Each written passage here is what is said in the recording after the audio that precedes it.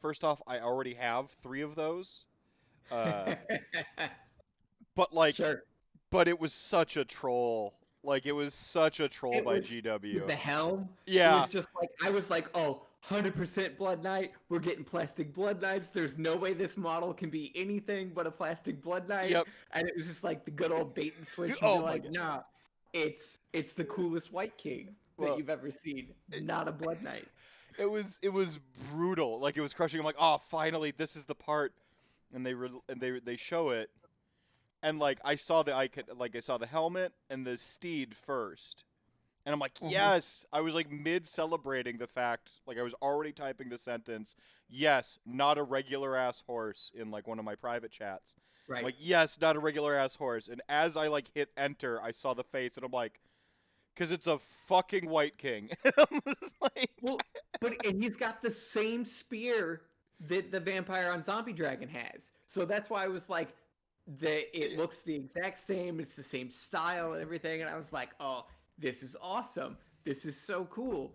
They put the zombie lord on not a normal horse. yeah, yeah. Doesn't get any better than this. And it was like Wight King. I was like, well, that's better than the other model, I guess. But like, Oh my gosh, it was a little crushing. It was a little crushing. But in there, they said that this was a model for Soulblight, right. which pretty much to me confirms that Soulblight Gravelords are the vampire counts for Age of Sigmar / like Legions of Nagash 2.0.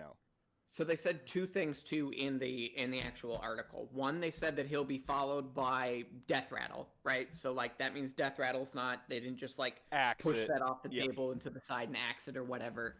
The second is underneath the image for it, they said that they'll more death or something like this for Nagash will be coming later this year. Now the later this year text, maybe I'm reading too much into this, but that makes me think it's past summer. And if you're past summer and you have death, you better just be putting that right in the month of October. They've only done that once so far. Usually October is Orktober, right? Right? Sure. But no, OBR came out in October. I'm fine if we get LON / I guess it really depends on when you jumped in with Warhammer, but whether you're going to view this as an LON 2.0 or vampire counts like updated for AOS the way that LRL are High Elves updated for AOS. Depending on how you view that, I think really goes to your tenure. But tomato to me, because LON was kind of pseudo vampire counts to begin with. Yeah. It's just they fractured it too much. So maybe they realized that mistake and they're like, okay, we're gonna bring the house together here, especially now since they do have more fleshed out Nighthaunt. You've got Ossiarch Bone Reapers. Flesh Eater Courts they're pretty freaking awesome. I think in terms of like the armies that we have, just with LON kind of just being a outlier, Flesh Eater Courts to me is actually the one that's the healthiest in terms of like what is in the book. Right. OBR, we need that second wave to round it out. Like it's a little bit of an incomplete army, or we need some battle line if going on. I really think that OBR need like some Archer battle line thing. Yeah. Right now, I mean, your cheapest battle line is 130 points. Like it's so hard to build lists with OBR that really even look different to other people, because like once you're buying more tech guard, you're like, okay, I could buy more tech guard and play the game of Age of Sigmar kind of the way it's currently designed, which is I need bodies and coverage. Right. Or I can like buy or I can buy my 180 point cavalry, which are fucking great. I love Cavalos. It's pretty much what got me hyped about the army to begin with. Yeah, I love Cavalos. It's what led for my whole like Vampirate theme with That's the right. seahorses. So like, yeah, absolutely. Yeah, that's right. Yeah, and but like that's where you're at. And then like by the time you get your 3 battle line down, you're a good chunk of the way through your army build, and you can only really buy gas at that point. You can't really go into like some of the cool other stuff that people want to. You really get room for about 400 points of wiggle room once you've kind of built your castle. Right, which is like Catacross. Yeah, like are you bringing Catacross or not? Like that's your vanity pick. Like are you going to grab a battalion? Do you want some catapults in there? Like you really just have that. So it's a really really not too much. But Checking's already showing up. Snitbag dropping a tier 1 sub for 6 years. He says, best damn show, and totally LON 2.0. Yeah, I think I agree there. Necrolepsy, excuse me, sir. Do you have time to talk about our Lord and Savior Be'lakor? We will talk Be'lakor a little bit later on. Oh, most definitely. I guess the 2 Be'lakor that I have already, you might be able to see him. He's hanging out somewhere in this shame pile here. The 2 Be'lakor I have up here are insufficient. The new Be'lakor better be, like, if I melted those together and, like, made, like, a huge abomination of my 2 Be'lakors, it better be twice the size of that. It better be huge. Archeon size. Go ahead. You know what you should do with the new Be'lakor? Yeah. Having him slaying one of the old Be'lakor models? Yeah. Yeah, one of them is damaged. It was shipped by a friend of the show, a fellow member chat gang, Marok Wolf. He shipped it to me, like, just as a gift, and, like, it got a little damaged in it. And, like, that is the perfect usage of that sculpt. Yeah. Now. Like, have him being slayed by the new Be'lakor model in some way, whether it's like him shoving his sword into him on the ground or like something. See, that's actually kind of like a great segue, because as I've kind of settled in with Age of Sigmar early on, I want to call it a meta chaser, but, like, I had to get a competitive army on the table.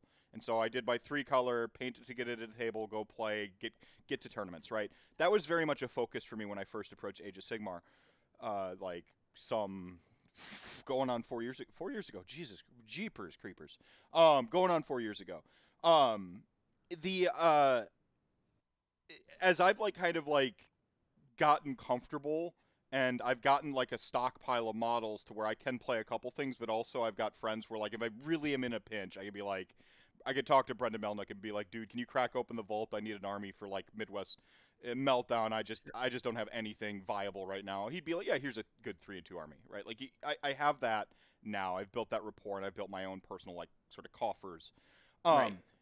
I'm now looking at things from a very hobby-centric perspective. Not that I'm, like, a great hobbyist per se, but I'm like, I already ordered Sigvald.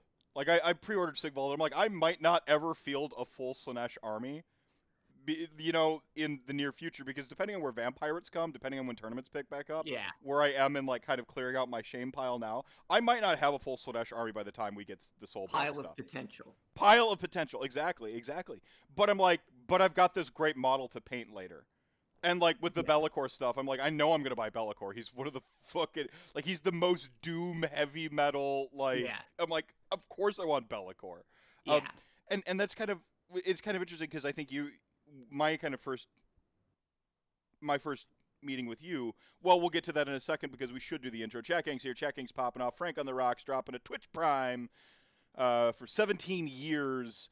And, I am, of course, the magical Mr. Mephisto, the most dangerous man in Age of Sigmar. Welcome to RantCast 84. We will be talking, actually, about Vampirates, but we're doing something a little bit different today. This is a first-time ever kind of reaction to a reveal show. You'll have my thoughts on all that stuff that we saw today. The hype, and a little bit of my disappointment, a little bit of my shame, a little bit of my sadness. So it's not all roses here from me. But I'm joined today by a very special guest. You know him in Chat Gang as Kicker. I know him interchangeably as Travis/Kicker. How's it going, my friend? How's it going, Travis? Good. I mean, Curse City, home run. Like, just home run. Yes. The question is, and I know I've seen other people say this, is, okay, so how many do I have to get now? Mm-hmm. Mm-hmm. There are 2 questions you should have coming out of the reveal show today, the preview show today. The first one is, how many boxes of Curse City are you buying? The appropriate answers I've heard are many, and all of them. So, yeah. Well, like, it comes with 10 objective markers. It comes with it comes with 42 enemies and 10 heroes or something like this. Yeah. If I'm remembering what's in the box. Yeah, what's in the box? Yeah. That's like, you have so many ways to justify buying this box, even if you're like you're so Ronry, like I am a little bit where I'm like, I don't have friends to co-op with, and if I go to an Age of Sigmar tournament, I'm not going to go and play Warhammer Quest. I'm going to go play Age of Sigmar. So like, But I look at this box and I'm like, man, I have so many ways to justify buying this thing. Not the least of which is like, oh, look at these skeleton champions, or like, look at this vampire that's going to be like a foot vampire leader down the line, whatever it is, right? So, oh man, it's so good. But like, and we'll get to it later. Like, I'll put a pin in my thoughts from actually the models. I have lots of things to say about them. Right on. They're brilliant. But first, maybe I know many a chat gang know you already. You're very active, watching the shows, hanging out in Blood Bowl League with us too. So, you're very much a part of this. You've even joined us for sumo. Like, I mean, you're pretty much like the quintessential chat gang member. But in case it's someone's first episode, or maybe they haven't hung out with you in some of those other spaces, you want to kind of do a quick introduction of who you are, and how sweet your Vampirate models are. No, go ahead. Well, I love my Vampire models. So. Yeah, I guess I'll just do like quick, like through what got me into the hobby, I guess. Like, yeah. So like I started, right when Age of Sigmar dropped, and I went to my, local stores or whatever, picked up the Age of Sigmar book, picked up some orcs, and then everybody was like, there's no points, we can't play this game.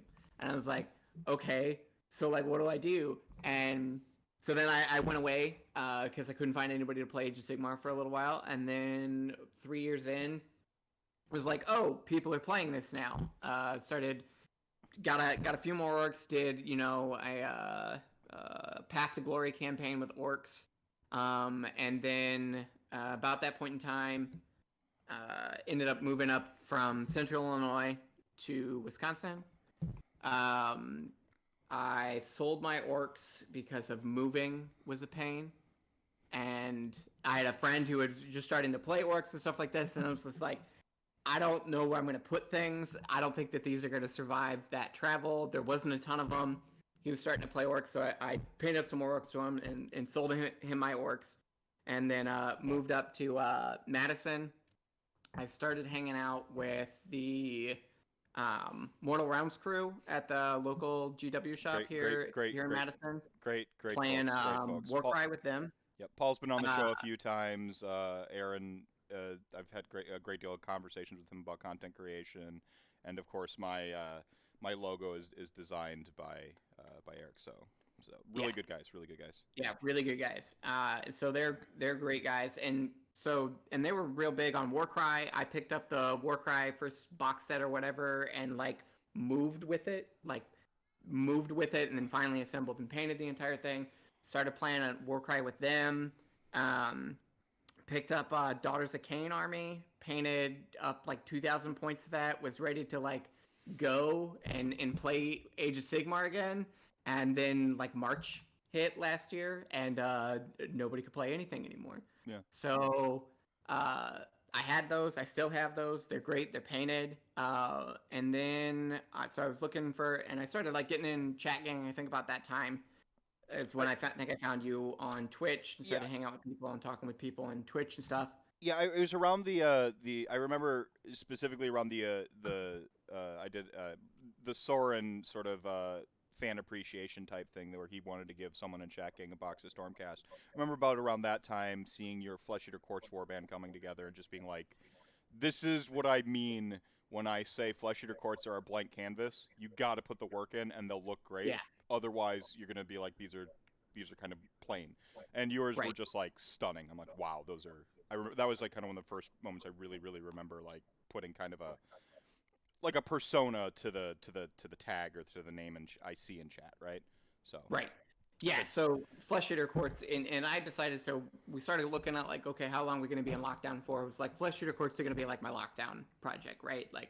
The start collecting box gets you like everything you need for Flesh Eater Quartz. You just buy the start collecting box a bunch of times. So I did that, and then like the Underworld Warband, but it's just like all I have to do is buy the start collecting box, and you just get everything every time. Like there's like 6 models, but like 3 kits. Whatever. That's right. Yeah. No, it's perfect. So I started going, and I was like, I want to do these. I want to spend time in them. Go hard into them, and then Animosity. They did Animosity campaign, virtual campaign. They have a Discord for it and a bunch of stuff on Twitch. And I think you had someone from there on. Yeah. Animosity. You did an Animosity episode. It was supposed to be kind of a double cast, but the scheduling didn't fully work out. Yeah. No, those I didn't even know animosity really truly existed up until like people started like talking to me about it, and I'm like, oh, I gotta shine a light on this. So yeah, a really cool way to connect and play from afar together. Yeah. Which is, I think that the more ways the community can connect, like sort of across the globe together, that's why we do the Blood Bowl thing on Steam, and we do some other stuff together. Like, just the more ways we can get together. But the unique thing about animosity is like, you basically get to play your games your way, like at home, and then you sort of kind of like construct the narrative together remotely, and so you really are sort of uniting the clans from across the globe. It's pretty cool. It's really cool stuff. Yeah, it was really cool, and like that gave me motivation to like keep painting. I was able to play, like Warcry games with my wife. We play Warcry every now and then keep painting and stuff like that. And just like being comfortable like talking in a Discord to people back since before Discord, it was just like message boards and stuff like that, and I hadn't done that since like high school.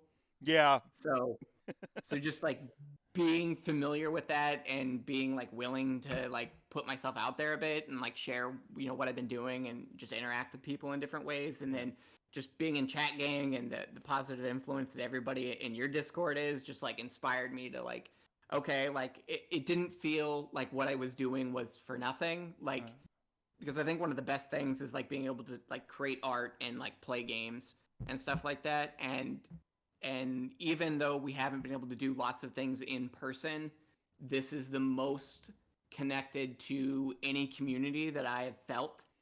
I mean, in any hobby, whether I played Magic the Gathering or the Pokemon trading card game and things like that, like this is the most connected I felt with like a community since like I played like Star Wars West End games, RPG, Friday nights in high school with people. Yeah. Like, yeah, I have a similar take. I mean, it's I like puzzles is the joke, or not joke. It's just a statement about myself. It's like I really like puzzles. If I'm not solving or working towards or figuring something else out, I usually migrate towards something else. And with Age of Sigmar, I still haven't quite figured out what makes this community so special. I suspect I never will, because I've been around a lot of the nerd stuff my whole life too, and it's not quite like this. Which is why, of course, checking, I keep coming back to you. I keep releasing episodes. But yeah, to answer the question earlier on, someone asked, "Is like, wait, is this the guest with the great like boats and the sweet Vampirate armor?" Yes, yeah. This is that Travis. I've actually got the sort of centerpiece here up right now, and I don't know if you want to talk about that right now or if you want to talk about the preview show first. But just since I've got this image up here, this is insanity. This was made out of an IDK rack? Yeah, out of the shipwreck, Bloomtide shipwreck. So like, I came off a high off the Flesh Eater Court stuff. I felt like I want to pick up more bats, because who doesn't like bats, right? Right, Tanya would agree. Sculpt, which we're finally getting a new Vargal sculpt with Curse City. So Smash like, bat. I can like Smash bat. That's like the only other list that I want, permutation of lists that I want to be able to do for my Flesh Eater Courts, because I got like 80 ghouls. Like I'm sitting on like 14 or 15 Varguys. Like I just need like two Smash bats and we're there. So I kind of put Flesh Eater Courts on ice, but then I started like, once we started, there's like actual potential of vampires, and it was like, so there's, I mean, the meme, always Vampirates, right? Yeah. Totally Vampirates. Hashtag Vampirates. Yeah. If you're listening to pure audio, I'm wearing my Warhammer Weekly Totally Vampirates shirt. Yeah, a little on that is I said it's vampires dismissively, so I never had to answer the question of what is the rumor engine. Right. I was actually talking about this a little bit with Chuck Moore last night during Soulbound before we went live. Is like, rumor engines I think are for new players or people just getting into the game or people who might get into the game. I don't think they're for established players. And so like you can see that hype and excitement generated in people who are like, ooh, what's this? But then for me, it's like, I don't care. Whatever it is, it's going to be cool or it won't be. Sure. It's probably a 40K thing. If not, it's vampires. And I would just say it dismissively. But around the time like the Vampirates thing happened, it really picked up steam with like Tom, I think, is really the coiner of the term, and we started seeing stuff where I'm like, okay, no, I'm fairly certain that is actually a vampire. Yeah. And around the time that happened, the trap was sprang, because I had no real expectation before, and now I do, and there's a problem with like expectation leading to letdown, and so I'm trying really hard now to like mitigate my own expectations, because today I had that moment we were talking about in the cold open where that Wight King comes out, and I'm like, okay, it's not a vampire, but like where I had that moment where I felt that very emotional, reactionary, can't help it, built up some expectations, and now we're in the danger zone of if vampires don't happen. Right. Sure. And so my Vampirate army became my solution for not having to worry about that letdown. So like I was afraid of that same thing. Once we started seeing like a little bit of vampire stuff, I was like, okay, I need a Vampirate army. Like, this is non-negotiable for myself. Right. GW can either take me there or I'm going there myself. Yeah. And if I go there myself, I don't have to worry about being disappointed, because whatever GW releases could be a Vampirate for me. Yeah. Right? So like there's enough. Like I saw the IDK shipwreck, and I was like, man, I just want to see a boat. Like I want to see a ship. What does that look like as a ship? And I couldn't get the thought out of my head. And then because I couldn't get the thought out of my head, and I was like, man, I really don't want there to not be Vampirates. Like I really want Vampirates. I was like, screw it. We're doing it. We're going all the way out, and we're going to see where this takes me. Yeah. And so I made a pirate captain, like was the first thing that I did. Just be like, if I can't figure out how to make pirate hats, I'm not doing this. Like if I can't figure out how to make a tricorn hat or something like this, we're not doing it. This is one on the treasure chest with the little tentacly. Yeah. That one? Yeah, it got that one up now. So is that a green stuffed hat? Did you actually make the trifold hat? So the hat is the like card stock that comes in like GW boxes, especially like the Warcry stuff. You get all these extra Warcry cards in like other languages, and it was like it's thicker than paper, not thick enough as like the cardboard or like what they pack their boxes in and stuff like that. And so I just started cutting up tiny triangles and trying to see if I could like glue it together to be like a tricorn hat. Amazing. And I got one. And then I like shaved off part of a skull and shoved the skull onto the hat and glued it on. And it didn't fall apart. And so I was like, all right, we figured out a hat. If I figured out the hat, then we can do it. Like I was like, the hat has to be the heart. No, I shoved a feather in it too, because of course, you got to have a plume. Like gotta have a plume. Yeah, if you were talking about Avender Rail last night's episode in Soulbound, where he's like, with the feather, like, yes, of course with the feather. It's not with the feather. Can't not have the feather. Yeah, so like I think we'll kind of double back to this, but I think it's super appropriate that, like you talked about, like sort of like the community of Age of Sigmar kind of inspiring you to, work through lockdown, stuff like that. And then in turn now, with your Vampirates, I think you've really kind of begun to inspire others. And I think we're going to get hyped about the review show and the reveal show or whatever. But, I mean, really at the heart of this all is I want people to walk away knowing that like, one, what you do in the community matters, and that there's a lot of room to make your mark and put your army and yourself on the table. I mean, you show up to the Magic the Gatherer player in me would go to a tournament with extra card sleeves, afraid that somebody would call me on a marked deck and have to hot swap out. And so at the back of your mind, you get this, like, if I go to an Age of Sigmar tournament, when you come from Magic the Gathering, you're like, okay, I'm going to have like I have the Shadespire minis in my regular skeletons. I'm like, somebody's going to be like, those don't all have spears. Like, get the fuck out of here. Like, I'm just like, so I'm like, okay, I better bring the extra 10 skeletons that have regular ass spears in case people like make a stink of it. And I did that at first, and I was like sitting there like looking around and playing. I'm like, nobody cares. Like they just see like your hobby and stuff like that, and like that's like they care a lot more about the bases being accurate than anything else, and that things look different than other things in your army. So like I don't know really truly what an Akhelian King looks like versus Volturnos. But if you're running both, you got to distinguish to me which one's which, right? Right. And chances are you're not running both, so like I'll never know. Like, but it should probably look different from your like Eidolon, if you've got an Eidolon as well, right? Like that's mostly what people I've found like care about, is just like that you're able to distinguish what's on the list is on the table, because most people are very, very accepting of like seeing that effort and that you put care in. I recently discovered that WYSIWYG isn't actually in the core rules. Yeah, so I don't think I knew that either until I remember you and I think Frank talking about it in Chat Gang. I was like, oh, so it's just been a lie? Like, everything's a lie? It's like, in most... It's in most tournament packs. Most tournament packs say everything will be held to WYSIWYG standards, but it's not in the core rulebooks of Age of Sigmar itself, and that immediately flipped my perspective. Because when it was a rule for the game, I'm like, oh yeah, of course, that's simple. Now I have to justify not following it, and that means I need to make a stronger argument against the rule that's written. You know, like, because if I'm going to reject a rule that's written, I have to have a really compelling argument for why that rule sucks and why I'm rejecting it. But like when I found out it's not even a rule, I'm like, oh, well, what the fuck have I been saying for the last calendar year about WYSIWYG?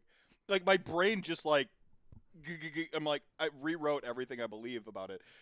Frank's even more extreme than I am with, like, oh, dude, just model whatever, man. Just make sure the base is accurate and that it looks good and looks... And I do believe that. I think in the community, you roll up to a table with your vampire ship and you're like, this is, you know, my Catacross or this is my Nagash in Staliarch Lords, and you've got like Clown Nagash now with like the trifold hat instead. Nobody's gonna be like, yeah, fuck that. They're gonna be like, that's a fucking sweet boat. You know, like it's there might be one guy. Because there are some that guys. They migrate around, but you have the power of the community on your side when you're out there. So, again, just to reset, the thing I really want people to take away from this is Age of Sigmar, different community, and you have a lot of agency to put yourself on the table. Show us the effort. No one's expecting that you walk up their Golden Demon standard or whatever. But, like, I can look at this and be like, wow, he green stuffed the planks for that ship. Individually, like, I remember seeing the progress shots, which are almost as impressive as the finished product. I'm like, did he just green stuff the planks back in? Yeah. Like, so, and I got my practice for that on like bases for 80 ghouls. Cause so like so I did the display board for Armies on Parade, like online thing, because I was like, I got nothing else to do and I need to practice. It's a great way to practice things. Well, my display board was like an arena for my FEC. And so like all my ghouls are like sitting in the stands on like wooden bleachers. And so I'd already done like wooden planks on like 80 ghoul bases. And so, like, after I did, which is, like, low stakes, right? Like, I think that, you know, like, they're standing on wood planks on the bases, on ghouls. Like, real low stakes, doesn't have to look that good. But I did 80 of them, and so I got not that bad at it. So by the time I then was going, like, oh, we're just going to do the whole ship now, it felt fine. Yeah. Like, it was, like, almost muscle memory for, like, doing wood and things like that for the wood planks. That's amazing. That's amazing. I like Frank in here. Fuck the WYSIWYG. There's no such rules. Swords or spears today. It's just like he's just popping off. See, that's where like even I'm like whoa. Like unless you're making something that isn't in the box as like the hand weapons, you know, like it's unless you're just making your own thing. I'm like swords cannot be spears unless you made a different weapon. Then I'm like, I don't care what it is.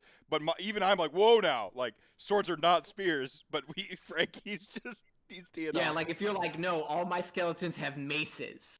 I'm like, well, the mace isn't a sword or a spear, so which one do you want it to be? Yeah, like, right. No, and that's where I'm like, oh yeah, you modeled maces because you think maces are cooler than both. Cool. Which one are we playing with today? Right? Like, that's different than being like, no, these clearly spears that are like also in their kit are not spears today. They're swords. I'm just like, that scares me. But Frank's like, nah, man, I don't give a shit. See, I'm at the point where like, go ahead. Where somebody else rolled up and did that to me, I'd be like, yep, that's super cool. But like, I'm not brave enough to do that myself. Like, that's where I'm at on that. Like, I'm like, yes, I fully support you. You're a legend. Your swords are spears, bro, or madam. Like, yes, I believe. I understand what's going on here. We're on the same page. But I am not brave enough to like roll up to the table and be like, my swords are spears today. Like, oh man. And Frank, sick model, bro. Fuck that one guy. I'll fight him for you. I'll fight all of the one guys. And of course, Brendan goading him on. LOL, get that theoretical vat guy, Frank. Go get him. Jack Egg. You are in rare form today. You could tell that we're hyped for some of the stuff we saw. I have a couple words I just want to say to people about the preview today. Ogre Vampire. Yes. Oh. Yes. Oh, Ogre Vampire, Ogre Zombie. This is everything I want. I want more undead that looks like other stuff. Yes. I mean, that's like, yes, just yes, all of that. And that's something that I've been trying to do with like my Vampirate army. Is like I'm taking witch elves and I'm making them vampires. Like I want to make, you know, a KO vampire. Like I want to make like an ogre vampire. I made ogre ghosts. That's right. For Spirit Host. Because the regular Spirit Host just is too generic. And I was like, I want something that looks more piratey. And I was like, the ogres look super piratey. And so like I put them on the you know, the right basis for Spirit Host, put 2 goblin dudes on, or Noblar ghosts. So like there's still 3 things on the base. I painted them all as ghosts. Yeah, I've got the zoomed in shot here of your really awesome ship. This barnacles you did here, you did a texture paint under your primer? Yeah. Yeah, that's really cool. So I used for the whole of the boat, I was just like, whatever texture paint I have, I was just like throwing it on there and be like, we'll figure it out later. I just want to see what it looks like. Like I want the bottom of the boat to be weird. Like this is like a broken up, you know, like ghost boat that was probably raised out of the sea. And now they fly it around and sail it and whatever. There's like a little ghost Noblar in the crow's nest all the way up at the top because he had a telescope from the scrap launcher kit. So I put him up there. I was like, I want other ghost things that aren't just like people. Yeah, no, this is, you got the Noblar up here. But I love this ogre who's yelling. It's just like he's got the, like, you lose. Like he's just like yelling you lose at somebody. Yes. So yeah, like you know, like it's cool because like if this, you know, if you do, I know you mentioned like getting Nagash in there or something like that. And I mean, Nagash has the spirit hosts on the War Scroll, and so you've represented, like, you have some visual continuity here between like an actual spirit host, and then you carry that paint scheme into the ogre and into that Noblar. So you're like the spirit hosts are like a cavalcade of like various spirits being rezzed, and I'm like, of course Nagash can manipulate all of the ghosts. Right. he's the god of dead. All of the ghosts. The ghost could be whatever he wants. Like however he wants to punish them is what they can be. And so that's what I thought for him. Right, perfect. G-Dad dropping a tier 1 sub, subscribed for 13 years. Whoa, Saturday show, he says. Indeed. Hobby Bear here, just kind of touching base on he says at my events, which we've established is the like quintessential like sort of blue collar like Age of Sigmar. He says his overarching rule is, can you tell this unit from the other clearly? If the answer is yes, you're in decent shape. And I think that's a little bit. I think that's a lot better direction to go, especially since WYSIWYG isn't in our core rules. And again, I just always thought it was because it always was. Until like I reread them, I'm like, wait a second, it's not even here. Thank you, Frank. So I think. Go ahead. And on that, like, when in doubt, just ask the TO beforehand. Like, ask the TO before you register, right? Like, take pictures, send them it, and be like, hey, this is what my list is. This is what these things are. Are we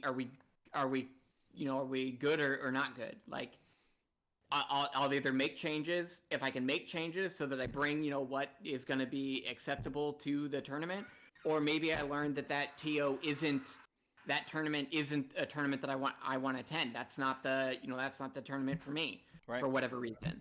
So like you can just ask the questions and like you'll get an answer. And you know, at the event, the TO is God, is Nagash, is Sigmar, right? Like what they say is law for that tournament. Like they can do whatever they want. Yeah. I mean, this is one of the great beautiful things about Age of Sigmar is that sort of grassroots. You know, the tournaments really, I think, drive. Sort of to the contrary of like, I know there's some 40K doomsaying that happens from time to time, but I do think that Age of Sigmar has a very, very healthy tournament scene, and I think that's part of the reason our community is so healthy. Like the inverse of maybe 40K, where like people think that the tournament scene kind of trickles down and ruins their game. It's really in my mind that the tournament scene in Age of Sigmar kind of builds up the community, because we do have a really good crop of TOs who, yeah, they've got their competitive mettle, but they also understand the heart and soul of our game is that, like, sort of beer and pretzels, grassroots, great model, great hobby, great company. I just want an excuse to play 5 games and maybe win a trophy. I've got a little bit, a little bit harder tuned towards the competitive side. I don't show up for the trophy, but like I've got it in my mind. I still want to win games, right? Like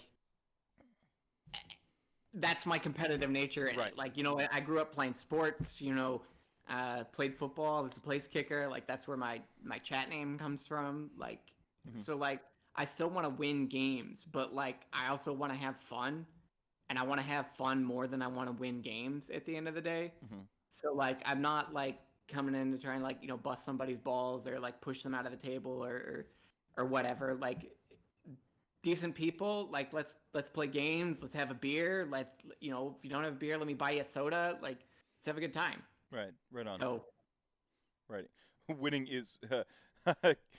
Frank, hell yeah, Travis. Winning is secondary. Fun is forever. Like... we've all seen Salty Meth and Blood Bowl, like so. Like sure. There's like I can't deny my competitive side or my competitive streak. But yeah, like I have had fun losing games too, and especially in Age of Sigmar where like I don't know, the company is just, you're usually in such great company, and right. Like that guys tend to be screened out. Sometimes when I read comments on the internet about like tournaments and ruining stuff, I feel like I live in 2 different worlds compared to like the internet. Right. But I have to remind myself that most people talking on the internet probably don't go to as many events, and Well, and so what I've learned, because I've played at 4 different shops at this point in time now, like in like Age of Sigmar and or Warcry in some capacity or whatever. And what I've learned is usually it has to be a place that allows that guy to exist, and that guy will only exist at that place. Mm-hmm. Like, you won't ever see that guy at any other stores or tournaments or things like that, because no one's going to let him be there. Mm-hmm. But the shop that lets that guy be there and lets him, kill their game or push people out of the way or whatever it is, like, they have their fiefdom, but they're not going to leave that fiefdom. Like, and I feel really bad if like your only option is a store or a place that allows that guy to exist. Yeah. Like, I feel really bad for you. Yeah. But it seems to be so far and few between, and unless people and owners and just everybody is tolerant of that behavior, it seems like anymore, that those people are appearing far and fewer between. Right, and I think part of it, like you've articulated something really well that I've talked around before, but basically, like that guys really don't travel to the tournaments, right? And laying it out, it's like they have a fiefdom that allows them to exist, and that's why you run into that guys at the LGS and certainly on the internet. Usually, if that guy travels to the tournament, they get their shit pushed in by people like. By like Brendan or Relian or like they just that guy don't fly once you get to a tournament where like the TO and the pack, and you have that very community minded TO who's like, this isn't healthy. Nobody wants to take vacation, get away from their family, like spend 3 days with an excuse to play, like get a hotel room to have an excuse to play Age of Sigmar for 5 rounds or 6 rounds in some cases, maybe drink the night before or play Warcry the night before or whatever. Nobody wants to go through all of that to then spend a fifth, a quarter, half their time running into that guys. Nobody wants to do that. It like if my tournament experience is Garbo, like consistently, I'm just not gonna go. I go because I see my friends, because I have a great time. Like I mark this stuff on my calendar, and I go out of my way to go to tournaments every year. I spend most of my vacation time on Age of Sigmar events. Like because of that enjoyment. And if that enjoyment drops off, you know, I am the type of person who's like, if I'm not having fun anymore, like whatever, I don't do it anymore. Right. I have so many interests and not nearly enough time in my life. Yeah, absolutely. G-Dead dropping 1,000 RDP to remind everyone that Chat Gang ain't nothing to fuck with. I think we're gonna go with the F-bomb blast on the first one tonight. Horizon's Lackey, to be fair, it's before we all had a bunch of us at home for a year, just constantly on the internet getting saltier and saltier. Well, I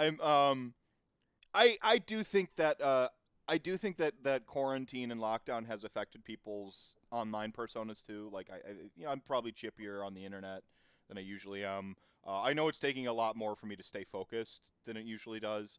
The hype swings aren't peaking as high for me. So I think it's affecting us all. But on the flip side, I think that when we finally get to a tournament, I think it's going to be like champagne and ticker tape.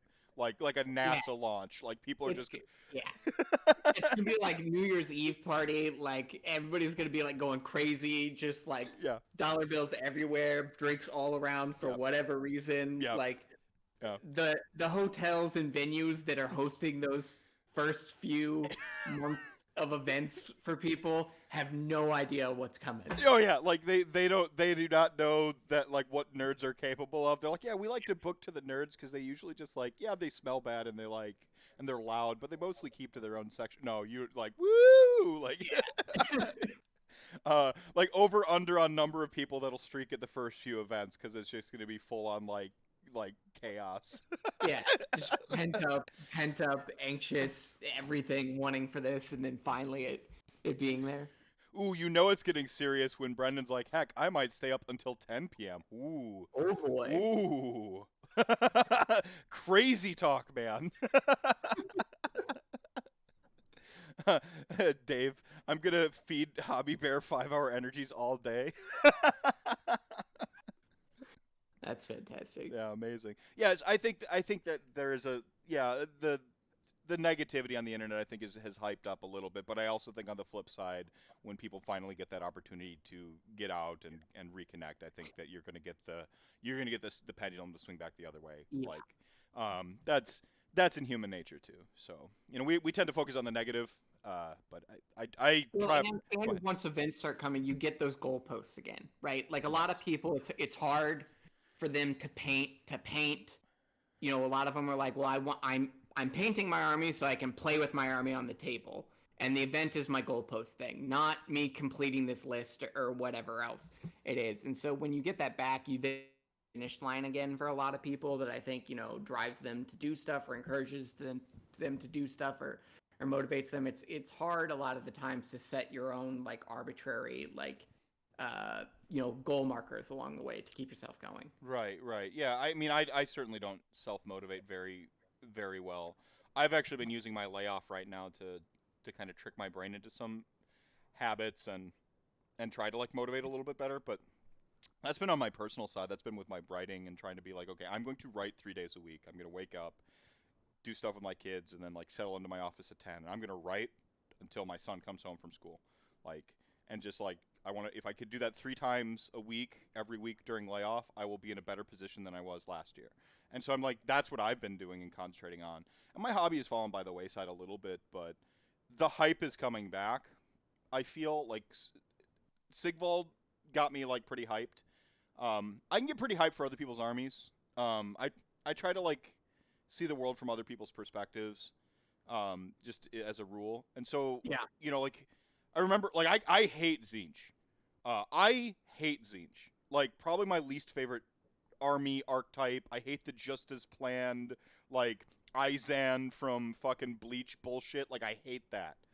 And like, oh, I anticipated that you would do the most obtuse, obscure thing, and I had a contingency plan for that. Bullshit. Like Tzeentch is Heath Ledger's Joker. Yeah, well, I mean, at best, yeah, but at worst, It's like I planned on the chaos to. No, you didn't. I could see the future. Like, I don't know. Whatever. But like, I try like 2 people that I have the absolute best games with are like huge Tzeentch fans. Okay. So like, even though I'm like, yeah, screw Tzeentch. When Tzeentch was like kind of coming to power, toxically, I tried to see it from their perspective and how happy they were, and that allowed me to temper my view of the rules and the game while still keeping my sort of like, WWE heel persona of like fuck Zinch. Sure. It's I try to see it from other people's perspectives. I can get really excited for other people in Age of Sigmar and stuff like that. But like, it's so clear when it's like my thing that I love, I think. And that happened with the vampire. It certainly happened with Ossiarch Bone Reapers. It's going to happen with anything death basically every time. And like I feel reinvigorated with the promise of Vampirates or vampires, just classic Soulblight. Like I feel reinvigorated. So Sigvald was got me there a little bit because it's such a gorgeous model, like undeniably great. Good. It's so good, and would easily be a vampire. Like that Sigvald. So if you see, there are some Vampire Lord conversions floating around online for Sigvald that are incredibly tempting. Incredibly tempting, and gotta find some way to do the floating sword, right? The Alucard floating sword. Yep. Like that's, I have ideas for like how to do that, like, and like that. Depending on how much time passes between now, Cursed City's release and Soulblight's release will depend on if I pick up Sigvald and make an Alucard. Mm-hmm. But yeah, well, like, I mean that's the thing is like I saw Sigvald and I saw Alucard, and part of me like I pulled the trigger and bought Sigvald, and like I said, depending on Cursed City, or like you said, depending on when Cursed City comes out, depending on when we get Soulblight, I don't know if I'll have time to complete a full Slaanesh army. I'm already like a little. I mean, I have my full Depraved Droves, but I don't know if I'll have time to like complete a Slaanesh army. But, like, I have time to convert Sigvald into a fucking vampire. Yep. So I didn't feel any hesitation in ordering that sculpt. Like, none whatsoever. Yeah.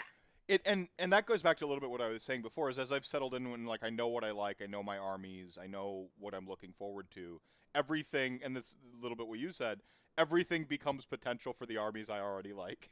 Right. Right. And just everything's potential. Yeah. Just, that's what I see. And, well, and like, so you were talking about, like, when, like, Tzeentch was on the upswing and things like that. Like, I try to... So I look at armies, like, when things are, like, broken or, out of bounds and things like that, and people push them and stuff like that. I almost kind of, like... Because I don't have this fear that it'll last forever. Yeah.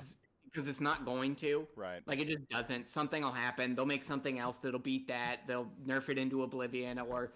they'll take the triple nerf bat to it, like Slaanesh, and then I feel bad for those people. Like, so I like watching the high swing and how far people can push things for a while. It feels to me like what I do, the same enjoyment I get out of watching the Olympics, where I don't care who wins. I just want to see every record get smashed. Yes. Every time. Yeah. Like, I just want to see every record get smashed. I want to see the perfect score. I want to see the lowest time, the highest jump, just like absolute excellence. Yes. And so, like, when an army is pushed so far out of bounds, I'm like, screw it. I want to see how far somebody can push this thing. How broken can they make this thing?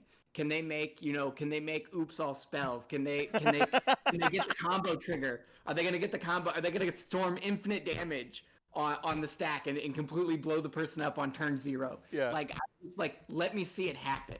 Like, do it. It'll happen to me and it'll be fine. But like, and I'll be like, well, that was cool. Okay, so you beat me turn 0 or turn 1 or whatever. You want to play like another game for fun now? Like, we got time before the next thing. You want to like do something else? You want to go get a beer and just talk about stuff? Like, that's fine. Like, and like, I'll learn. And like, if it's just like, I'm going to face a brick wall. I'll be like, okay, let's see what I can do. Like, I will pull out all the stops with my list or whatever. There's like start playing to your outs. There's like I don't feel any pressure in winning that game. And so like I'll do the like, I'll play for the 1% chance. Like, let's see what happens. Let's see if I can do it. Can I, can I take down the giant? Like, nothing is on me if I lose this game, but if I win this game, Yeah. That's gonna be pretty epic. Yeah, like I get to style so hard if I win. No, you're actually like we're 100% in alignment on that. Like my personal view of the game is sometimes I get shit on the internet sometimes for basically boiling arguments down to like get good. Sometimes I'm just like either get good or let it go. And like apparently some people don't like that take. but I mean it's one game. If I'm not gonna, if it's a loss I'm supposed to take, someone out there is holding your L at all times. Right. Always. They're always you either got to dodge them or get lucky, right? Right. Like play insanely out of your mind and get lucky. Good. What was that? Being lucky is better than being good. Right. Sometimes. Hobby Bear, am I a villain or a good guy? No one knows. Could be both. Yeah, no, I just sorry, catching up with chat there.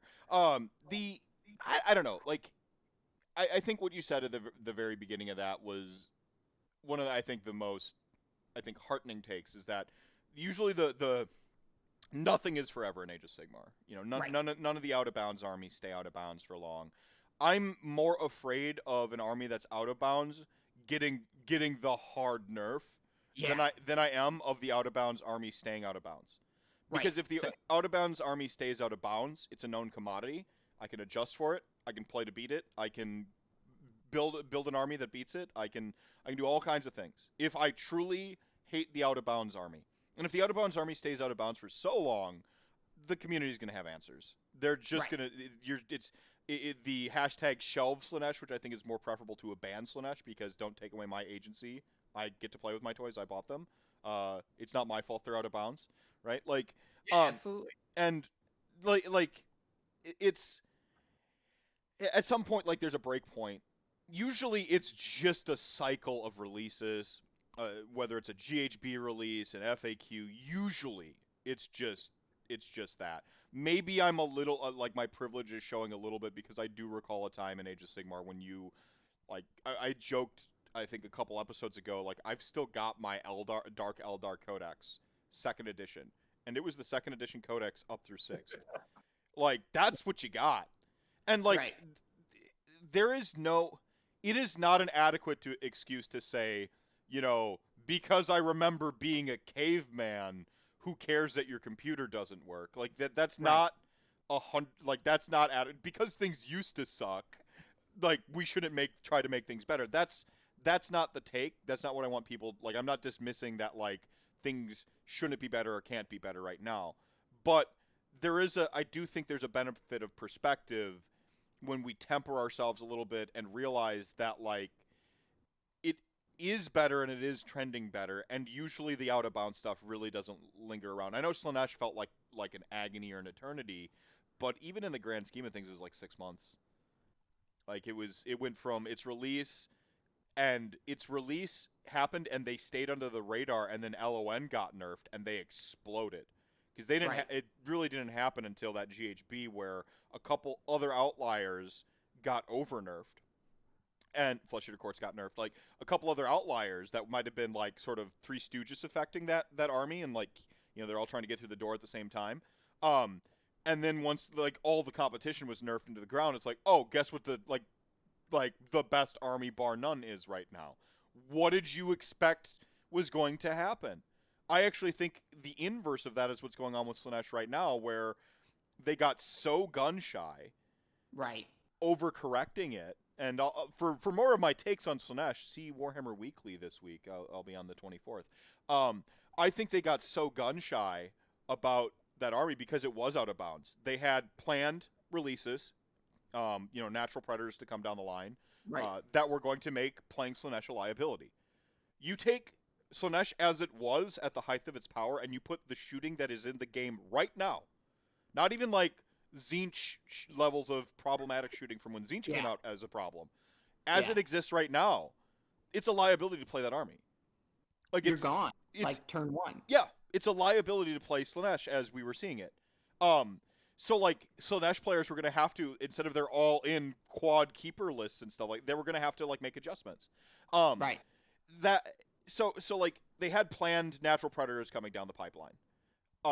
They had planned changes in way of like some light-handed like GHB tapping. And then they went into the reactionary stuff because the planned stuff didn't happen soon enough and wasn't good enough, which are honest mistakes. Like, yes, it wasn't the changes they adjusted weren't quite good enough. Just like they did a light tap on depravity. I'm like, I don't know that that's going to be good enough for everybody. And then they just went even further with reactionary changes, and now you're left with like the best of all of the nerfs, with a new battle tome. I assure you, they knew was coming down the pipeline. They didn't just throw together a battle tome out of nowhere. They had that planned. And now you have this, like, at some point we need to stop reacting. And we need to have, like, a broader perspective and see that there is a longevity to the game that makes things healthy. And focus a little bit on, like, our enjoyment and our gameplay and our armies. Because, I don't know, the healthier take is to want everyone to be awesome, I think, than to think everything that I don't like is OP and needs to be nerfed, and everything I do like needs a buff. Like, that's just not healthy. That's less healthy than one outlier that can easily be nerfed or in a tournament pack comped. Like, I don't like comp either, but like you're talking about like punishing the many. Come on, man. Sorry, my soapbox moment done. I totally agree with you. Like, I don't want to take somebody. I don't want to ruin somebody else's fun. Like, I don't want to take away their toys. I want to see everybody's stuff on the table. Like, I don't get mad when somebody's flying up towards the sun. They'll eventually fall. Mm-hmm. Like, and somebody else will get their time to shine. And if my army or I'm playing an army that's low tier or whatever like that, I either I'm playing in high gravity with the training weights, and we're gonna get stronger through this. Or if I'm that concerned with winning, I should play a different army for that period of time and then come back to it. Like, have your vacation home, have your. I think having a second army to come back to and bounce between is good. Well, like, you can go play it again. You can get a feel. It reminds you that armies are designed in different ways. That it isn't just they hate you and they hate everything that you hate, or like rather that GW is like out to get you personally in some way. You can go play that vacation army, and then I think it helps remind me, I can't do these things. That's why I like my main place. Like, that's why I like that army. These are the things that I like about that army. I think that you learn a lot by doing that. See now both of our privileges are showing where we're like, have an extra army, bro. It solves everything. Sure. Well, right. Have a friend that'll let you play a different army, proxy a different army on the table. Go fire up Tabletop Simulator and play something else. Watch somebody else's game. Like, try to find some way to see somebody else's perspective of the game rather than just behind your battle tome. Right. And I mean, this is the Magic the Gathering side of things maybe coming out a little bit again, but you get better at the game the more decks you know. You get better at the game the more armies you know. And the best way to know an army is to play it. Play it once, Right. There are some weaknesses that really begin to expose themselves as you play it. And oh man, IDK is like auto win right now. I think is probably like the army that people finger is the most auto win. Is Eel Spam is the most auto win army in the game. And you go, okay. But like, I've beat Eels far more times than I've lost to it. I've lost to Eels once, and I decided I would never lose to Eels ever again, and I haven't. And I've got the luxury of knowing Haywo, and he's got some Eels, and like, so I know the army from his perspective a little bit, but also building lists and playing against him, and kind of like half going through piloting it, and just really grinding games against it.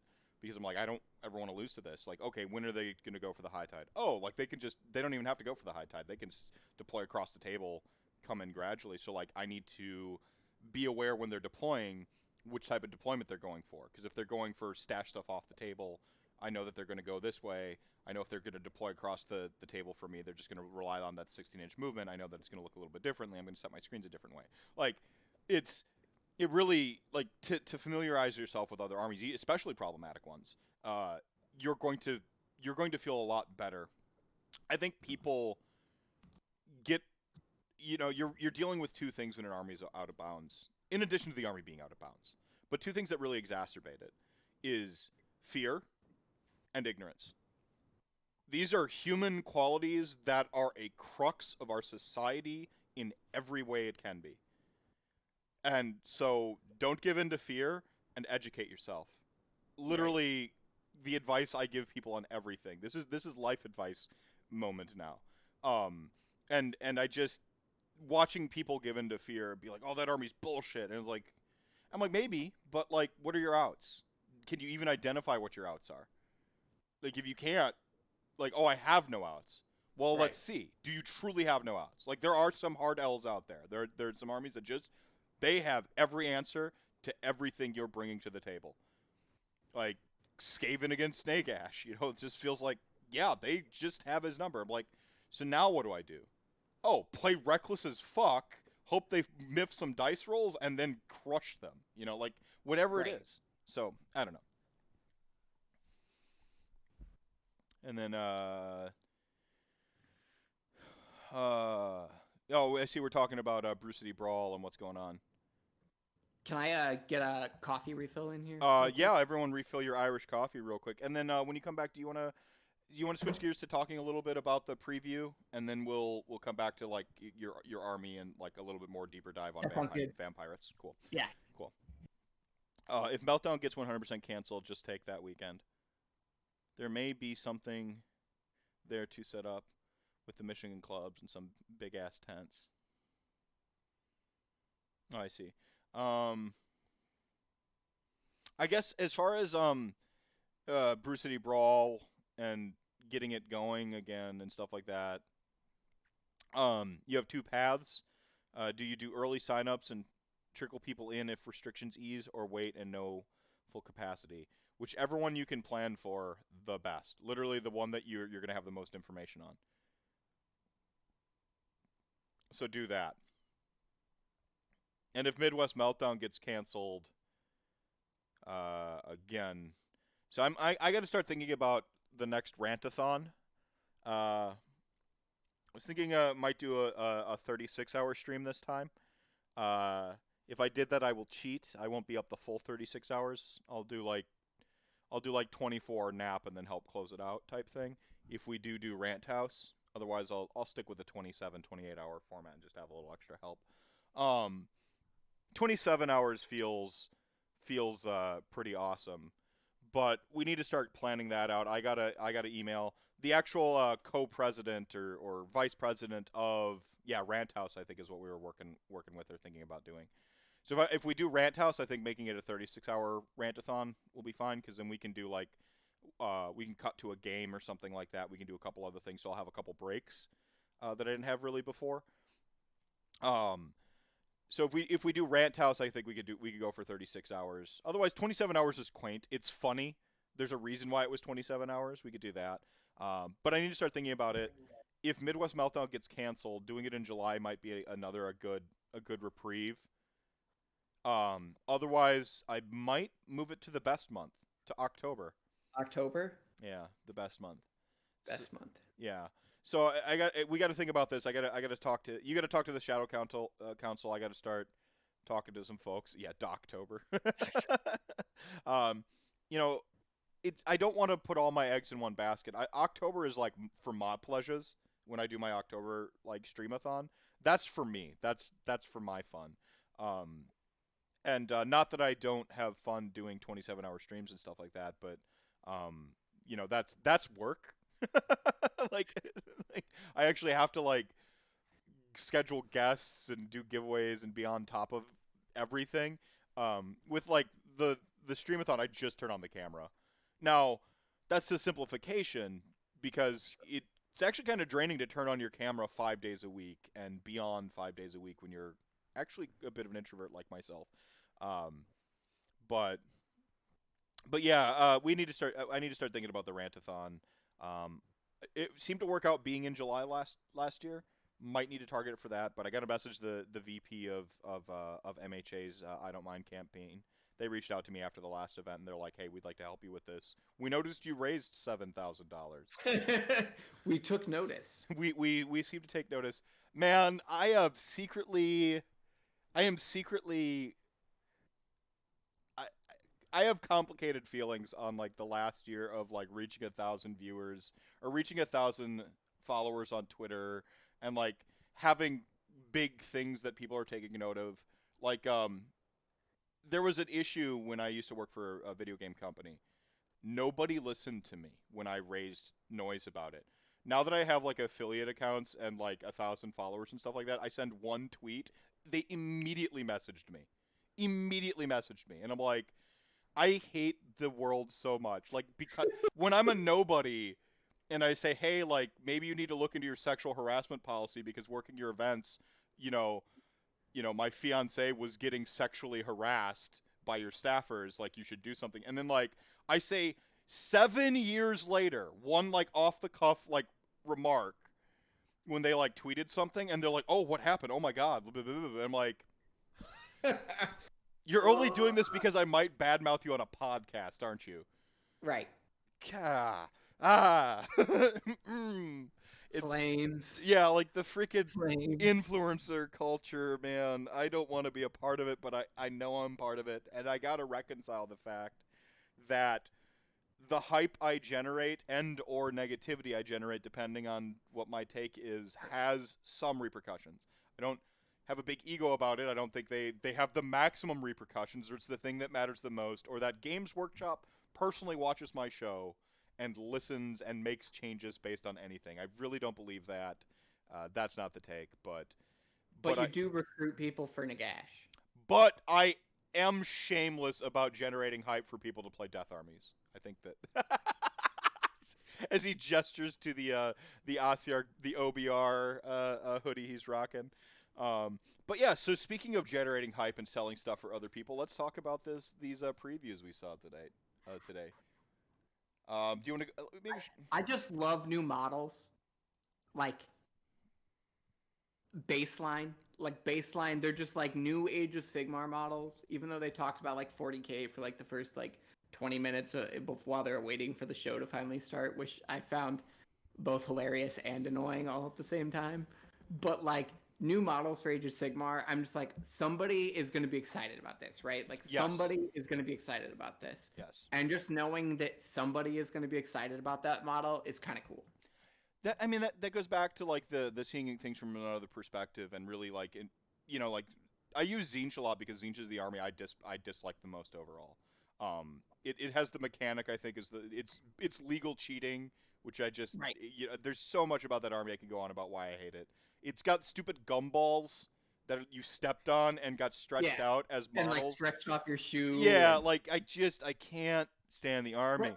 So the thing I will do for Tzeentch though is if somebody is afraid that they're a bad painter, go paint a bunch of gumballs. Go can't make them look any worse. I mean, that said, like Gaunt Summoners look dope as hell. Like they've got some sweet models. Like Lord of Change is cool as hell. Kairos is like cool thematically in terms of like what's going on, the backstory, and the fluff and the flavor. Right. Like there's some cool stuff in Tzeentch, and I can focus on the cool stuff. It's just when I'm being an internet villain, I make. Well, I'm totally stealing a Screamer and turning it into a manta ray for a mount for one of my Vampirates. You got to shave off all the eyes, though. Yeah, I'm shaving it all off, and I'm just making it a manta ray, and we're probably gonna have some like spears through it. And I'm gonna put like a skeleton tail on the end of it, so like its tail's been chewed off or something. That's really cool. That's really cool. Yeah, I mean even that, I'm just like, yeah, but that could be, that could be a mount for a Vampirate. Yeah. See, that's great. Yeah, I love that you're just using everything has become part of your Vampirate army. Yeah, I mean, just to kind of curtail that one, or to tie a bow on this take. I think of the other people who it is for. And that always allows me to temper myself a little bit. And I think about the people who love Alex Milonis, who was just on last week. Fantastic episode. A really big fan of like what we talked about. 40 minutes about mental health. This is the hill I will die on, or the hill that will kill me, depending, on how self-deprecating I'm being.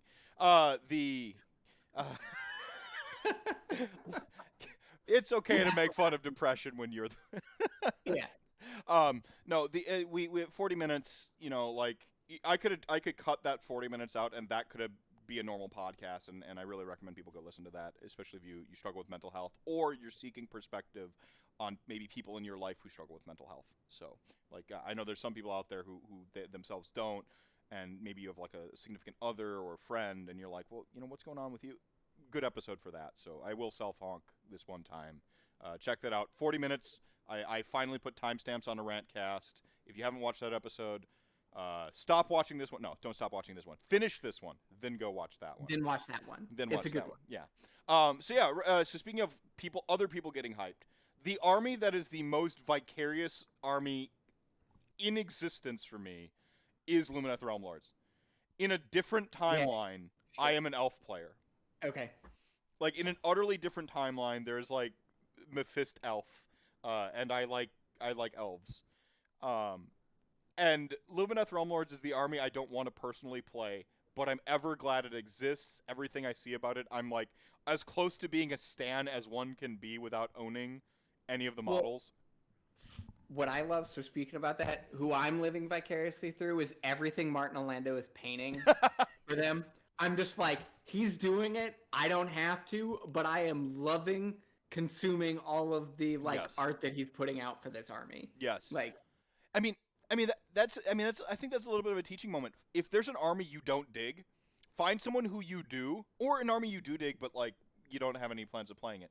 Find someone that you like and follow their progress with that army, follow their hype with that army. If you're talking about tempering your sort of self to really have a total, like a holistic enjoyment of Age of Sigmar, that's something one can do. And these Lumineth Blade, what were they called? Don't call me Blade Masters. I found it really funny that all the names were just like synonyms for their old world stuff. So these were like not sword masters, blade lords. Well, the hilarious thing about this is, so I haven't seen, I'll watch back, Warhammer Weekly's take on it either, but I have a sneaking suspicion that if they would have released this version first, yes, Tom would have been all in for these. You know what? I believe you're right. Yeah. I mean, I was kind of talking in like a private chat with Tom a little bit. They're actually, I think they're live right now, so you can just switch over and like ask them real quick if you're curious, or watch their VOD, which I'll be doing after my own show. Yeah, I love their headpieces on this. I know that like elves, we have strange hats. I really like these. I like them too. They're a little weird, but the way that they fan out, they've got like the tassels, like it's evoking like the eagles, right? Like the eagles on like it's evoking like the same like the old tall helms that they used to have with the eagles on them and stuff like that. Like it's not, and I don't have a problem with the hammers and the the bowls on the top. Like I love them. In fact, the more people hate them, the more I love them. It's like a Christmas story. Like I found out that like I could watch a Christmas story working retail. Like it was just on loop constantly behind me. I'm like, I found out that like it didn't bother me at all, and like it bothered other people, and so it just made like I just drank in their hate, and it made it better. Like that's like the more people hate the bulls on the helmets of the hammermen, like or the hammer folk, the more I love them. The more absolutely triggered someone gets, I'm like, oh, they're the best. The best. In fact, I'm rocking my like Milwaukee Bucks hat right now. My favorite hat in my collection. I want to get a buck, like actual like big like an entire buck head on top of this hat. On top of it? Yes. That'd be so good. Yeah. It'd be wonderful. Like it's this hat isn't weird enough. We can hatception. We could get weirder with it. We can go bigger. Right.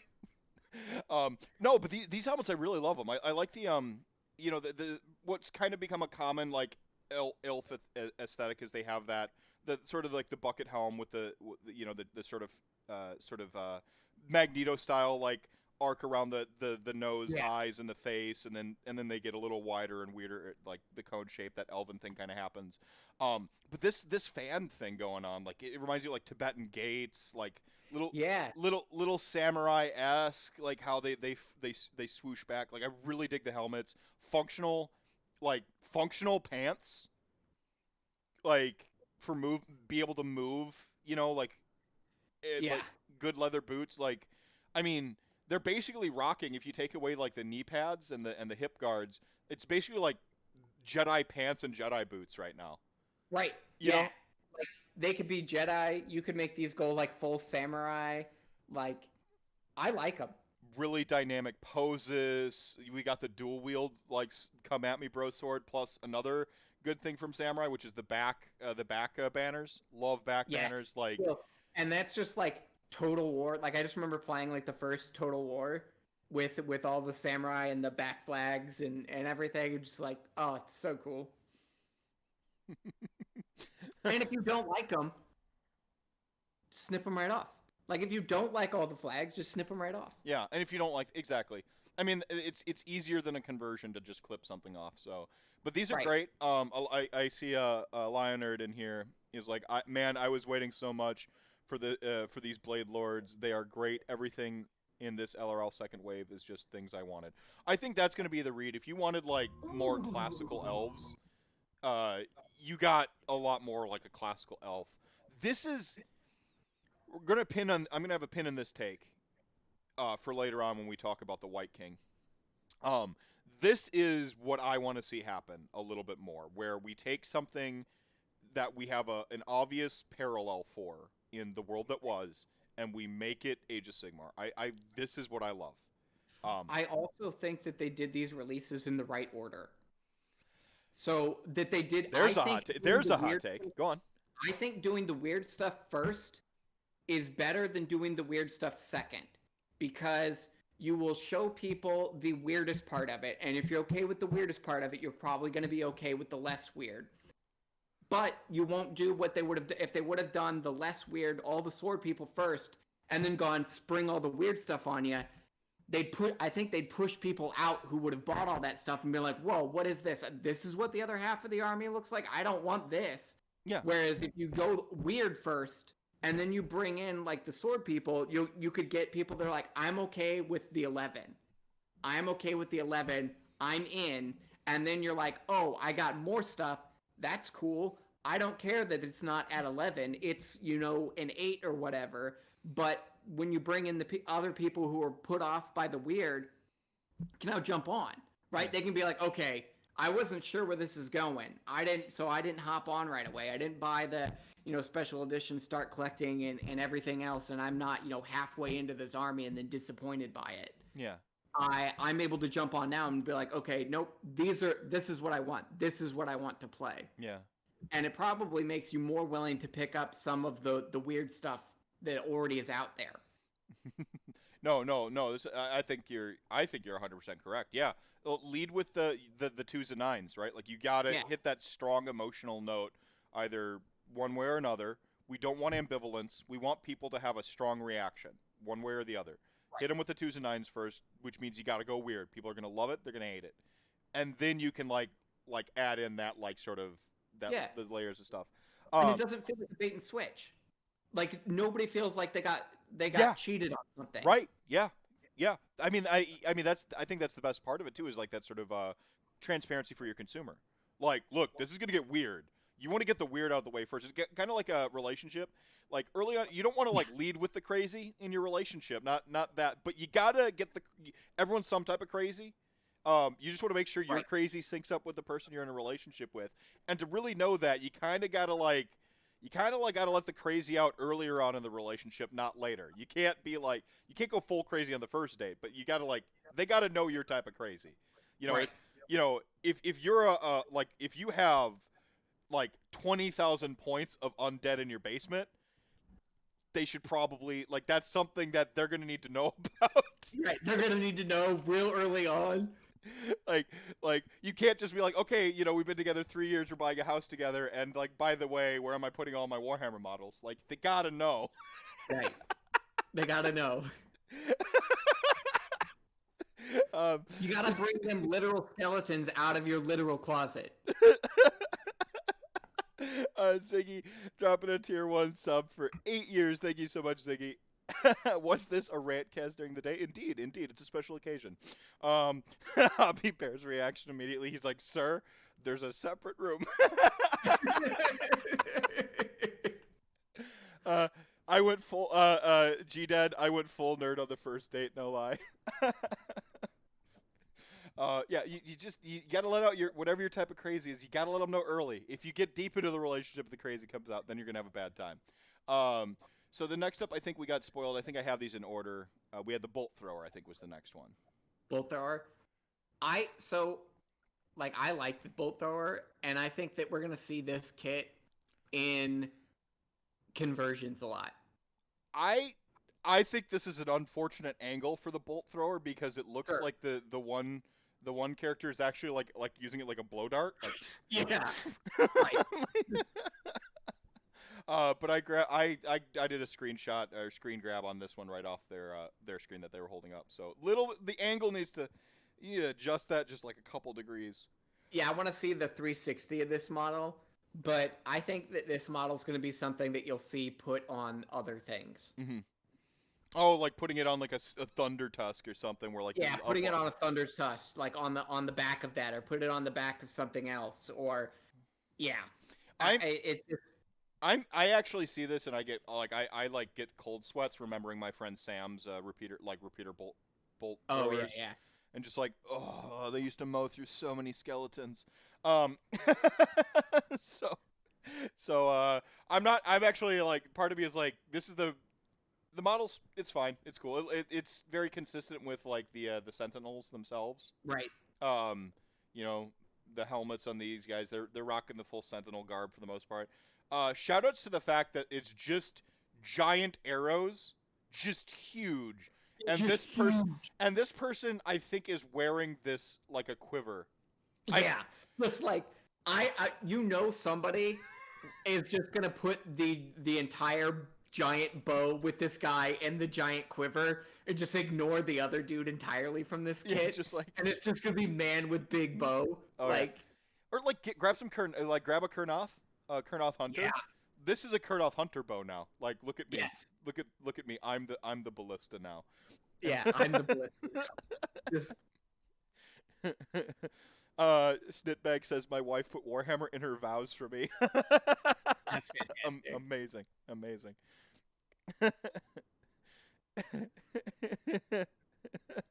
Ziggy, I didn't tell my wife about the geek stuff until it was too late. Thankfully, she's forgiven me, but never lets me forget. I got two things. Before my wife and I were dating, we worked together, and I canceled a work meeting to watch a Star Wars trailer. So she knew very early on what I was about.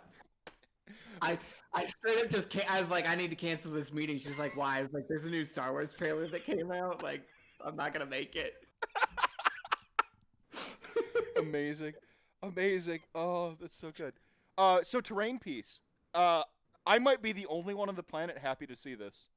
So I love this thing for so many reasons. It's new design space for terrain pieces. It looks like it terrain.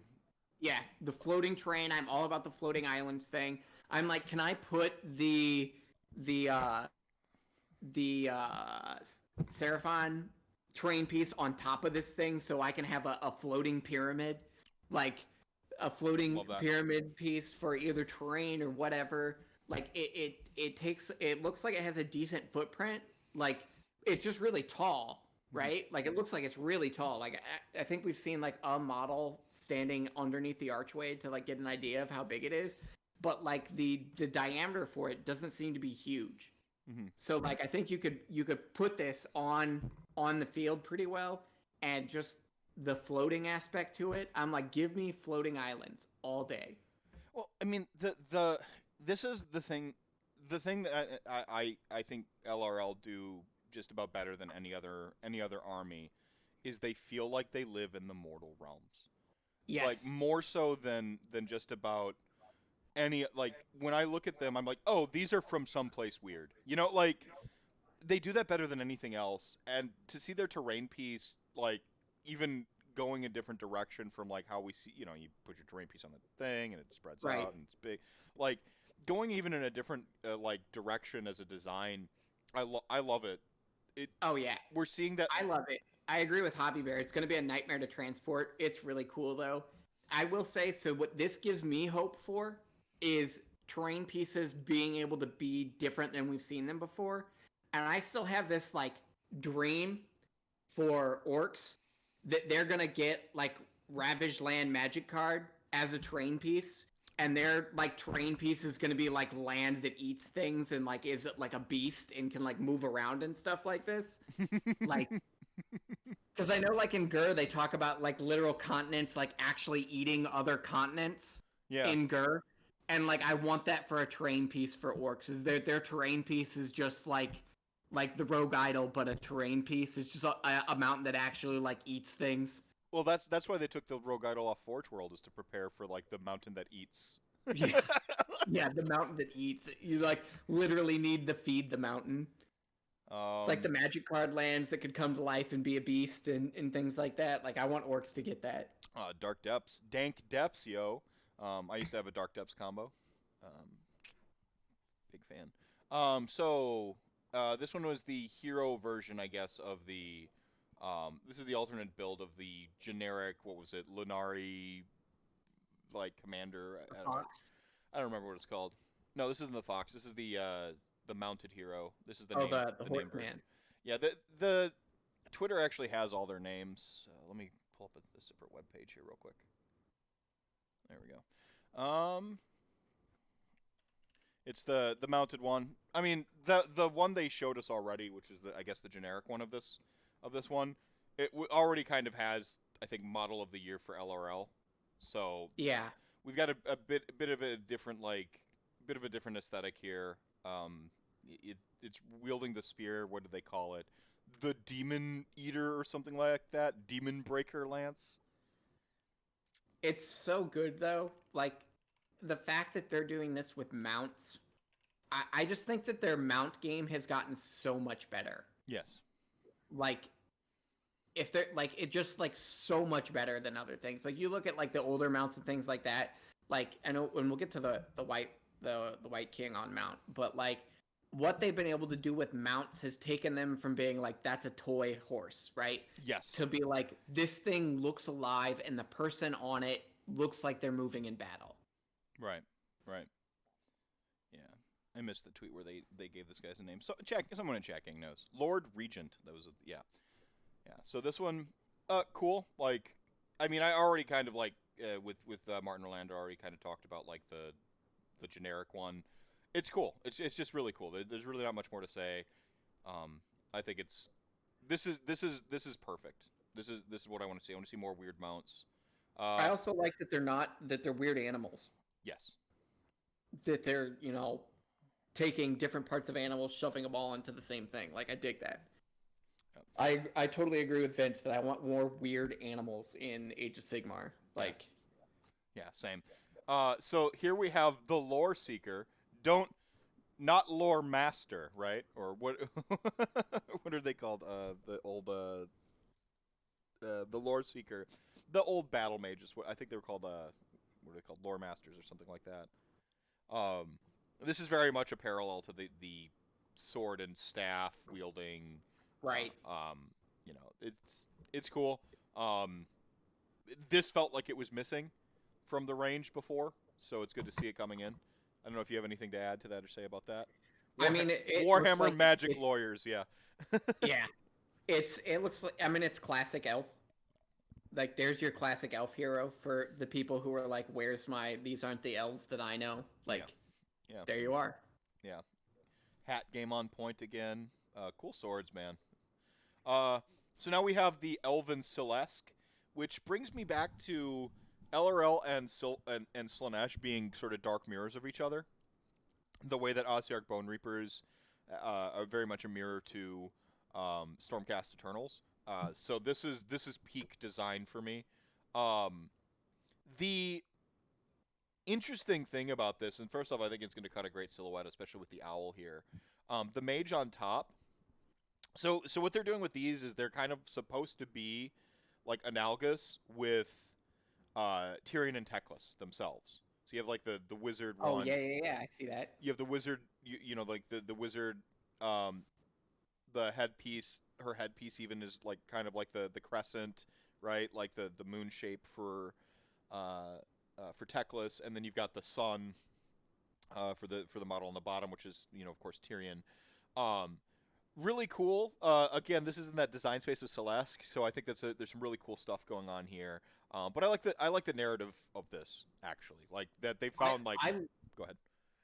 No, I love this model. I also think that you could do a really cool, like if you're just like love painting things that look like samurai, you got this guy, you got Disappointed Samurai Man from Catacros's base. Yeah. And then you got the there was the Chaos and the Underworld's Warcry kit with the fire sword samurai guy. Yes, oh dude, yeah, that one was sweet. Like I love seeing these models that are like this. So I'm more of this is good. I don't think it would even be Lionard said here's I will kit bash the twins. I really want the solo sun guy. From the looks of it, the connection point really seems to be this foot here. I think you'd be able to like achieve that pretty easily. So yeah, like a little cut right there, you'd be able to separate them into two different models and use them like, oh well, this is actually who I want for my sword hero on foot.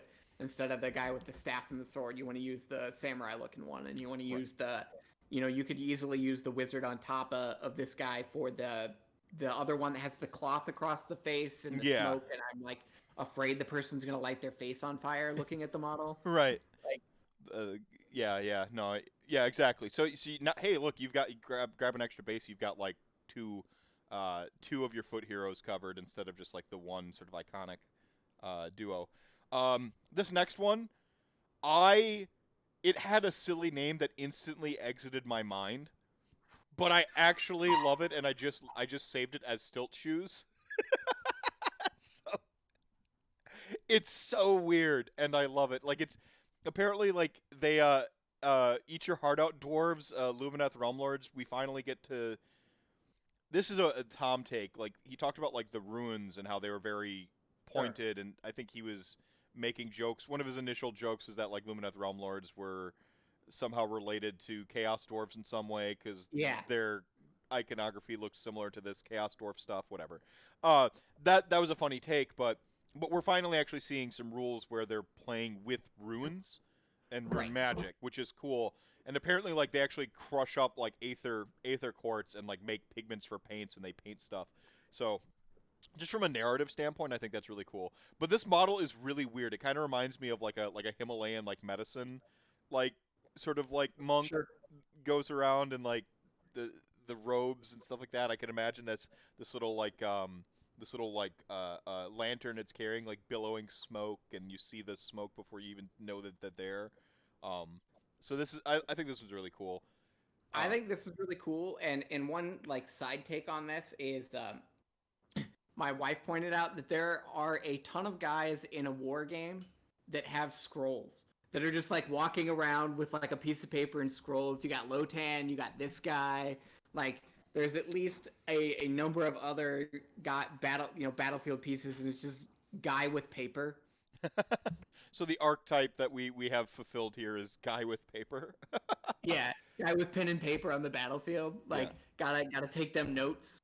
Well, it sounds like this one might be able to affect terrain, which sounds like a really cool mechanic. Like it's that'd be very cool. Doing something with realm rules or terrain rules, like that's pretty sweet design space. You could change things from like Arcane Place of Power to like Damned or something like that. Like that would be cool. It's probably just going to be if you're near this within X inches of this terrain piece, move slower or something. It's probably going to be something along those lines. But yeah, like being able to actually like flip the die or. There's some cool design space with something like that I'd like to see happen. Change realm rules around. Maybe you could change the rules on their terrain piece. Yeah. Maybe this guy could change the rules in some way with the big floating island thing to be different rules or something like that. Right. And I mean, we've seen people that smash terrain now with Sons of Bahamut. I think it's cool. A really cool design area to explore to make the games feel more impactful in the terrain play, sort of like make us feel a little bit more like we are in the Mortal Realms. We kind of were in the rules bloat Dominion before with Mortal Realms rules, and then we went to the super minimalist side of the spectrum. I think there's a middle ground we haven't yet hit. I agree. And here's of course. Go ahead. Oh, I was just gonna say I like that. Being able to actually interact with the environment is, I think, a cool. Design space for them to explore. Yeah, it makes you feel like you're actually like you're fighting through, like we have to like bulldoze down some trees, and now you're fighting in the open. Like it's just a cool thing, and we have infinite magic spell things that stick around forever. Having where it feels like the mortal realms are actually attacking you. Well, what about the mortal realms themselves? Like not just the predator spells. Like what does that seem like? These should be treacherous and interesting and cool, and just that sense of adventure that I want on the table a little bit more for this game. We have the Cloudomancer here. It's cool. I don't like what I'm seeing here, which looks like one of those little clear flight stands. Yeah.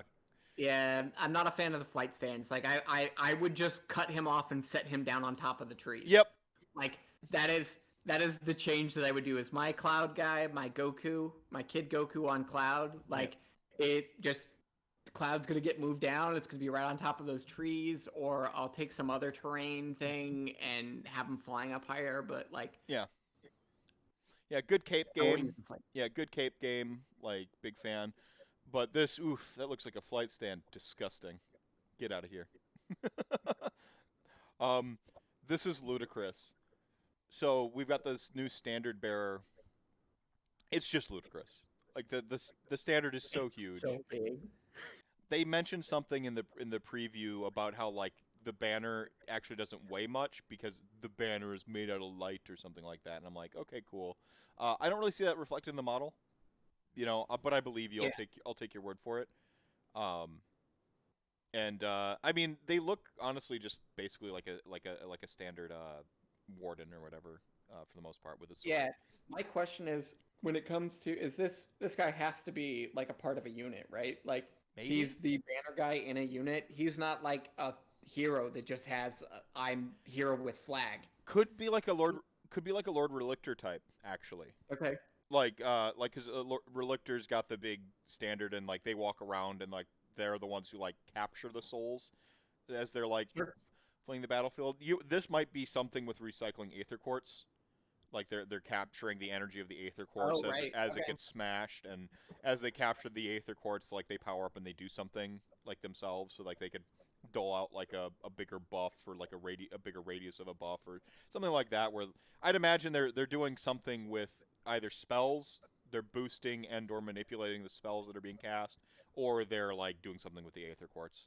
So that, and I do think that this is a standalone hero. Like so this guy could because banners a lot of the times have things to do with bravery when they're in the unit, right? Being able to pass bravery tests sometimes. Depends. Sometimes you're I mean you get sometimes you get like bravery buffs, sometimes you get bravery debuffs. Like usually standards have to do with bravery. I think I've seen the occasional one where like, wow, that one's weird. That's the one that lets you like rally faster, so you run a little bit. Like there's some weird stuff in there. Usually your drummer lets you move quick and your banner lets you blah. But so what I wonder is, where I was going at with this is, I wonder if this piece will combo with the one that already does the bravery debuff thing. That passes on your bravery debuff to your enemies after you've used the Aether Quartz.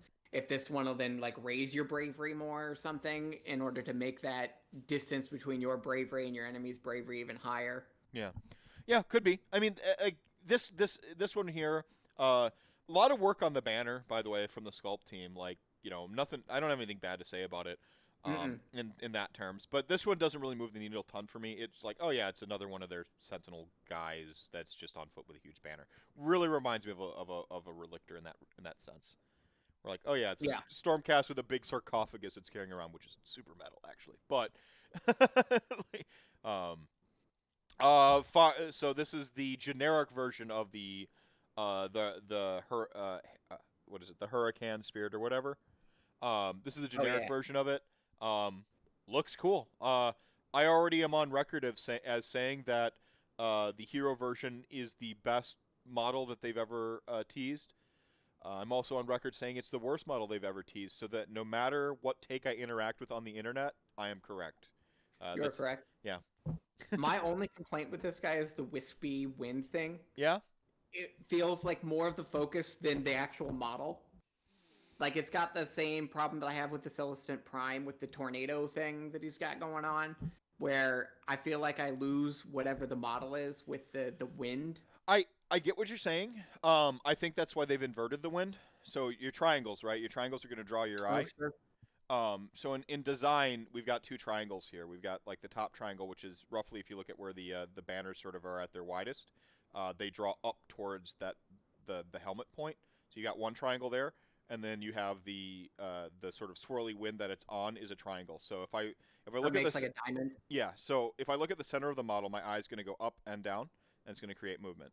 If I look at the base of the model, which is where, depending on how you do your basing, and I think good basing is going to help do a lot for this, because you got your sort of like your basis, weapons, faces, right? Like the things that you really want to put your accent on. If you look at the base of this model, that triangle is going to draw you up, and then you're going to hit that void, that negative space that's being used in the middle. We have total negative space here. Sure. And then that's going to draw you towards the model. I actually think this is a lot better design than the Celestin Prime, because they inverted that swirl. The Celestin's Prime's swirl goes down, and it just draws your eye into nothing. They don't have enough negative space for it. This here does do it for me. Well, and the other thing that I really want to see is I want to see a 90-degree turn on this. I want to see what the bow, like how far is the bow out, and what's that silhouette look like? Yeah, the depth. I think that silhouette, the side silhouette, is going to look better than this forward-facing silhouette on this model. Yeah, the profile might be cool. I see a tail here, and this tail actually looks like a length, like longer than the legs and stuff like that. Pardon me. It looks longer than the legs. This tail, not a furry, but like, who knew that LRL were the furries? And honestly, respect. As someone who plays Visa Chaos, respect. Absolutely. And so I like seeing the tail in this image. This is the first time I really kind of caught it. And that's where I think. Yeah, I didn't see the tail until you mentioned it, and I think that side profile is going to be the better profile for this model. Yeah, it could be a real dramatic like sort of silhouette. And now here we are. Bow to now. The freaking Krulghast. What was it? Krulghast, and it was like it sounded like a Harry Potter word. Oh, here we go. Krulghast Cruciator, like Cruciatus curse, right? Okay. Yeah, so Krulghast Cruciator. This thing is metal as hell. This thing is awesome, and I remember seeing the silhouette. So I think we've seen the skull, the hand, that's in the hand, right? Yeah. That was a rumor engine. Yep. And then we got the silhouette this last week, and I think Frank and I were like drawing pictures in the silhouette, trying to figure out what in the world this thing was going to be. Yeah. Like, is it Pinwheel Man? Is it like some sort of like crazy like Frankenstein thing? And it ended up with this awesome ghost with like almost like a crucifix torture rack on its back. Like, this thing's cool. This thing's cool. This one, I want to see what he does. Yeah, well, I think this one's going to come with an apology letter to Nighthaunt players about their shade glass lantern from the white dwarf that got pseudo squatted. So this one's going to come with an apology for removing one of their models from play with a bad FAQ. And it's going to say, we're sorry we did that. Here's this really sweet model, and it's going to have double the buffs of any other single piece in the history of the game. And it'll be like 7 wounds or something. Yeah, like that. seven wounds out of reach of a single snipe, right? It'll be 7 wounds, 3 up. It'll have a 5 up mortal wound save. It'll have an ability to move wounds onto other stuff. So that it just doesn't die. Yeah, like it can't die. Yeah, and it can be tortured all at once, but it can't die. Yeah, and it's going to torture other people for bonuses to hit and bonus attacks to your units. And it's going to make your double tap off the charge phase attacks a 8 instead of it should be a 9, honestly. It's going to make it a 9 instead of the crazy 10. So it's just going to do all the things. It's going to be awesome, and it's going to single-handedly fix Nighthaunt. And it will show that one model can fix an entire army. Yeah, and it's going to come with an apology letter to Nighthaunt players. We're sorry how awesome your sculpts are, how we got you single-handedly into Age of Sigmar with the freaking Soul Wars box. We got you and your friend into this game single-handedly. We're sorry. P.S. We're also sorry, like, tertiarily to LON players. you'll be fine. You get a whole new army as well, you know. But like, we're sorry that we took that Grimghast Reaper thing too far and punished 2 armies for no reason. So if they want to complete the apology, like the month after this model comes out, they release a White Dwarf battalion with this guy. That also like, in this battalion, Black Coach is a hero. Yes. Like, yes. Yeah. No, the apology note just says Black Coach. Oh, P.S. Black Coach is a hero now. Yeah. Just like that's it. Yeah, we're really boneheaded. See, that thing's piloted by a Cairn Wraith, and Cairn Wraith is a hero. And virtually every other thing in the game where you have the hero on the mount or platform or whatever, it gets the hero. Our bad. That was an oversight. Yeah. That's just how that'll happen. Yeah. No, this is exactly what's going to happen. Now I don't want to bury the lead too hard. I fucking love this model. This one and we'll talk about it a little bit later in the Cursed City, but you have the other guy with like the freaking stocks on his back. Yes. I love seeing the torture devices, and this was my take when I saw some of these silhouettes. As I was joking about like the crazy torture devices and the torture racks that like we're seeing in the silhouettes. Yeah. Like, I'm like, oh shit, it is a torture rack. Like I thought I was just being silly, like, because I was just like high into my Bloodborne kick that week. So like I love seeing that. I like the Nagashi Hades punishments and stuff going on. The Dante's punishment. Yeah, the Dante's Inferno punishments. Like, I love that. This thing looks really awesome. Nighthaunt is maybe appropriately or poetically one of the great tragedies of our game. Nighthaunt feels like kind of our forgotten, like even as a death player, kind of feels like the forgotten child of, like the forgotten middle child, right? Like, that is unfortunate. They are some of the most dynamic models in all of Age of Sigmar. Yeah. They are a proof of concept from a design stance where they go, okay, we've got like one ghost. In what ways can we take like this single Wraith model and just like explore it to all of its avenues and all of its, like, just when you think about, like, as a writer, as a creative, I think about like the type of like thought experiment that I do where like I start with a single sentence. I'm like, where can I take this one sentence or this one premise and all the different directions I can go? This is a successive design. Nighthaunt is one of the greatest, one of the coolest looking armies. It single-handedly got people into the game. Don't forget about this army, GW. I'm glad they're getting a model out of nowhere. It feels a little out of left field. But hopefully this is a taste of things to come. They get some good rules on this thing, because that's where Nighthaunt is really it makes or breaks itself on the strength of its hero. It needs all 6 heroes, and all of them have to be good to really get enough force multiplier to make that army have the gas. Because it's essentially a horde army. Teleporting spooky ghost horde army. Like, you play it more like a horde army.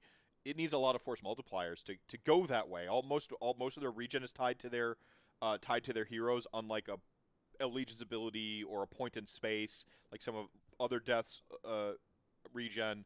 They don't really have the straight up summoning that Death is known for. Maybe this guy summons. I don't know. There are ways to regen like Nighthaunt. I want it to be better. If Nighthaunt becomes like an out of bounds army because they like rewrite its battle tome, I will just sit back and go good. Like, I won't yeah, absolutely. Like, I will have zero remorse. Now, I know I said the same thing about Slaanesh, or not Slaanesh, Seraphon. I still don't regret that. Like, you could at me. I don't regret that Seraphon went out of bounds. Because good, they deserved it. Like, they were just bleh. Maybe not like this. Maybe I'll be saying not like this eventually. I think I said that about Flesh Eater Cords. Sure. But if this army goes up into like A tier, S tier with like a rewrite or with AOS 3.0, good. About time. It deserves it. I've never heard anybody.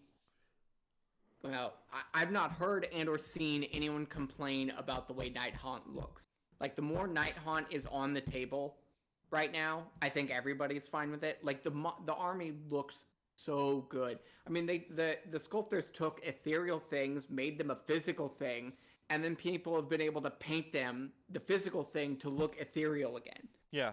And like, the armies are just so beautiful. So yeah, let Nighthaunt be S tier, out of bounds, or whatever for a while. Fine by me. Yeah. Like, I'll lose games to him. they look awesome. Yeah, yeah. I mean, they look awesome. Dana Howells on Twitter. Um, Dana's Yes. Nighthaunt Dana's Nighthaunt are so good. Gorgeous, gorgeous. Like it's an army that's like easy to paint, but difficult to master, right? Like, yeah. And that's, I mean, it's just a healthy army for the game.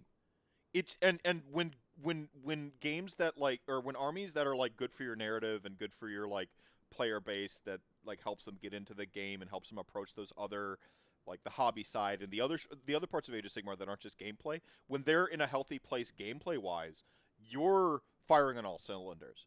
You know, this is why Stormcast Eternals should be a good army. Not oppressive, not your most popular army should never be the best army. You know, Ryu should never be the best character in Street Fighter. Like, you shouldn't do that. But like, if they're in a healthy place, that's what gets people into the game. That's what keeps people here. That's igniting people's passions. This is a passion game. This game is about it's every exercise in an army is a passion project. You play a 3-hour game. You spend months painting. Like, you got to do it because you love it. And the armies that attract people out of pure passion should be good, should be strong. You should feel rewarded for your passion. Not like, oh man, I got into this game with my buddy and with Nighthaunt and yada yada yada. And then like you're playing, I'm like, yeah, but I just job every game. Then that passion dwindles. Don't do that to people. Let's see, Snipbag. We are sorry we tortured you. Here, here is a torturing model. It represents your torment. Please forgive. Yeah. And then Zyko888 says, in Vince Venturalla's Warhammer Weekly survey, they were the most popular for aesthetic, if I recall correctly. I think you're right. Probably. If they're not number one, they're near the top. Yeah.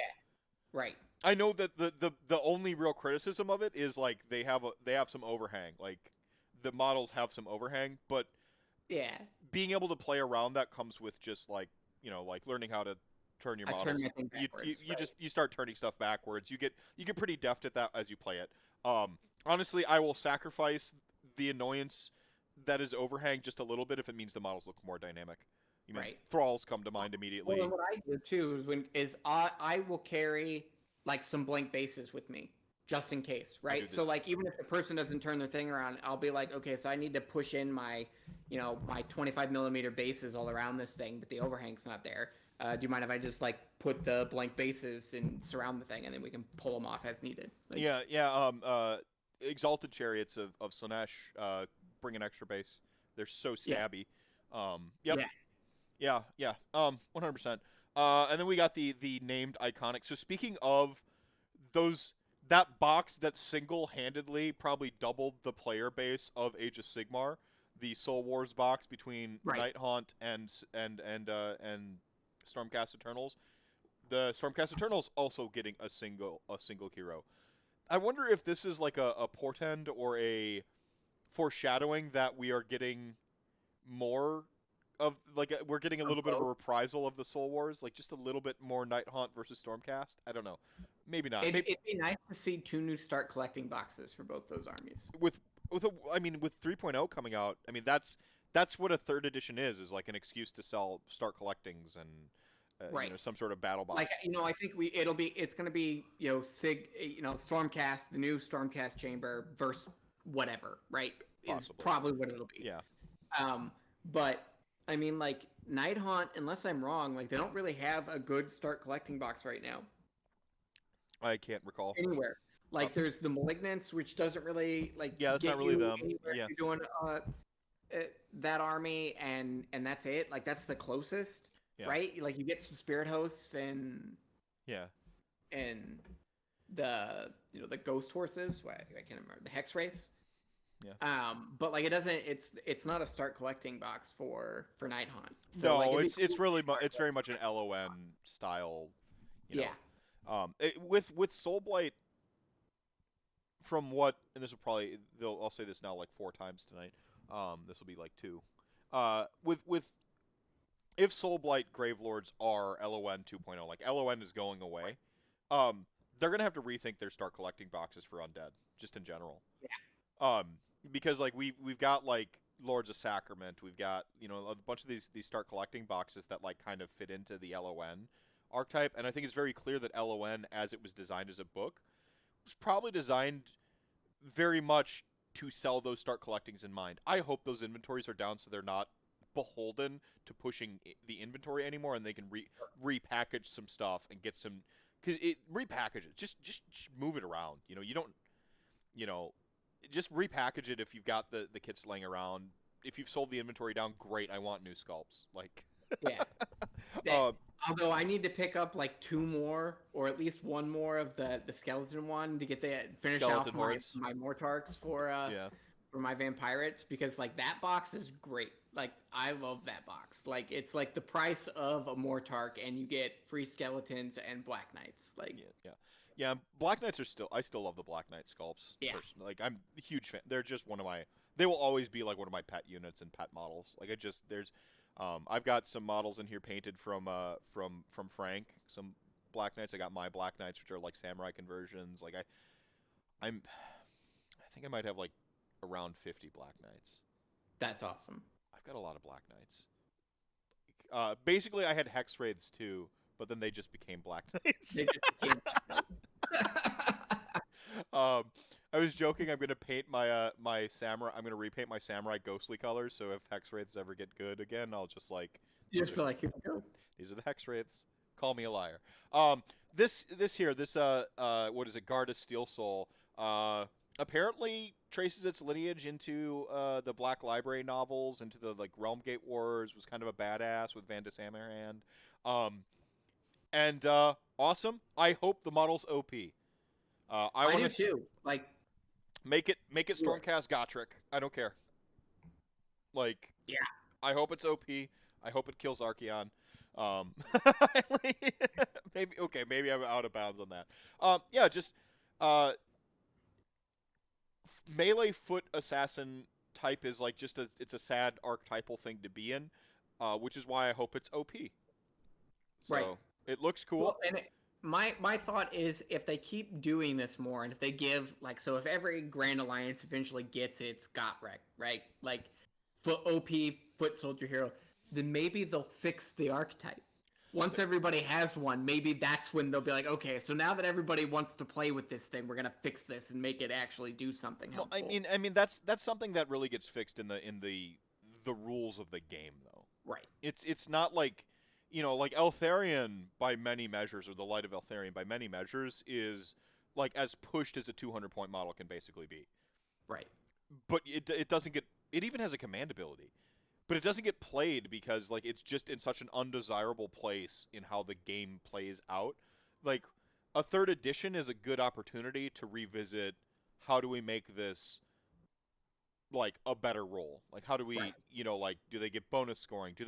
Maybe they multiply the scoring of a battle line unit, right? That's what I was thinking. Is I think with the scoring is where I think you can improve that thing, right? Right. Like if you make the thing score double, or they make something else score more, so you can have a screen in front of it, and it makes the screen then score even more or whatever, and you can make reasons for people to have to engage that hero. Yeah. Because it's scoring so many points or at whatever rate, then that becomes like the fact that it's a melee beat stick and is going to kill everything that comes at it useful, right? Like if you start giving people reasons to come to that hero rather than, well, I either shoot it off the board or I just run away from this thing all game, and that's all I have to do with it, right? But if you make people have to engage it for one reason or another, whether it's scoring too much, you're going to lose on points now, that you have to go attack this thing in some way. Right. I think that adds value to it. I mean, you got to be careful, like, when you're doing those melee foot hero types, they can't be good force multipliers as well. Like, you can't, the force multiplier thing that multiplies the force damage of the unit, like, that one can't be the same one that counts towards scoring. The melee foot assassins has to be the one that counts towards scoring, because force multiplication is its own reward. And we have this problem where, why did shooting need to come back? Because we had so many force multiplication derpy 100-point heroes just making the combat armies insanely killy, and we needed to be able to snipe them out. There's, as long as bodies are as important as they are, you're always going to be kind of able to tuck a hero back there. So having a way to like bring back something like challenges, like the heroic duels where you could like duel stuff, to where these melee foot heroes maybe have like okay, scoring multiplier, but then you can actually challenge them through their screen. You can't shoot them. They get like super lookout, sir. Right. Or like they have like some modified retinue rule where something like that, but you can duel them or assassinate them because you have like an assassin archetype that like their whole point is to like just scalpel out. There's got to be some way that on the table in a fighty way we prioritize these things fighting each other. Yeah. And I think that I do think that there's plenty of really intelligent people out there with great takes and great perspectives on it, and I think there's a way to refine roughly what I'm saying that people could come to a consensus on. I think you gotta like have them multiply, like amplify scoring in some way, or they themselves be way good at scoring. Sure. And then you gotta have a way to get to them that doesn't involve hero sniping. Right. That incentive. I would think so. Like going off of a little bit what you said, and I think the Liege Cavalos has the challenge command ability where you can challenge a hero or something like this. Like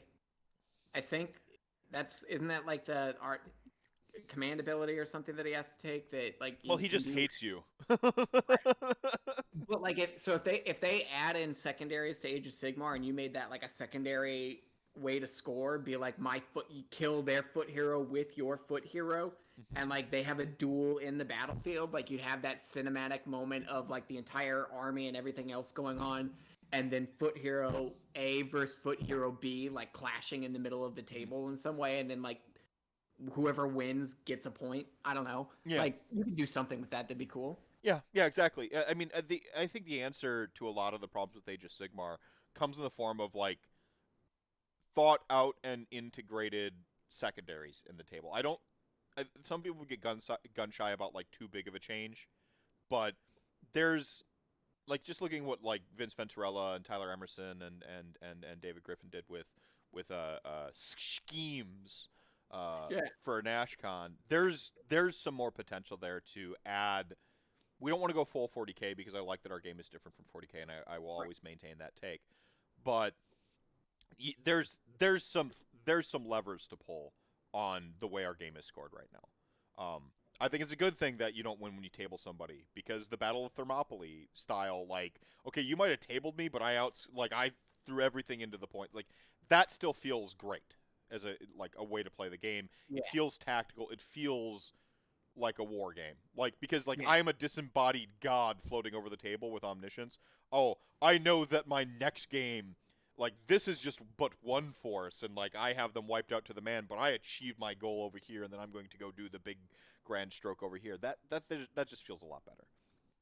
So, Stormcast model, it's sweet. Reminds me a lot of the Primarchs in 40K. How they almost have this like these very dynamic diorama-esque things going on. Yeah. So big like fan. Superhero pose, like the smash ground. Like I love the superhero landing. Like it's cool. Yeah, it's pretty dope.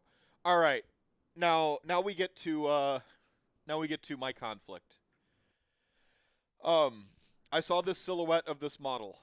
I was convinced it was blood. It was we were seeing Blood Knights this weekend. We've seen our box set for vampires, which got like the 4 or 5 vampires in it. Gorgeous. You've got the super classic Blood Knight looking one. You've got the sort of like high gothic mace, like smash your face mace one. You've got the like the vampire duelist. You got the sort of generic like vampire winged one, I think it was. Like good spread of vampires. I'm like, okay, cool. So that's our box for Soulblight. Our Shadespire thing for Soulblight. We're getting our actual like plastic. Okay, cool. The bat helmet was on one of them, I think. Yeah. And I remember as this video went live today, when this happened, I saw the helmet, I saw the mount, and I was getting excited that the mount wasn't a horse. Like I'm like, that it's not like a living horse that the vampires are riding on. Like, yeah, I mean, look, if the vampire's riding a living horse, they're just riding their lunch. I mean, sure, right, or somebody else. Yeah, they're just gonna eat the horse, like drain it of its blood. So they need to like have that, like they need to have something weird that they're not going to devour. So like skeleton makes total sense within the range. Blah blah. Death rattles back, so on and so forth. Heck, I think my original vampire, original Blood Dragon that rode with like one of my cavalries, and when I switched over to Vampire Counts, was on a skeletal steed, as I recall. I think I mounted it on a skeleton. Nice. Makes sense. Pretty sweet. But then I saw the face, and I'm like, it's a skeleton. And I was just like, I was a little... The spear, too, looks exactly like well, not exact, maybe not. No, I'm looking at it. It looks really close to very the Vampire close, like Lord on Zombie Dragon spear. Yeah, the Vampire Lord on Zombie Dragon's got a little bit wider sort of cross at the top.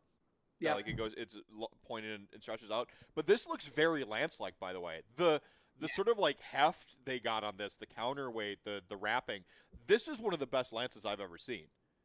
I agree. In Age of Sigmar, like this is great. If I didn't expect this thing to be a Blood Knight before seeing it, like if I had just seen this model and not the preview, and then gotten excited about we're getting plastic Blood Knights, here we go, this is going to be awesome, I'd be more hyped for this. But instead, I was like, I saw the silhouette and I was like, there is no way this is not plastic Blood Knights. We are getting plastic Blood Knights. This is going to be awesome, super metal, and then it's this. And this is, I was going to do a Meth truck video about this, that I've become aware that I can be a real, I try to put more positivity out there and so on and so forth, just as a rule. Sometimes my hype, even though my hype is as a joke or it's just part of like me trying to like compensate for like some negativity I have personally, I'm just trying to overcompensate sometimes. This is when hype can be bad, because I'm so hyped for vampires. At some point it became real. We were talking during the cold open. Like, at some point it became real. When I didn't think vampires were really going to come anytime in the near future, I'm like, whatever. I can just like make jokes that vampires are coming. But now you've built an entire Vampirate army. I'm rocking a t-shirt that says it's Vampirates. I saw a silhouette. I'm like, oh, that's 100% vampires. Yeah. The visceral reaction I had that I couldn't help. On any other day, if I wasn't primed for it's vampires, this is the weekend we're finally seeing vampires. Because we got that blurry potato photo. Milady, if you do a Mr. Meth Love here in chat, you can see Frank has drawn up an amazing emote here for us. Toss it out there. Boom, Mr. Meth Love with the vampire hair lady. I loved the potato pic. Everyone was like, oh, this, like, I'm like, no, it's perfect. It's gorgeous. Like, it's so good. Like, everyone, she looks like this one actress. I'm like, I know, that's awesome. Like, the things people were saying that were negatives, I was saying, but excited. Like, right. Like, she's got bats in her hair, like someone would say as a complaint. I'm like, I know, she's got bats in her hair. Everything. She's got bats in her hair. It's so cool. The armor, the mace, the way it's like floating down. The armor, the how she's almost at this unnatural, like looming, leaning forward pose, which evokes like Vampire Lestat or Vampire Armand in Interview with a Vampire when he's just like on the side of the wall and like all those like weird angles. I'm like, this is awesome. Like this is that high gothic over the top. Like I'm gonna now be a contrarian despite my Vampirates thing. The vampire aesthetic is already very similar to to a pirate for me. Like it's like already kind of a 1-to-1 conversion. So like for me, high gothic goes further. Sure. And I'm such a big like Bloodborne honk and like a huge fan of Castlevania. So like when when I started to see the high gothic stuff, and I'm like, okay. Are we my greatest flights of fancy are we're getting it all. We're getting like bloodlines again. We're getting like they're gonna have. So we should come back to bloodlines later. I have theories and thoughts on this. Okay. We'll pin in it. But my again the hype machine in my mind where it wasn't real. It wasn't real. It wasn't real. It wasn't real. And it was around like a couple of the teasers we got like that we've now seen. I'm like, yep, we saw this. We knew this was gonna be a vampire. Like the soulbound like leader lady with the like we saw that. I'm like, oh, that's a vampire. Boom, confirmed. 100% vampire. Like there's stuff where we saw it. I'm like, that's a vampire totally, and it totally is. But for me, it was the potato pick. When we got that, I'm like, oh, we're getting these this year. Yeah. Like this. Like it's not just like sometime. It's this year. Right, because like we had the war cry. We had the War Queen. The War Queen. I can't remember. I'm sorry. What's her name? The Dark Oath. Dark Oath War. Yeah, the Dark Oath War Queen. We had that banned for years, like 2 years. Yeah. 2 years, 3 years before we got a new Slaves to Darkness book, right? Like, right. When you just see the warband, I'm like, whatever. The warband does not signify to me that we're in the timeline, just that it's an eventuality, not a like soon or an inevitability. Like this is an eventuality. They're exploring this. You know, they had a good idea. It might be a thing. It may not be a thing. We had these sweet sculpts. We had to do something with them. Yeah, we had a really cool idea. We wanted to sell you it, but when we saw Potato Pick Lady and I saw her, I'm like, it became real, and I fell into my overhype trap. The things I try to like avoid personally, and I saw that silhouette, and okay, it's so good. So I had to get that out of the way. This is awesome. I like this. I already own 3 whites on Steed because it's just an option that they already come with. Better late than never, though, and I really do like it. But look at how much I've damaged myself with my own hype. Like of notes, I think Tom and I were kind of talking about it a little bit. He's like, it's just a skeleton, blah, blah, blah, blah, blah. I talk about putting it in the Mortal Realms. First off, this armor is chonky. This is very chonky armor compared to what we're used to seeing. This brings me back to that Chaos Knight sort of updated. Like, we didn't want Chaos Knights to be completely out of left field. We didn't want to get them too AOS-y. We just wanted them updated, modernized. This is what's going on with this chonky armor. But if you look at the crest of the helm, that is a soul gem that all of the Mortek Guard have. That is so cool. So you're actually, what we have here is we have a harmony between worlds that the details as you begin to like look at the lance, like you already pointed out, is very much the Vampire Lord on Zombie Dragon. Like, you're getting these little nods throughout.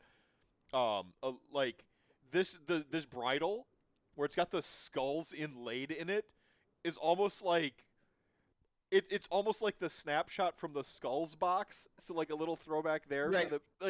It's so cool. The barding, the bladed horn, like it's really good. Like, you get that sort of bat effigy, which is going to play really nice with the high gothic the Vampire Queen or the Vampire Lady we've already seen with the bats in her hair. So you've got that. I mean, this really evokes her armor, especially the skirt of her armor right around the chest of the thing. Cape game on point, but like the chunkiness of the armor, and that soul gem at the top really sell it, really bring it home for me. Well, I think you really touched on it here, especially like with what the Chaos Knights did. I think that this model does the same thing that those Chaos Knights, the upgraded Chaos Knights did, is you set this model in with your Black Knights, all of a sudden all of your Black Knights look better. Yes. Dude. Yes. And this model doesn't look out of place, and it makes those models look better. Yes. The design aspect is it because this is each of those elements that you were talking about, like, even better than we've seen it before. Mm-hmm. But it's still some of those elements. It brings the older Black Knights and stuff into fitting in more with the more modern aesthetic and what we're seeing with Age of Sigmar. Mm-hmm. And it somehow makes those older models look better. Like, when you take the new Chaos Knights and set them next to the older ones, they all still look like Chaos Knights. Mm-hmm. And like, you have that variety that makes it look like more of an army rather than just like, my little toy soldiers push them around the table and things like that. So I think it just enhances everything that already exists while still being individually cool. Right. No. I mean, perfectly stated. Harmony is the word. There is just a harmony. It's this model is bridging worlds, and it's really. Once I get over my initial damn it wasn't plastic. Right. Once I get over my damn it wasn't plastic Blood Knights, and really kind of try to contextualize it. I don't know if this model's going to go as sung as it deserves. Sure. So we had to honk it really well here. Great job. And I don't know, like the way that the horse is like striking a frickin' pose, like this is a power pose. Like, it's like pow, like it's just, I love it. And the shield, look at my horse. My horse is amazing. Yeah, look at this horse. Like, it's so great.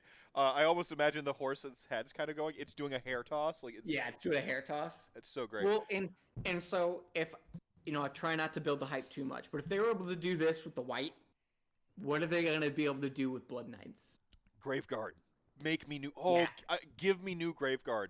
Yeah. I want them so badly. I can't even. And if you don't give me new Graveguard, at least update the War Scroll. And I'm going to use some of the skeletons we're going to see in a little bit. But just yes. What can they do with those Blood Knights? What can they do to make them look that high Gothic? Because, like I said, we already have some visual continuity between three different sort of keywords with this one model. Yeah. Right? Like we even get some vampire continuity between the bat wings and the way the barding is on the source. The way the shield is, like.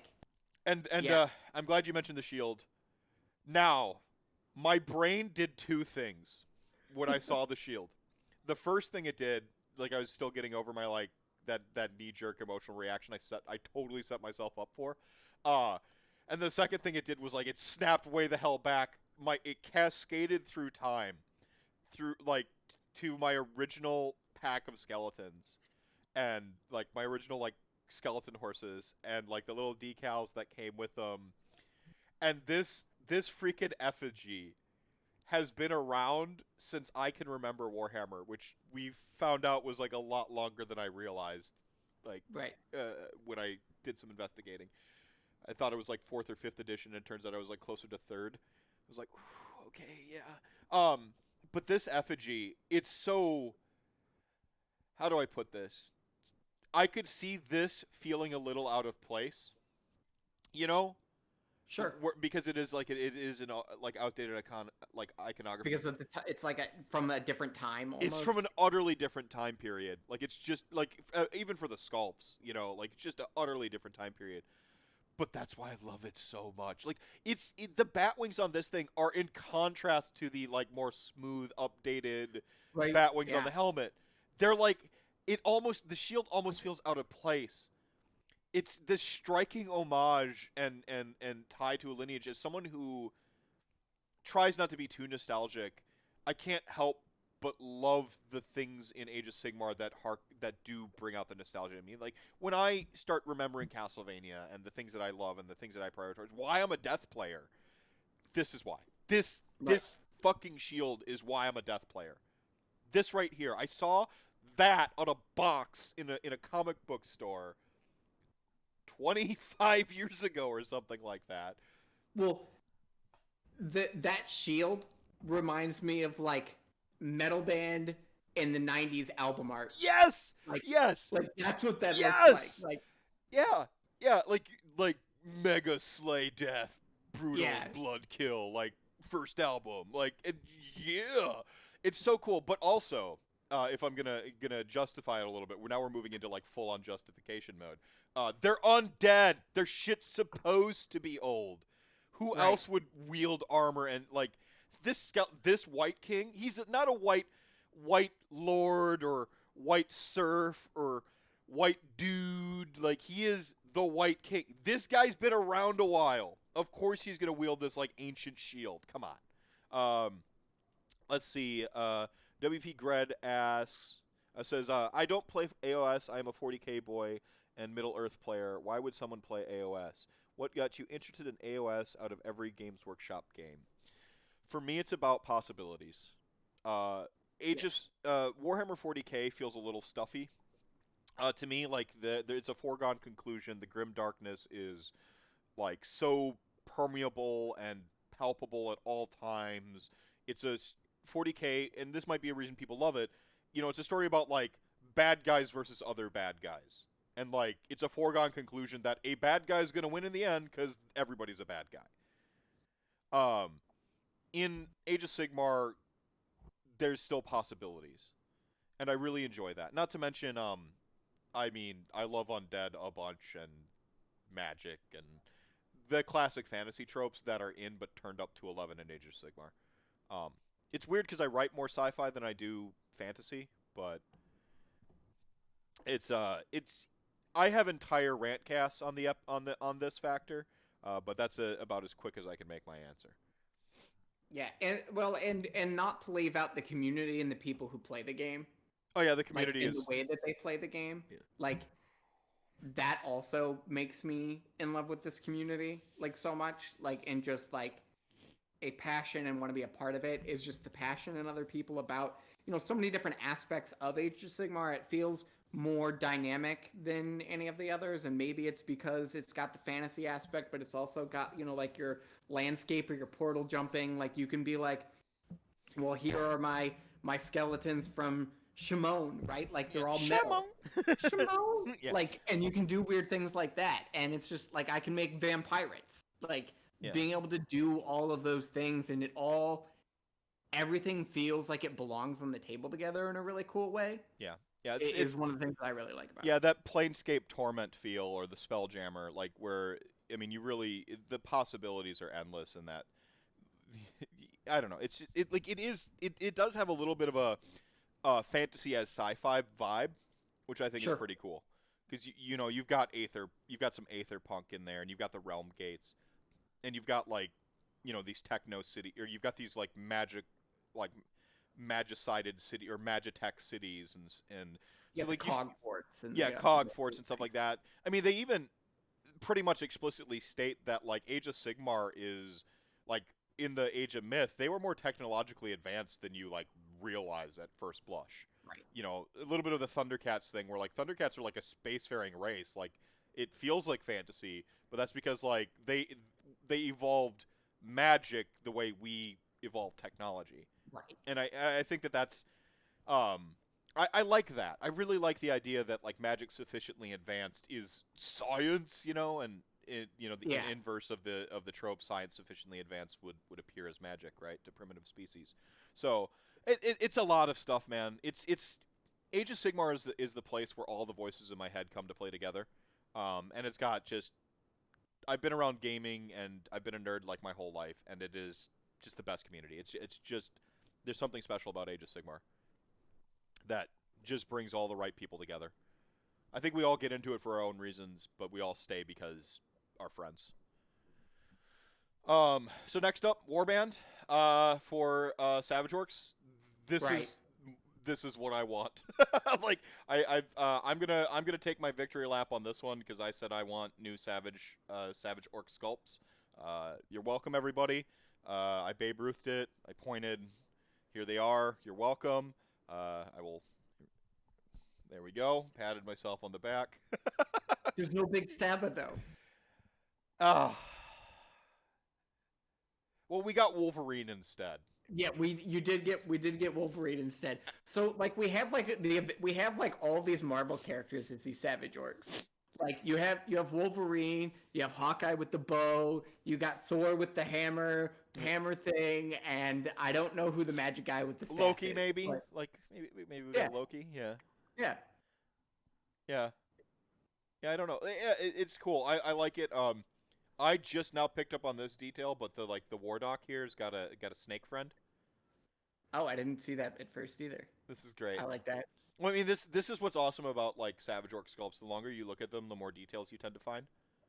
So I really like these. The joke about why is there no string for the bow? Because orcs make things work because they believe. Which is because then you don't feel bad about breaking it 30 seconds after owning it. Yeah, there's that too. I like these. These are great. This is what I want to see. I want entire ranges updated for. Bone Splitters are good. They belong in Gur and the Mortal Realms. Like they're. I agree. Just make them look like they're a little bit more in the Mortal Realms. Just populate that a little bit more. Get some Stormcast heads bashed in on their bases and stuff. Like have them slaying Mortal Realm god beasts and crazy shit. Like right. This Wardock is great. Love it. Finally, a proper Wardock sculpt. These are excellent. You can replace that other one. Yeah, these are excellent. I think now we get to so then, I mean, this is the thing to be hyped about. New Warhammer Quest, and I'm going to top off my Irish coffee now. Did you come with a pre-prepared topic for when Mephisto inevitably leaves the screen like Alex did? I mean, not pre-prepared, but I came anticipating for when this happens and ready to roll. Ready to roll? All right. Hobby Bear, thanks for the input. Yeah. Brendan left a little paragraph for WP Gret on why he's in AOS, and he's one of the either best or worst among us, depending on which storyline you believe. He's either a villain or a hero. But yeah, all right, man. Time for you to vamp, which is the technical internet terminology for when the guest has to fill dead air. Well, I'm glad we're on Curse City because, like, first off, you can go. But, like, first off, like, the question with Curse City is, like, okay, so now I've seen this. Like, how many of this am I going to have to buy? Like, it's not just, like, one. Like, it's going to be one plus, I'm sure, over time. Like, and I'll save the models for when Meth gets back. But I love that it's like, we got the dungeon tiles. Like, those dungeon tiles are going to be able to be used for so much. This game, I'm going to use them for Warcry to build, like, dungeons and stuff to plan with the new Catacombs rules for Warcry. But, like, this box is so full of so many good stuff. So much stuff. But, like, the models are so good in this. Like, I want multiple of them because I'm going to want to paint them for the game, and I'm going to be able to play the game. But, like, I'm going to want to be able to customize some of these. Like, the image that's up here of the guy all the way on, at least what I'm seeing on the right, with the sword and the gun, like, and the armor, like, that guy is 100% becoming a Vampirate for me at some point in time. Like, he fits right in. I can put a hat on him easy, or maybe not even put a hat on him. And he can be a Vampirate, like the Witch Hunter. I want to paint one the way that is, but then I know I'm going to want to do a custom one with him. I'm going to want to try and trade that rifle out for a crossbow. Like, if I can get 2 hand crossbows on that guy somehow, that'll be super cool. There's just so much potential in this box, and I'm mad that the sculpts are so good that I want to paint them the way that it is, but I also want to pick up more of them to do it. Like, we'll get to, like, the zombies and the skeletons. We got undead orcs, which are cool, and I want to see more undead things that aren't people, because people aren't the only things that die in the mortal realms. Like, everything dies, and everything that dies is Nagash. So, like, let's see what that all looks like. And there's the new Vargul sculpt that I'm going to be able to use for Smashbat. So I'm going to have to pick up that again. I kind of hope that they do what they did with Blackstone Fortress for Warhammer Quest, and they re-release the models separately as, like, expansions. Eventually, I think it was, like, almost a year after the release, they packed up and some of the kits and sold them again as separate boxes of just the things. So, like, everybody will be able to get their, extra upgraded skeletons. Like, the Vampire Ogre is awesome. Like, that is so cool to see. G-Dead. I want a Vampire Ogre. I wanted a Vampire Ogre for my Vampirate fleet. Like, I'm going to have to do the same with, like, a Dwarf to get one of them also. Like, everybody can become Soulblight, right? So let's see what that looks like. And I'm hyped to see the Soulblight Ogre. Like, it looks so good. But yeah, I think this box is so cool. And yeah, WP, Gred, yeah, AOS armies are so good. Their sculpts are amazing. Like, the sculpting team for Age of Sigmar, I feel, just has more freedom to do whatever. I really love the sculpts for Age of Sigmar for just about everything. Like, the armies just look so good. And this Curse City box is gorgeous. Well, I'm waiting for Math. Does anybody have, like, questions about, like, Vampirates, sculpting stuff, trying to make stuff, the Curse City, anything? Play dwarfs for Middle Earth and 40k Tau. KO. You should look at KO then. If you play shooting in 40k and you play dwarfs in Middle Earth, just go Khador and Overlords. Get your boats and your shooty guys and have fun. Yeah, that's the easiest segue or easiest segue from both those your existing games into Age of Sigmar. Just learn to love the bomb, play KO, buddy. Yeah. KO, I would sincerely describe KO as the 40k army in Age of Sigmar. That's not a bad thing to have the one 40k army in AOS. I never want all the armies to be that. Right. And there's a lot of cool things you can do with KO. Like, you can either play them like as is. I've seen, Grotbag Scuttlers with the goblins as the KO that people have done. I know in the book it even mentions like a wraith fleet of KO, like ghost undead KO ships and stuff, like in Undead City. So you can do tons of cool things, I think, with KO. Right. Right. So I mean, you can go ham. I think isn't Hobby Bear painting up some right now too? I think. Yeah, he's finally given in against his entire everything he believes he has compromised and made KO. He has like all that's left now is a Skaven army for Brendan, and it's all over. He is no longer the man I once knew. He has forgotten the face of his father. He is now finally the real villain. Yeah, he really is the true villain. Like the true villain was the KO and Skaven he built along the way.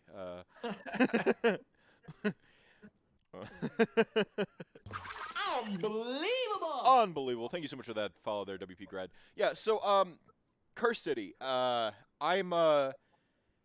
I'm buying it, and like you said kind of at the onset before I walked off to refill my coffee here, it's really just a how many. I feel like you need 2. Because I would hate 2. I feel like what I'm going to do is 2, because like the sculpts are so good the way they are that like, and I want to be able to play the game. Like, I think the game's like something like my wife and I can play and things like that, maybe with some other people who aren't going to play full on Age of Sigmar. So like I'm going to want to paint up and paint one of them, but like I want extras of all those things because I'm going to want to do stuff with them. And that's where I'm at, like with 2, because I'm like, I'm going to want to use some of these pieces in my armies in general. And I don't want to have an incomplete game because the board game feels like something I'd really play. I'm getting some sincere, like, Hero Quest vibes from it. Yeah. And I know I never played Warhammer Quest. I didn't do the Silver Tower. I never played any of those things. I did play Hero Quest pretty religiously. It was kind of like a gateway drug into, like, Dungeons & Dragons and wargaming simultaneously. It's a nice little... nestles right in between those two things. So if you played Hero Quest, and I remember those freaking ads where they actually had the dude who looked like the barbarian on the box swing the sword and then like stop motion. I remember the ads at the time, and like I need to play this game as a little kid. That was the Christmas gift I always asked for and never got, right? 'Cause like $100 or something absurd. Something beyond it's something where it might as well have cost $100. My parents were never going to get it or my mom was never going to get it for me, or my grandparents later on when I moved in with them. But, like, I had friends that had it. I'd go over to their houses that, like, we had a friend that owned it, and that was, for shame, child logic, the only reason we hung out with that guy. Because we wanted to play Hero Quest. That always happens. There's always someone who has the Nintendo or the Super Nintendo or the Sega, and they're not really your friend, but they have the stuff when you're a kid, and man, I feel bad about it now. But, I'm getting a little bit of that vibe, and I just the dungeon tiles on it. Yeah, the dungeon really is what pushes me into thinking that is going to work out well. Yeah, and it's got like little little trinkets and objective markers. Like you've got these dungeon tiles. Like there's like they were talking about on the preview today. They were talking about like, oh yeah, the one guy's like holding a key, and like at some point maybe you're gonna have to get the key from him. Like, is this like Hero Quest? Like my brain was just. Like a glow with possibilities, and now that I've moved away from sort of like, my friends proper, and I have to kind of go out my way to go to tournaments and see my friends. My family board game nights have become, sacred. And I'm like, by the time I get this together, Con will play it. Like I know Con will play it. I'm pretty sure I can convince Molly to play it, and I've got a couple friends in town that might once COVID lifts.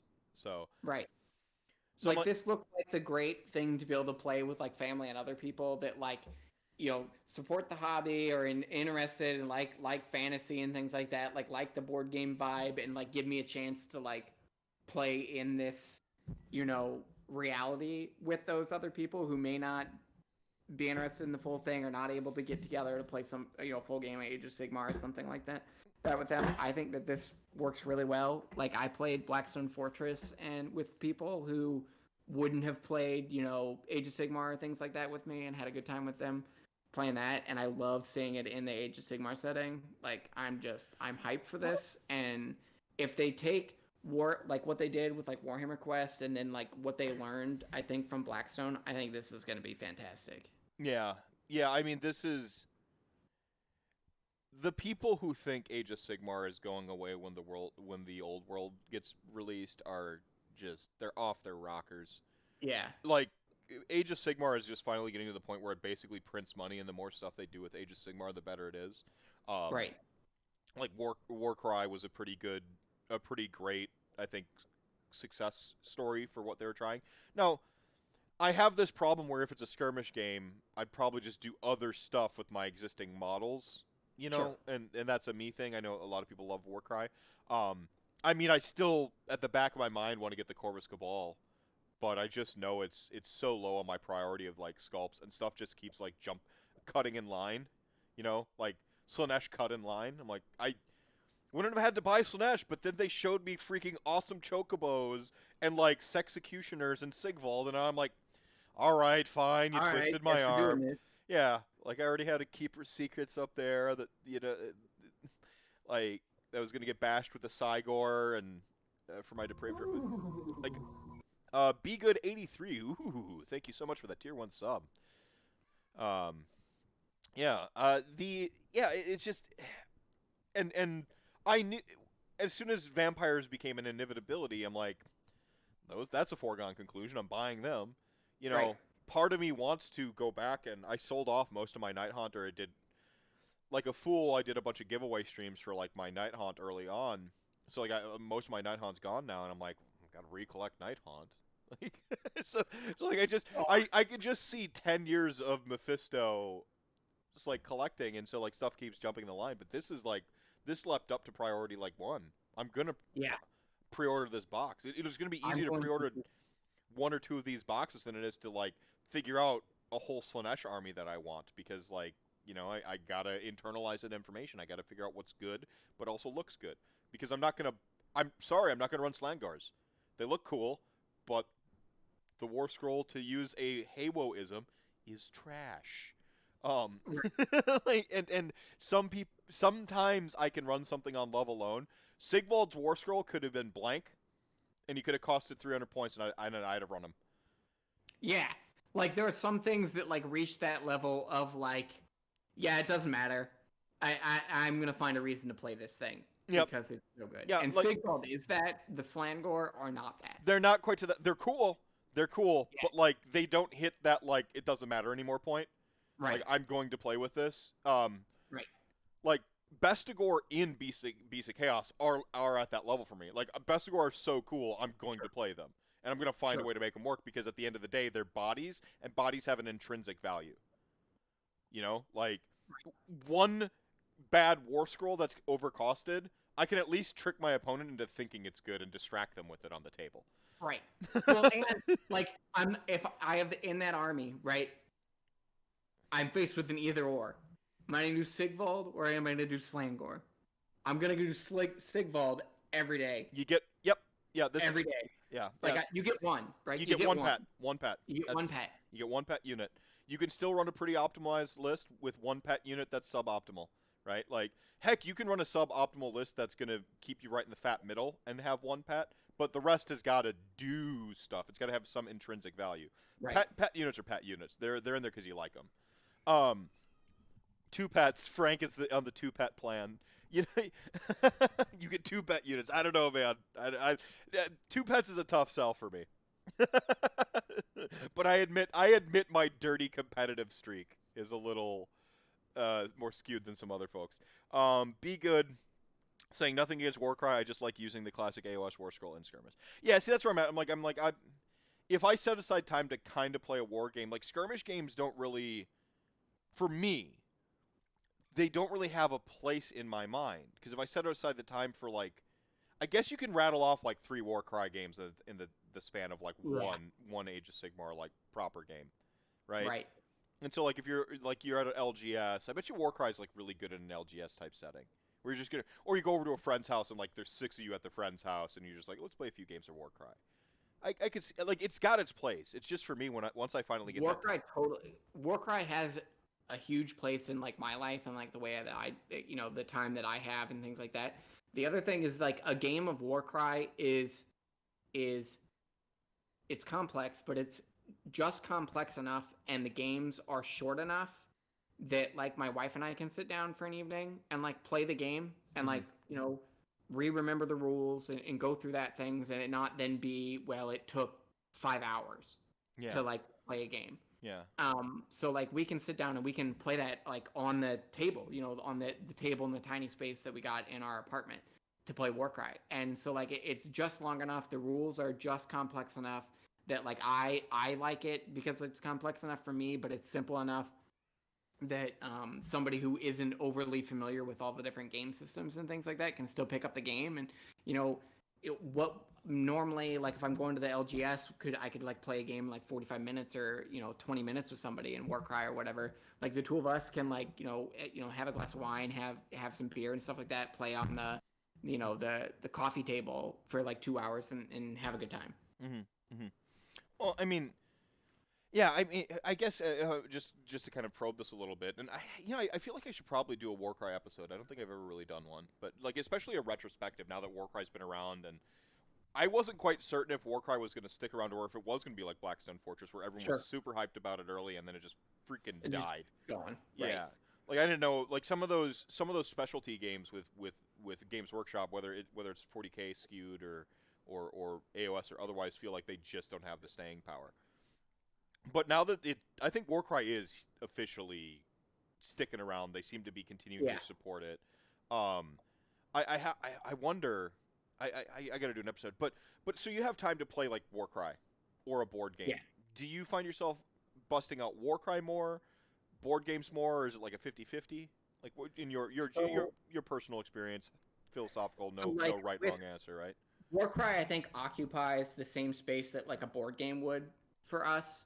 Like I could either play a board game or I could play Warcry. And I kind of just for me it depends on, am I painting something right now that I can then throw on the table for Warcry.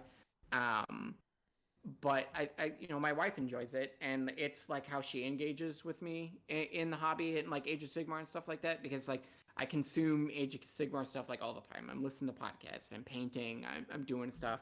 It's like the hobby that I'm all in on. And so like that's the way where she's able to like engage and be supportive and like play the game with me. Mm-hmm. And so like we find ourselves in our house, we'll play Warcry a lot more than just like, a random board game. Like the board game is what we'll play when like we're with other people or like another couple or something like that, pre-pandemic, and then post-pandemic when we're getting back together with people and stuff like that. Like we'd probably play a board game.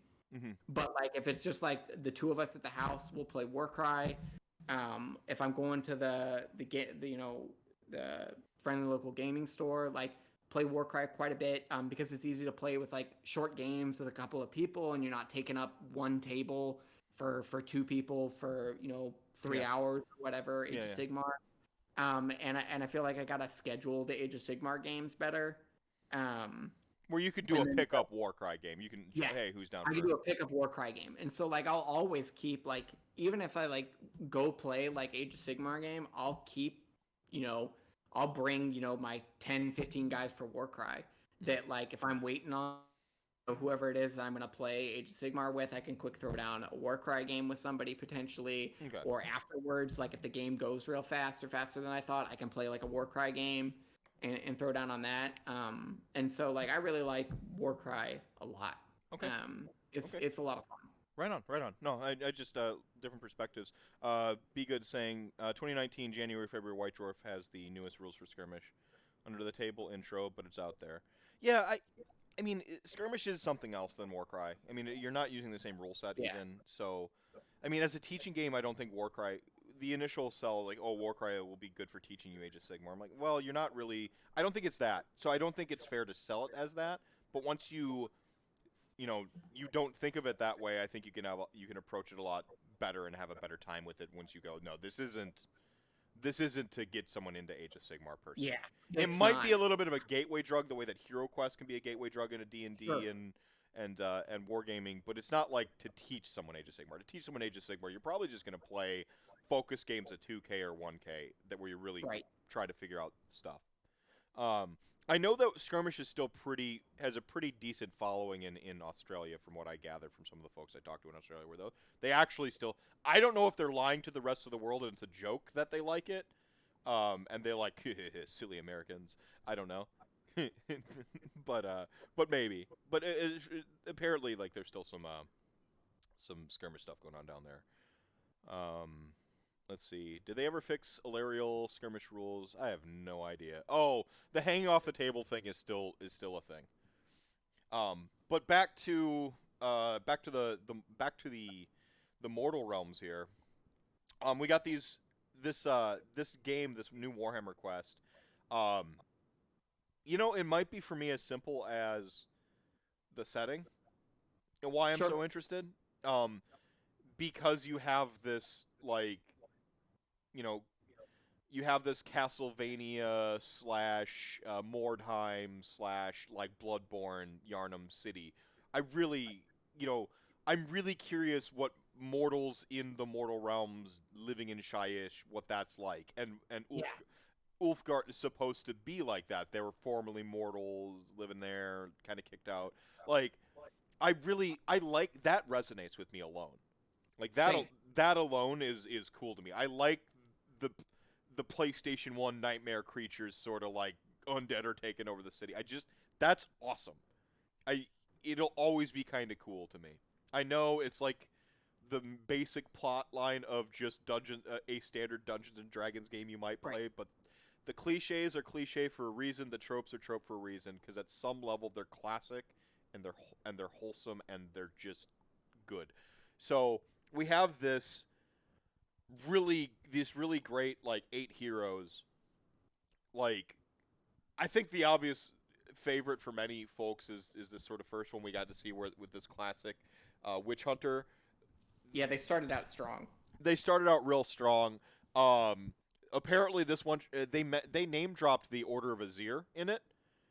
Yeah, I think so. And this guy got kicked out the Order of Azir, which is really cool. Then we have like a classical, like, knight rocking the twin comic iconography. First of all, which is really cool. Love the gigantic eagle skull, which is like somewhere in the Mortal Realms. There are huge eagle packs, like, flying around. Yeah. Like in Lord of the Rings. So that's pretty metal. But my actual favorite of the 3 is the one on the right. So while you were gone, I was talking about the guy on the right's my favorite too. Yeah. Okay. Cool. So, partly because he's gonna be the easiest to make a Vampirate. Okay, that's fair. Like, but I love that. Like, he looks like a almost like has like Spanish conquistador vibes to him, which is cool. And in, like, I think you get some of that in the Cities of Sigmar stuff, but like this guy just looks so good. Like the cloak on the back and the sword and the gun, like, Glario Van Elton III, the brash duelist, is the last surviving member of the once proud Van Elton dynasty. Like, you didn't need to tell me that this character was, like, of the third or nobility when I saw the sculpt. I'm like, of course. Look at this pomp and moxie. Like, the moxie is so good. It's just oozing with it. Like, and the sword, he's holding up the pistol and he's just strutting forward, ready to duel. Yeah. Like, it's so like, not like, I have a type, and it's like the belongs in JoJo's Bizarre Adventure type, and this one does. Like, it's just so good. I love it. This one's by far my favorite. In the heroes, at least of those 3. Let's see. I can't. Yeah. Where was I in my arting? All right, so those 3 are great. So the next 3 are for someone, and that makes me happy because I know for a fact all 3 of these sculpts are for someone out there. The bigs. Well, the ogre makes me excited. Yeah, the ogre's really cool for multiple reasons. One, it's an ogre, and the more huge, the more better, if you ask me. But like also the implication that it's the mercenary vibe of the ogres is coming back a little bit because they kind of got pushed into destruction pretty firmly. But remembering prior to like the Grand Alliance era back in the world that was, like ogres were kind of like the mercenary vibe of them. In Blood Bowl, your human team has ogres in it, like so. It's kind of cool to see that ogre alongside like a D&D party sort of adventuring party thing again. I really like that. The freaking face, this like almost Oni style face on its shoulder pad is amazing.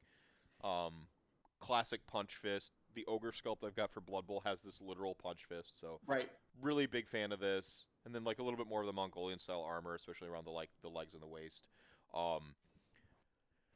I probably can't say enough about this Kurnothi. Kurnothi army win. Like, are we going to see? Just win. Yeah, bring it. Yeah, the way we had the LRL second wave, are we going to get a Sylvaneth second wave, and then Kurnothi are going to be in it? Are they going to be separate? I think it's fine to have them both in the same army, effectively. Just have them in the same army like they did with Orc war clans, right? Like if they follow that style where they can be totally separate, but they also can be all under this one giant banner.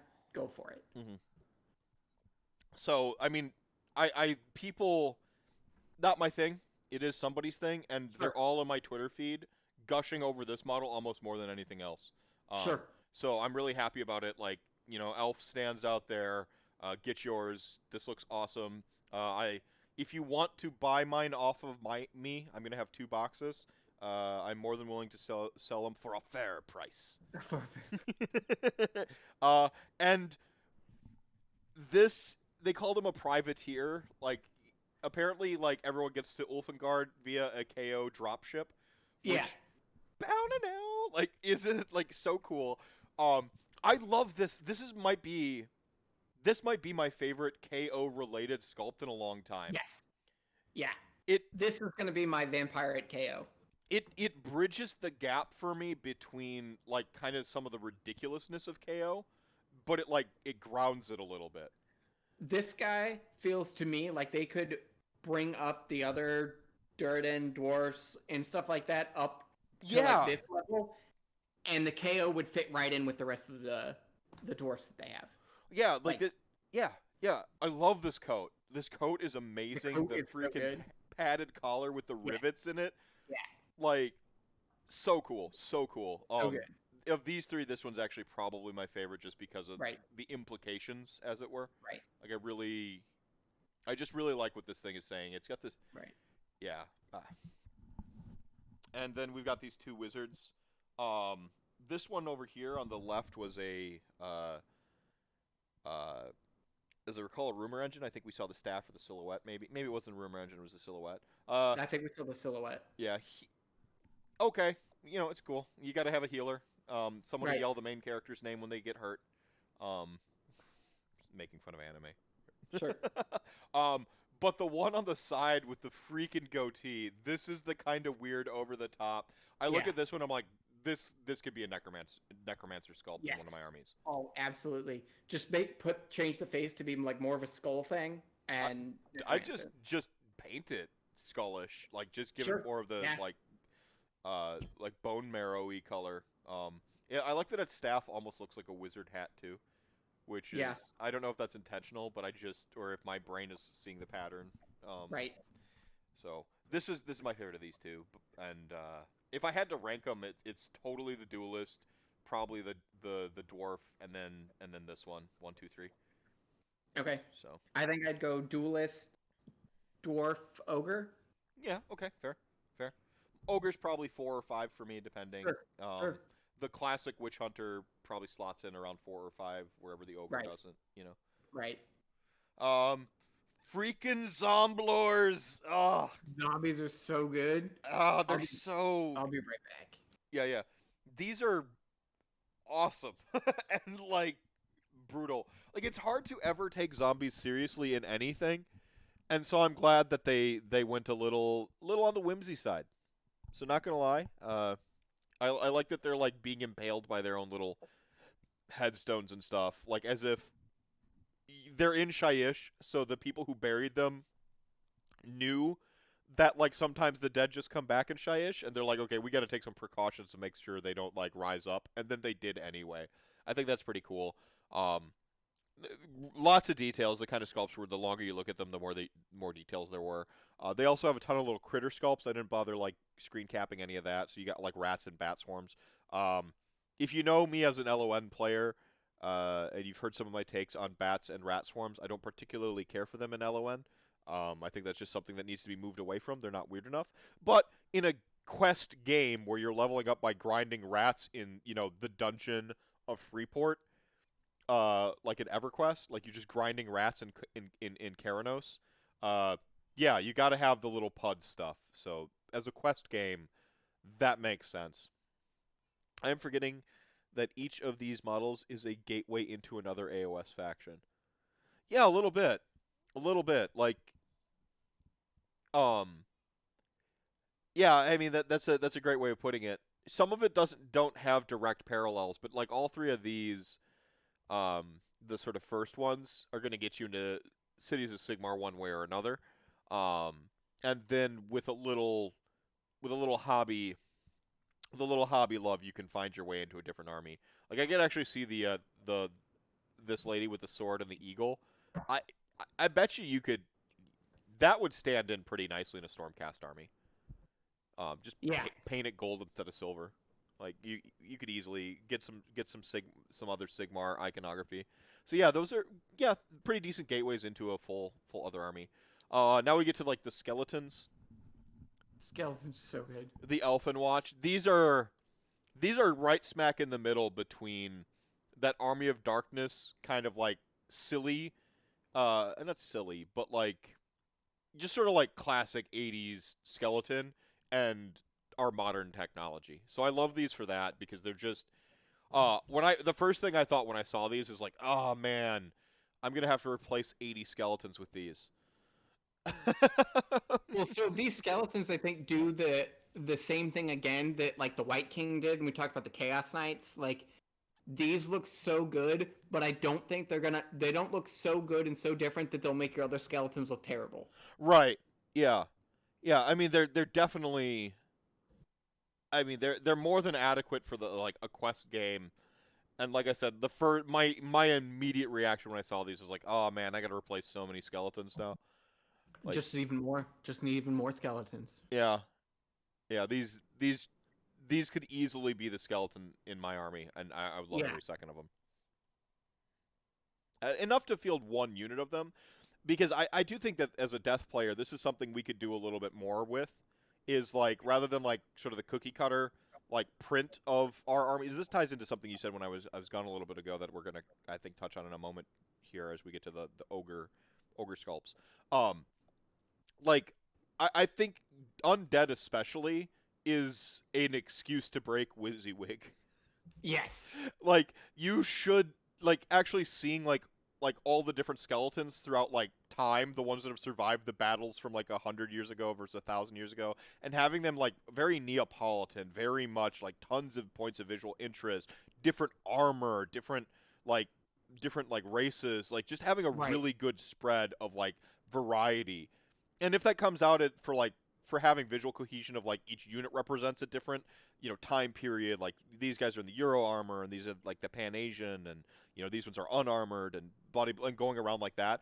I think that's death almost more than any other army feels like, from a hobby perspective, the one that really, really almost behooves you to do that. Yeah. Oh, absolutely. Because like you can't tell me that the skeleton's going to care what spirit picks up. Yeah. Right? So, like, if the skeleton, like, comes back and it's wearing, armor of some kind, they may pick up a spear that's of a completely different, like, style, and that looks fine. And I think you can do that in good ways in Death. And, like, I even made some of my skeleton be, like, Dead Witch Elves, and they all got, like, the Sisters of Slaughter heads on instead of the regular skeleton heads, because I wanted to be like, this was, like, they've killed Daughters of Cain, and like resurrect the necromancer, resurrected them again, and the witch elves are skeletons. Oh yeah, even if you read the LON battle tome, like the little propaganda section at the beginning, as things are being struck down, Nagash doesn't care what's being reanimated. It's represented for balance sake of you resurrecting your own stuff, but like in the narrative and in the story, like they talk about, like, there's this scene where there's like a greater demon, there's like a bloodthirster or something, and like it gets struck down, and no sooner than it is struck down, it is immediately resurrected and fighting the next line of troops. Like, it doesn't even have an opportunity to like discombobulate and go back to like the warp or whatever. Its corpse is like the spear from like one of these like just swarms of skeletons that just are climbing on top of each other like ants to attack the thing invading, right? Like they're just like piling on top of each other, like in the World War Z cutscenes where they like just amoeba their way over walls. Like, it's being pulled down, and as it's being pulled down, it's being reanimated. Like, just this like this ballet of death and reanimation that goes on when death actually takes the field. Like, I can't help but, and I talk about my competitive lean, and I maybe don't talk about my narrative and how my brain works very, like narratively too. I can't help but sit back from the table sometimes and wonder about if this was in the narrative, what it would like look like. Because I know I'm just pushing 40 skeletons towards you, and then like I've resurrected 11. But in the canon, it's probably like, actually the 11 skeletons were like 110 skeletons, and they fucking exploded. And the like other 100 that raise up were actually like your units that I just cut down. Right. Yeah. Like the fresh dead.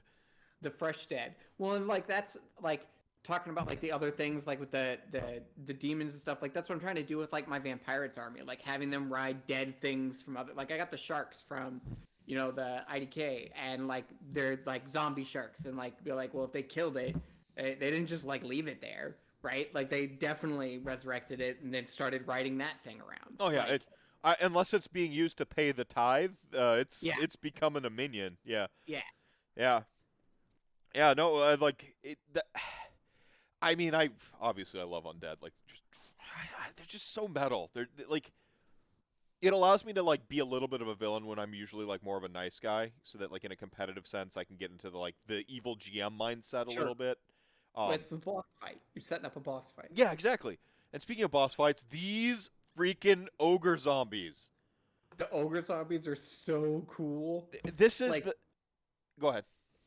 No, go ahead. Oh, this one hand here is the one hand we saw, and I said zombie, like zombie Axeman is what I said, I believe, when we saw it, because the pigmentation and the fingernails.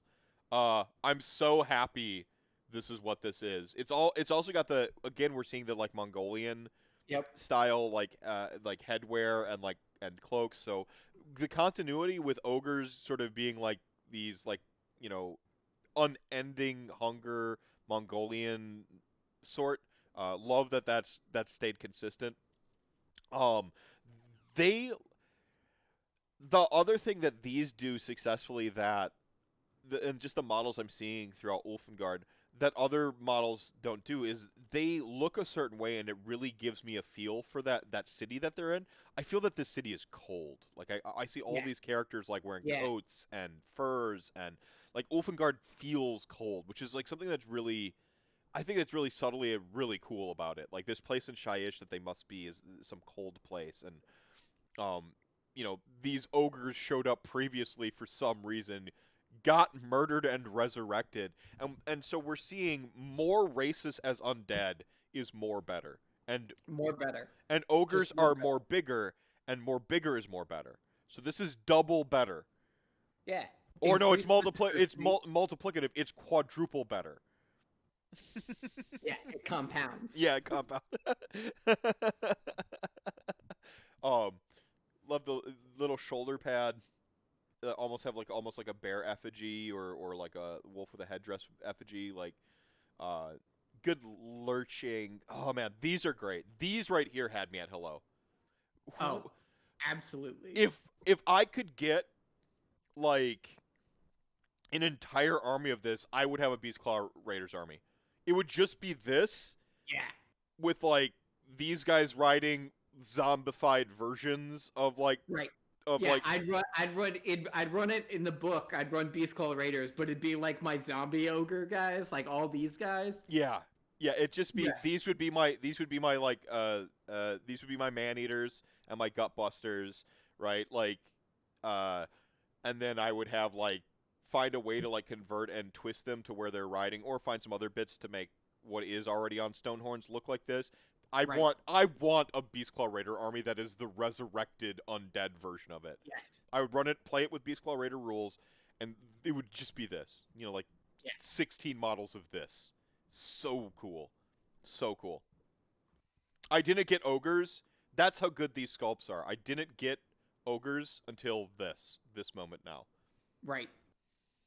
I think so. One of the things I think we will get with Blackstone, or not that Curse City, similar to what we did with Blackstone, is I bet we get some big, like as an expansion, we're gonna get some like monster, right? We're gonna get some zombie monster thing. I hope. So we're gonna get some other creature that's gonna be like a zombie or something weird as like an expansion for like a new boss or whatever, which I think would be really cool.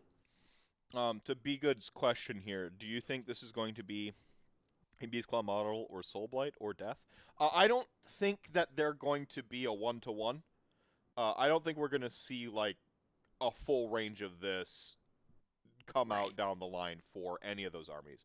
I do think that you're going to see War Scrolls for some of this stuff. What's in the box, there's a book that says War Scrolls. So we're getting War Scroll rules for all yeah, of these. so we're going to have some War Scrolls. Like, what that looks like, it might be a little similar to what we see with the Warcry Warbands and Slaves to Darkness. We might see something a little bit like that plays in Soulblight, I would imagine. Right. But I bet you they'll be underwhelming like those Warcry Warbands.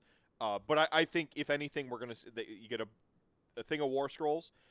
My brain immediately says they're going to keep it relatively separate, but like allow a little bit of just like a little bit of a nod to be like, yeah, okay, you can. But then once you're like in on playing Soulblight, you're going to find out like, yeah, I probably should just field this other thing. That being said, the conversion potential to just be like, yo, these are my like whatevers now. You know, this is my Morghast, or my unit of 2 Morghast, depending on base size and how big these actually appear. Like, these are my Morghasts now, or these are my. That's there. Just do that. Seriously. I bet out of this box, one unit of like War Scroll or Peace or something like that ends up being something we actually like is competitive and really good. Yeah. The rest of it'll be like subpar. Like, you can, like, if you really want to field this, you can. We're not gonna like, here are the rules, you can do it, but you probably won't end up running it as whatever it is out of the box. Except for probably like one unit or one hero or something like that is going to end up being good enough to be used. Yeah, my bet is the Soulblight stuff, just based on like where, unless we're getting a Order Vizier battle tome, right? Sure. Unless we're getting an Order of, so I'm going to caveat it. If we get an Order Vizier battle tome, or like Mortals of Sigmar type thing, where like we're Order Vizier in that, something where a lot of these other heroes that really don't, apart from like maybe suturing in with like Cities of Sigmar, like being able to play with Cities of Sigmar, we don't really have like a Mortals of Sigmar style, you know, army. I guess Cities could be that, but unless we get something a little bit more evocative of that, like, okay, here's a couple War Scrolls for Cities, might be your best case scenario. Right. These here, they called them the like Bloodborne packs or something like that. I took issue with them saying Bloodborne, because of course I would. These ones didn't move the needle for me, honestly. They're fine. Could be a little bit of the Flesh Eater Courts thing, where they're like blank canvases and they really need some work. But what's your reason? Yeah, like I like these. Cool basing like, on all of them. They don't do anything for me. They're very blank canvas, like FEC is for me. Yeah. Where, like, you have an idea, you can do it. I mean, I know they say these are vampires, but these are like the super feral ones. These are like so close to werewolves, though. I'm fine with that. Like, if you like, I know Mark Wolf is gonna like instantly have a field day with these, and I cannot wait to see what vampires or werewolves he does with these. He's already doing flesh eater courts where like he has like flares, the flying ones, where they're like brachiating across stuff. Like they're like werewolves that are like rooftop jumpers and stuff like that. That's cool. This right here reminds me of like what he was doing with those, where you're like, well, why does that unit have flying? Oh, because it's like leaping pillar to pillar. It's and jumping. Like it just jumped so far that it might as well be flying. Yeah. Right. Yeah. So he's doing that, and I could see these totally just like getting like some they dreams. have the right feet. There's already like some fur sculpted onto them, like whether like what it is what they're wearing or whatever. And you could sculpt more fur onto these and be like they're werewolves. Yeah, just build like, onto it with some green stuff and like boom, layers. Build onto it with green stuff, and you'd have sweet werewolves. Like I want to put like wings or something on these to like make them look like more vampire-esque to me.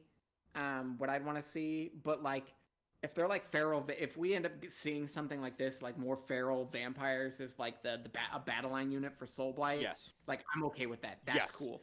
That's the exact take I was gonna say. Like, say this is like a unit of 10 of these, right? Is your like vampire thralls? Like what I want in Soulblight is I want to see like vampire thralls or some sort of like foot, 10 by like they come in packs of 10 and you get 30 of them or 20 of them and they're like your screen and your main like bodies.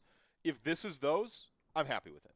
Yeah, same. Like if I have 10 of these in their various dramatic poses, one looks a little bit cooler, a little bit more feral, a little bit more werewolfy, like it's drawn out a little bit more, maybe it's got some bat wings, like it's just a little further, a little more.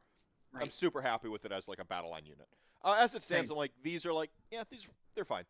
I like that they're going different directions with the vampires. It's very canonical to have like more your Strigoi style vampires, to have more of your in Rifts they're called wild vampires. So you have like master vampires, secondary vampires, which is most vampires, and then you have like your wild vampires who are the ones that like they get turned but like they go crazy. These are those. These look great. And like I think once we get all the way through the Curse City stuff, I'd like to, if we talk about like thoughts for like bloodlines and things like this, but I think that this is great. This would fit great. Yeah. So they don't move the needle a ton for me, but I like the implications. Yeah. This shit is the coolest. So I switch now to like the main sort of named baddies. I'm gonna address the one we already saw at the middle, the sort of guard captain here, the Ulf Watch captain. Cool. Yeah. Awesome. Exactly what I want from like a unit captain or like a Wight King champion sort that would like lead a unit of like of Graveguard or something like that. Awesome. Completely awesome. I'm gonna address the big bat in a minute. The grave gentleman whose name eludes me right now, is one of the coolest sculpts I have ever seen them make. This is S tier. Like this is. It goes a different direction from like Sigvald and Catacross and stuff like that, but this thing is so cool. I know it's a little Gravekeeper. Yeah, it's so cool. Like he's got the hook for like you can imagine it tells a story. So he's the Gravekeeper, right? Like he's got this shovel that is a weapon. Look at it's bladed. It's like an axe. He's got this hook for grabbing bodies or half-alive people and dragging them to a crypt. He doesn't hear you, or he doesn't see you. He hears you. He senses the living. Like it's freaking. It's like it is. Guillermo del Toro, like the freaking all of his crazy flights of fancy that he does in his movies, like really reminds me of Pan's Labyrinth. Like it's so cool. It's so over.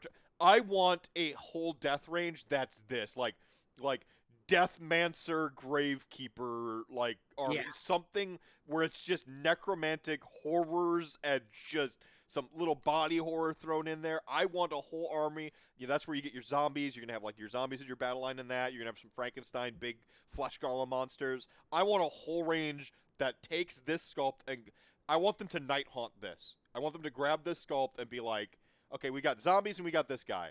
Let's take them as far as we possibly can and make a whole army out of this. I want that so badly. That'll just always be a wish. Maybe I'll vampirate it like you did and I'll just make it one day. Just make it happen. but this is what I want.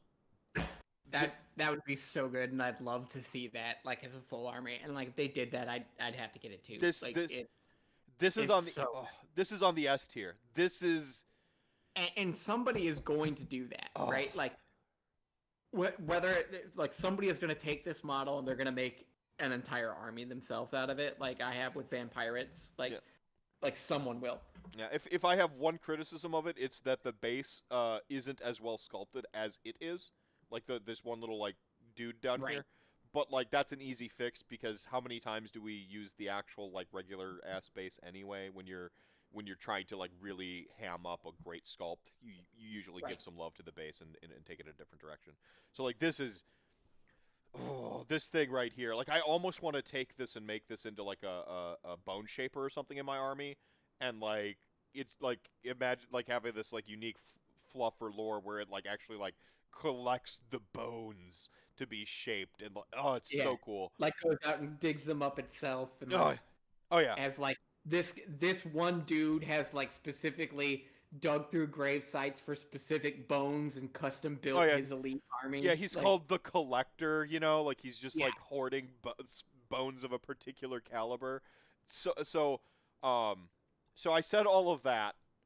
I'm gonna let you take lead on the Varghul for the new Varghul. Like is so much better than the Dab Varghul. Like with the weird sculpt, the current one. Like this for me supersedes that current one. Like just take that other one and just go like whatever, throw that over there. This now and use that. Like it's so good. Like I like it gets a little bit away from like the FEC current stuff because there's more fur on it than most of the FEC models. But I think that the way that it's done has a lot to do with the way that they've painted it. And I think that this would look right at home with the rest of the FEC models as your Varghulf. Like if you don't like the shoulder wings aren't big enough for you, you can take the Vargheist wings, clip those off, put those on. It's got bigger wings. Do whatever you want to it. But like this model is just asking to be a new Varghulf. I've never been more envious of Flesh Eater Courts players than right now. Sure. Give me a new give me like an updated Terrorgeist / Zombie Dragon. This is a criticism I have in Legions of Nagash as well. Is like I want a new dragon. That criticism, it's the same sculpt, so it transfers over to Flesh Eater Courts. Give me a new. Imagine this taken to 11 as your Terrorgeist as well. Imagine it now like quadrupedal, huge wings. Like imagine where you could take this. This to me, like this is possibilities. This is insanity. This is Age of Sigmar putting its stamp. This is Warhammer and Games Workshop putting their stamp on a sort of like something that exists in like canonically in like vampire-y, werewolf-y, you know, dark lore of the world, right? This the dark folklore of our reality. This exists. We have concepts of something like this. This is them putting their stamp on this. This is them. This is what ours looks like. Not just like a reinterpretation of some folklore or some sketch you've already seen. This is what ours looks like. I love it. So here's my long shot call on this model here. So if I'm gonna make a call on this. I think that this model leads to potentially FEC being a bloodline for vampires. Because FEC, the book itself, it had problems with the double fight on death, those things. Yeah, they largely fixed it. But what they were able to do with so few kits with that book, I think they did really well. It's true. Like, I think they did the book really well. The models, they were reusing a lot of them. There's not a lot in the range, as is. If they brought FEC and they brought Ursharon the Beautiful back, and maybe that's the new Mortark. Maybe he comes back. And hey, there you go. There you go.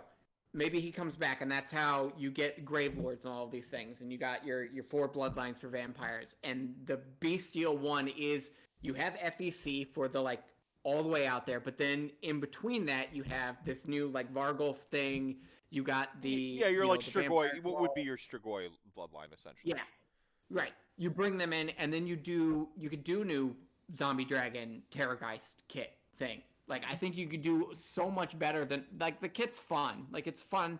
The model, I like the rules stuff, but I agree with you. I think I want something better than what exists for that right there. And that model, I think, is holding up a creative hole that I think needs to be filled with something better, well, like a better centerpiece. This proves to me that you can make basically what Flesh Eater Courts are doing better. You're telling me, I look at this sculpt, heck, even these like sort of like neutrally vampire ones we were talking about to be a battle line that's like just rando thralls. Like there's a little bit more to work with here than just like naked bone men, right? Instead of naked baby men. Like but this right here, it says like, oh, Games Workshop, I see you. Like maybe you didn't have the technology or like you didn't know quite where you were going with Flesh Eater Courts back when Age of Sigmar was kind of coming into fruition, and you made FEC, like our one death battle tome for like 3 years.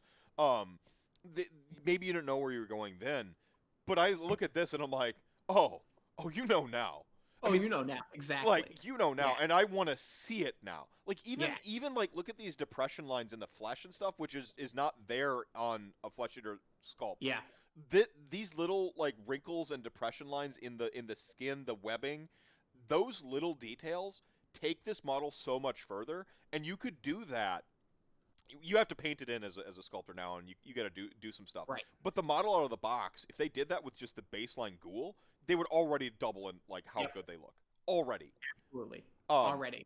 And so I think that FEC could be folded in to be that Strigoi bloodline. You bring back Ursharon or somebody else and be like, or maybe this is how Nagash has got Mortarks went and whipped the FEC in line instead of them being kind of this like rogue we hate, kind of Nagash thing running away, whatever. Maybe they've been brought in line. I know that there's a White Dwarf that I guess that came out. I haven't read it yet, where Archon goes and kind of beats up FEC to recruit them for additional forces. Maybe that's what happens, and this is the fourth like wild and crazy bloodline. You could stick all of FEC could go in there. You could do this really cool stuff like the sculpts and stuff that they've done now that we can see that they do, and I think it would work. Yeah, no, I'm with you there. And I zoomed in on this sort of Varghulf's face here. Look at this face. Yeah, it reminds me of listening to it was either Robert Rodriguez or Quentin Tarantino talking about Danny Trejo's face. And they're like, Danny Trejo has a majestic face, like, for lighting. Like, you just put a camera, everyone's familiar with Danny Trejo, he's actually, like, a really triumphant story. He was in prison, they sort of typecast him, and, like, he turned his whole life around it, like, his acting career of playing a mean guy and kind of turned into a real-life teddy bear. So, this Danny Trejo's, like, he has this, like, cavernous, like Mickey Rourke also, this like sort of cavernous, like greatly wrinkled face, and you just shine a light on it and see the lines that occur. They just gave Danny Trejo Wolverine's mutton chops and went to town. Yeah. This sculpt. Look at these fucking lines. Look at like you could be an average painter too, which is another thing I look at this and I go, you're going to contrast and dry brush the shit out of this, and it's going to look gorgeous, even if you're at, like, an intermediary level of sculpt, because they've given you such texture with it. Right. Like this is amazing. I love it's got the little scar here. It's seen some shit. It's got the bags. This is so good. It's so good, and it's got so much personality, and if they did more things like this and just dropped them in on top of FEC and rolled it into a vampire bloodline. I mean, so many of those models still have vampire keywords. So, like... Yeah. I think it'd work. Yeah. I mean, and that's where you bury in your bat sculpts and your dire bats, and, like, you can throw that stuff in with Flesh Eater Courts and no one would be mad, right? Yeah. If you want to keep some of that stuff around. Like, the rats and the rats and bat sculpts and stuff. You can keep that in FEC, and you'd be like, yeah, okay. Like, they think that it's the Royal Hounds or something, and it's just, like, a bunch of giant rats. Right. Yeah, or, like, they think they're falconers, and, and it's just fucking bats. Like, that, it's just bat. Yeah, that all makes perfect sense there. Yeah. These two here are just absolute home runs for me. The one in the middle, again, what I expect, good, it's good. It's good. But then but the freaking Corpse Man and the freaking Varghulf, they're such good. And I want to know how huge this is. I have no idea how big this is. I want to too. Like I Please don't be know. huge. Please be Please huge. be huge. Please be on that 60mm base. Yeah, be huge. Do not ruin it. If this thing is huge, you don't need to be like Sons of Behemoth size, but be bigger than a Gargant. Right. Or I'll settle for at least the size of a Gargant. At least the size. Just be huge, please. Oh, so good. Yeah, so those. And now we get to, like, the big bads themselves. We already touched on the Torture Rack before. I like that this turns out to be the Vermin Lord, the one who, like, keeps tabs on you through the city, through all the critters, and, like, we see all the critters on the base and stuff.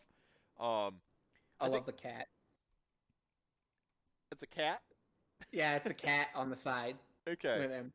Okay. It looks so happy. Yeah. Big fan of the bat. Big fan of the crow. A huge fan of him. Like, whoa, getting a kind of a Kislev vibe from it, and again, that feel that it's very, very cold at Ulfengard. Got the rat friendo. This model is great. It's got a kukri, freaking, the dagger. So really cool. Holding keys. Just cool. I kind of already talked about this, but now we finally get to see the big boy himself. He is an ogre vampire. Yes! He's gotta be an ogre vampire. His name is Radical the Double Wolf, as I recall. That's amazing. The existence of those wolf pelts implies the existence of wolves that big. Yeah, and this might actually be the same pelt. So like there are double-headed wolves this big in the world. Sure. Which would be cool. Oh, so metal. I see one tail, this is one pelt. There's a double wolf out there that just has two heads. Just two heads? Yeah. Oh, that'd be awesome. It's so cool. This sword has seen some shit, and he's still chopping people. So he's not using this sword to kill. He's using it to hurt and maim. Yeah. Which tells a story about him and how vicious he is. This model's great. Not quite S tier for me. But again, the implications of ogre vampires, that's S tier. Yes. I'll put this firmly A tier. This is firmly A. But I can't look at this sculpt and then put it next to this fucking Varghulf or the freaking Gravelord and be like, yeah, these are, there is so fucking good. And what's up, Sajil? How's it going, my friend?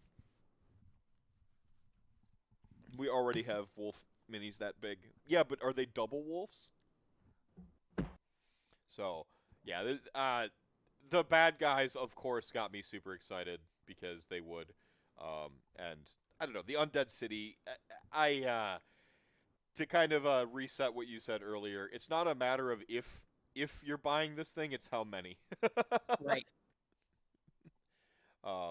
Rules book, quest book, you get the board tiles, your dice, secret envelope, so there's probably some sort of hidden component or hidden objective that you need to progress through the dungeons. Super cool.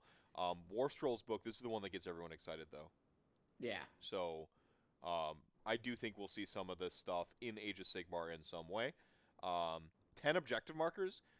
I'm going to use these in my Age of Sigmar games. These objective markers. I'm going to use them.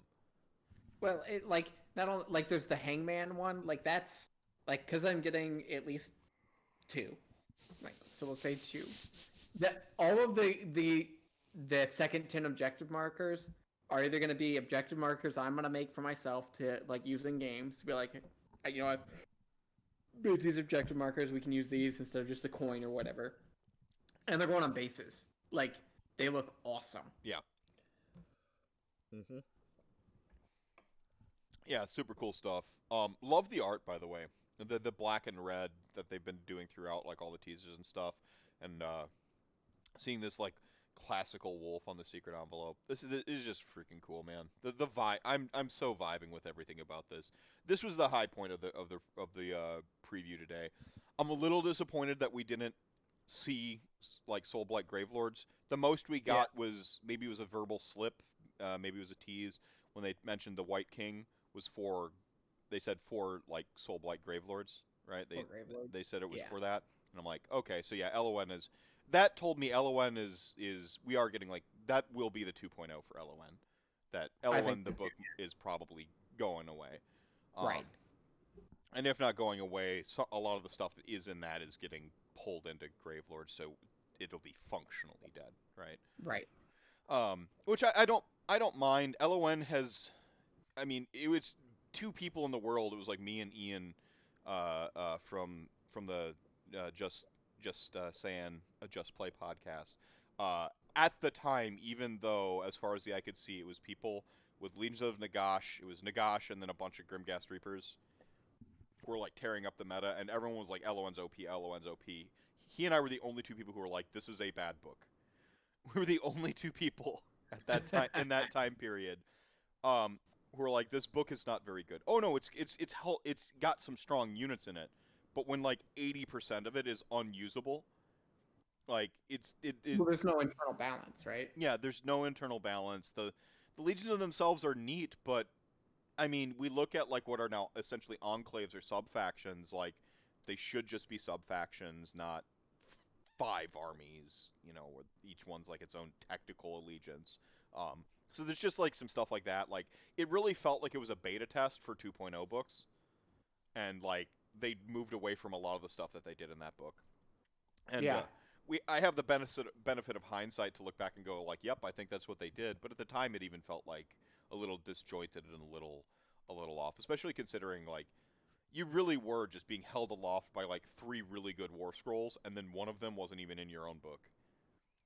So I maintain Skeleton Warriors were good, really good battle line for what they were.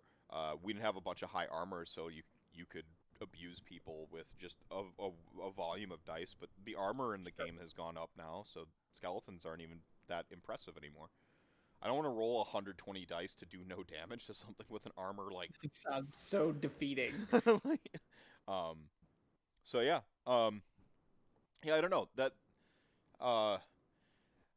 But I was a little bit disappointed to not see Soulblight. They're coming though. I know they're coming because I've seen Milady with a Milady bat hair, so I believe they're coming. But you don't have that problem, and maybe we can talk a little bit about.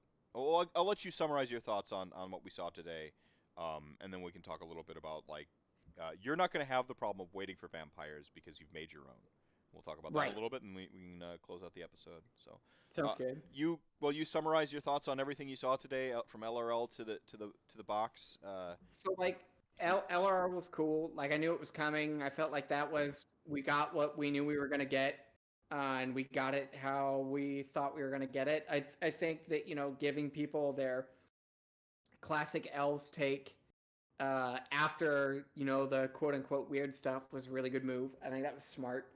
I think that you only gotten more people interested in LRL now than if you would have done it the other way around. It would have felt like people were like, well, wait, where is this going? This is a bait and switch. This isn't the army I thought it was.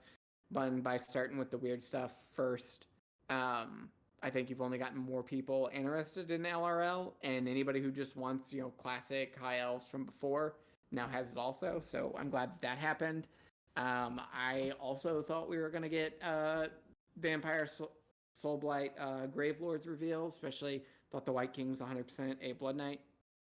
I feel like they were trolling us by releasing that model instead of whatever's coming for Soulblight Gravelords later. But it's still a great model. Like, if I wasn't so hyped for vampires, I think the Wight King I'd be super hyped about. I think it's a great model. I just wanted Blood Knights. The Cursed City stuff is... I don't know anybody who could be disappointed with it. The sculpts are so good. There's so many different things. You can have your replacements for your zombies. You can have your replacements for skeleton warriors. If you don't like them, you can complement whatever already exists. We got new take on some vampires. New Vargulf, which was needed. Got a bunch of heroes and other potential jumping off points for other armies that I think will work really well. And I think we're starting to see a lot of what the sculptors can do and how technology has advanced. And I do think FEC is going to get folded into like a bloodline for vampire, Soulblight Gravelords. And even if it doesn't, I think it's fine. Like, I think it still feels death. I think it fits in even better now with the, like Strigoi vampires and things like that. So I think it's really cool. I was really happy to see the Nighthaunt hero. I hope that it's like 7 wounds, and I think you could, really give Nighthaunt a lot with 1 unit that I think would be cool. And it'd be nice to see. I think it was also cool to see the Stormcast, bro. I keep making good models. I hope that they have good rules. Like, make that guy like a absolute soldier on foot and like destroy things and scary to engage with. That'd be cool. But I think, even though I wanted like Soulblight Gravelords, I'm not disappointed by this reveal. Like, I was happy to see so many different things. I know that they're still coming. They, whether it was a slip of the tongue or on purpose, they mentioned it in the Warhammer community article. They mentioned that more undead's coming later this year. They mentioned that Death Rattle will be with the Wight King. And I think that was done on purpose, let people know that Death Rattle's not gone. It's still going to be there in some way. I'm excited to see what happens. I do think that LON is either getting replaced or with the Soulblight Gravelords. Maybe it won't. That'd be cool too. Like, I wouldn't complain if they redid LON after they do Soulblight Gravelords also. And I think you can just fit a lot of death models in, kind of 4 archetypes for vampire houses or bloodlines really well. I do think that if somebody's coming back, I think Ursharon the Beautiful could be coming back and could be what brings FEC in line with vampire bloodlines. And that could be like the Strigoi. Maybe not. We'll see what happens. But I think that could work out really well and be cool. All of this had me really excited for, like what I'm going to do or could do with Vampirates, my own vampire pirates. I didn't want to be disappointed or not disappointed by GW, so I kind of took that up myself to just make that happen. I started with OBR and the IDK boat, so I made the ship.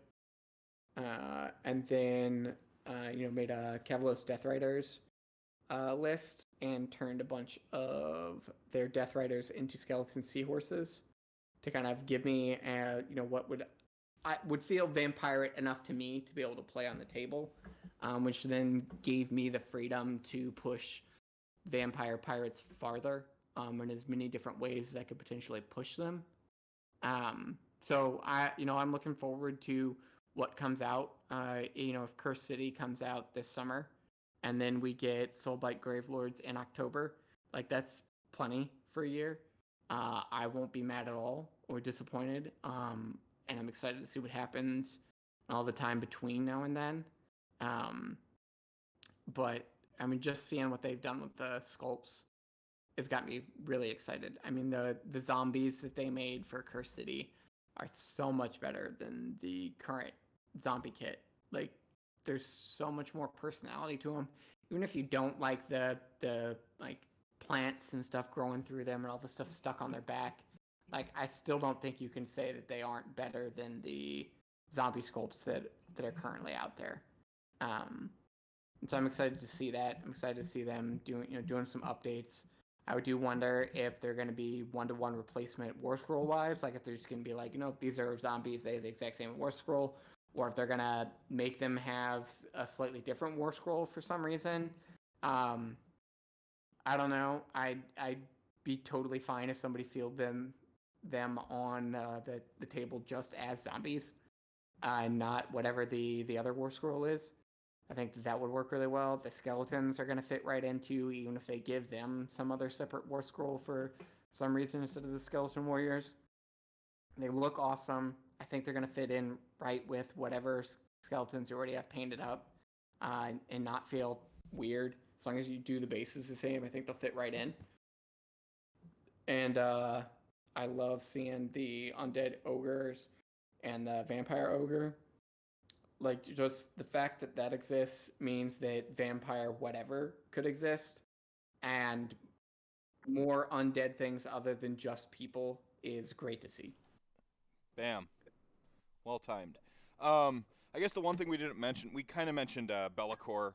They ended on a teaser of Be'lakor. It's Be'lakor. Right. Everyone knows it's Be'lakor. No hot takes here. Cool. I hope it's super huge. He looks swole as hell, and Be'lakor's already a sweet, like a really sweet sculpt. So like, yeah, make it with modern technology. I'm ready to go. I'm stealing your idea of having him killing himself. Yeah. When I buy that. When I buy that model, when, not if, when. Right. So that's gonna be super metal. The only other thing I'll say is I think they just kind of confirmed that the next Broken Realms book is Broken Realms Be'lakor. Be'lakor. Yeah. So I think so too. The shadowy figure that we've seen show up multiple times is just Be'lakor. Like, could be, yeah. Probably. Yeah. Like, yeah, I mean, he calls himself the first prince, right? Like, and stuff like that. He just did stuff in Wrath of the Everchosen, right? Like, he showed up with Archaon to try to fight back the Osiric Bone Reapers. It's got to be Broken Realms Be'lakor would be my bet. You got to get some chaos love in there. They went back to back on elves, right, with Teclis, and so I think that's. Well, if they do Broken Realms Be'lakor, I think that also opens up for them to do Order of Zazir in response, could right? Be. That could be the Sigmar's response to whatever Be'lakor does. Yeah. Stirs up chaos-wise. Something's gotta. There has to be something to cast that shadow to compare to it, the light to go with the darkness, and I think the Order of Zazir could be really cool for that. I mean, I'm still really, really hoping we get Alarielle somewhere in here. I don't remember how many books they said it. They say 4 or 5 is what we were expecting. 4 or 5. I think is what we're expecting. I think we still got room for Alarielle, like the last one, or I think it's starting to look less guaranteed now. Like, if we didn't get both Teclis and Morathi, I'd have been like, oh yeah, Alarielle's a shoo-in. But now we got both of them. It feels like we might not be getting Alarielle, because I do think you still see a Gordrakk. I would hope, or if not Gordrakk, what's his name? Not Snazgar. Skragrott, yeah, or Skragrott. Like either or, one or the other.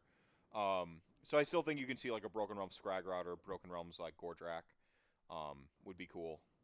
Destruction's got to get love with the Broken Realm stuff, and they're a wild card in these grand machinations that can sort of reset the clock, so to speak, on like if it looks like Chaos is about to win because they're about to get their god back, right? And Teclis is being an idiot and attacking Nagash. And this isn't me being a Nagash stan. This is me being like, he's an idiot when Slaanesh is about to break loose for freaking dividing their troops and going after Nagash to punish him. Man, you certainly like to cast stones. Beating up on Chaos in the 8 points. Yeah. He's got to be punished for his many transgressions. Look, buddy, if we're gonna start throwing stones from this glass house, you got plenty yourself. I'm not saying the fact that Nagash doesn't remember the world that was like absolves him of his crimes in the world that was. But, like, they certainly remove some agency of them. Meanwhile, you fucking remember your shit and you gloat, you piece of crap. Look, I'm not mad at Teclis. Elf's gonna elf, but, like, you don't come after my boy. Well, like, Slaanesh is about to break out. Let's go freaking start a war in Shyish. Awesome, dude. Like, yeah, that... Great move. Yeah, good stroke of genius. Like... I don't know. Yeah, so, I was kind of mentioning, one of the things you don't have to worry about, though, is, like, you get to put your own vampires, like, on the table. I guess, I maybe just take us a little bit through, because we're running on going to be a 4-hour RantCast now. maybe give us the sort of like inception. Where was that tipping point where you're like, fuck it, I'm gonna make it?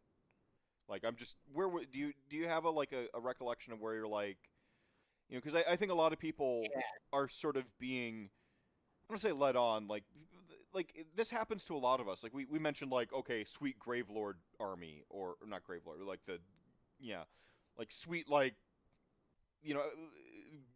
goblin, pirates, and like people have these like army concepts where they're like, that would be really cool to see in Age of Sigmar. That could be a really long wait for a train that never comes if you're caching it, let alone if you like, we had some rumor engines we suspected. Like, what if you don't even have a rumor engine to cling on to? Like, where was that where you're like, you know what, I'm just gonna make it point? Because I think that's useful to others. Go on. Yeah, so the tipping point for me was, I think it was November-ish. It was definitely November, because it was in November. Like, I think that I had gotten to the tipping point where I was convinced we were definitely getting vampires of some kind, right? At that point in time, we had enough rumor engines. I think we, had seen enough of things, and people were talking about it. And I started talking about, like, okay, like, I'm really excited for this. I'm excited for vampires. It's going to be Vampirates. It's absolutely going to be Vampirates. I don't think it's going to be, I think High Gothic now. I think that's all but confirmed. Mm-hmm. So it's not going to be Vampirates. But at that point in time in November, I was like, it's going to be Vampirates. I'm super hyped for Vampirates. This army is going to be awesome. I love, sea. I love swashbucklers. I love pirates. I love vampires. Castlevania is super cool. All these things. I was like, it just hit all of the notes for me. Mm-hmm. And then once it was, I talking to people, they're like, yeah, but what if it doesn't happen? And it was my answer to what if it doesn't happen, was thinking, they're going, okay, I want this to happen so bad. Do I want to rely on GW giving it to me and be disappointed? Right. And I decided I didn't want to be disappointed. And the only way I wasn't going to be disappointed is if I just did it. And so, I started looking at things, piecing things together. I made the captain and the tricorn hat. And once I was able to do the hat, I was like, okay, this works. I can do this. I'm gonna make an IDK boat into a pirate ship. And that's gonna be cool. And and if I can do that, then I'll continue to go further. And so, my wife got me the IDK boat for my birthday or Christmas. They're 3 days apart, so I don't remember which place I got presents from. But she fed into the hype, because she was talking to me about it, and she was like, no, I think that vampires are going to happen, or you could make it. And so she was supportive, and my birthday, for my 30th birthday, she just did Vampirate themed as a joke, because what else are you going to do for a birthday party? I saw those photos. Those are, I think you shared some of those in Discord. Yeah. Maybe it was Twitter, but yeah, I saw some of those photos. Those were fantastic. That yeah. was a birthday game 100 from your wife. Way to crush it. Seriously. It was fantastic. And so I think she got me the IDK boat, and she got me the Blood Surf Hunt kit with from Broken Realms. And then I ended up getting ogres and a bunch of other things that were Pirate-esque that I pieced out and had put together on a wish list of bits to make Vampirates. And so I started with the boat, the ship, Neferata's Revenge, and I made that. And once I made that, I figured that had to be the hardest thing to do. If I couldn't make a ship, what are pirates without a ship? But if I could make the ship, then everything else could fall in line. So you kind of started from a core, I got to be able to do this with the hats, because if I don't have my, if I can't make the iconography, the iconic pirate hat, then I can't have pirates. And the other thing is then you did the hardest thing. Yeah. That's that's kind of cool to me. I think everyone approaches challenges different in their life, but that you're the thing I have to do, the thing that's hardest to do, and those were the first two things you tackled. And do you think that in general works for you, or in general you think it'd be a good jump off point for other people? So I think it depends.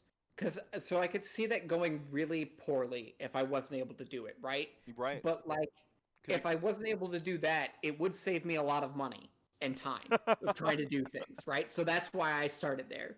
I was because if I can't do this, I don't want to make I've made all my all my, my foot soldiers, my battle line, and everything else, and then I don't have a ship for them. Yeah.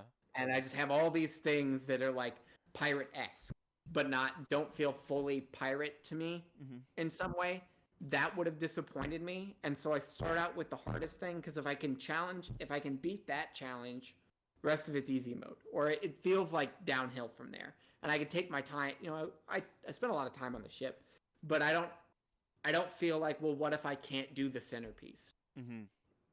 And so I wouldn't end up with well, this is where I'd put my pirate ship if I had one, right? Yeah. I don't end up with the place on the shelf and then nothing to ever put on. Well, and it sells the premise too, from like a practical sense of like you're putting your army down for people.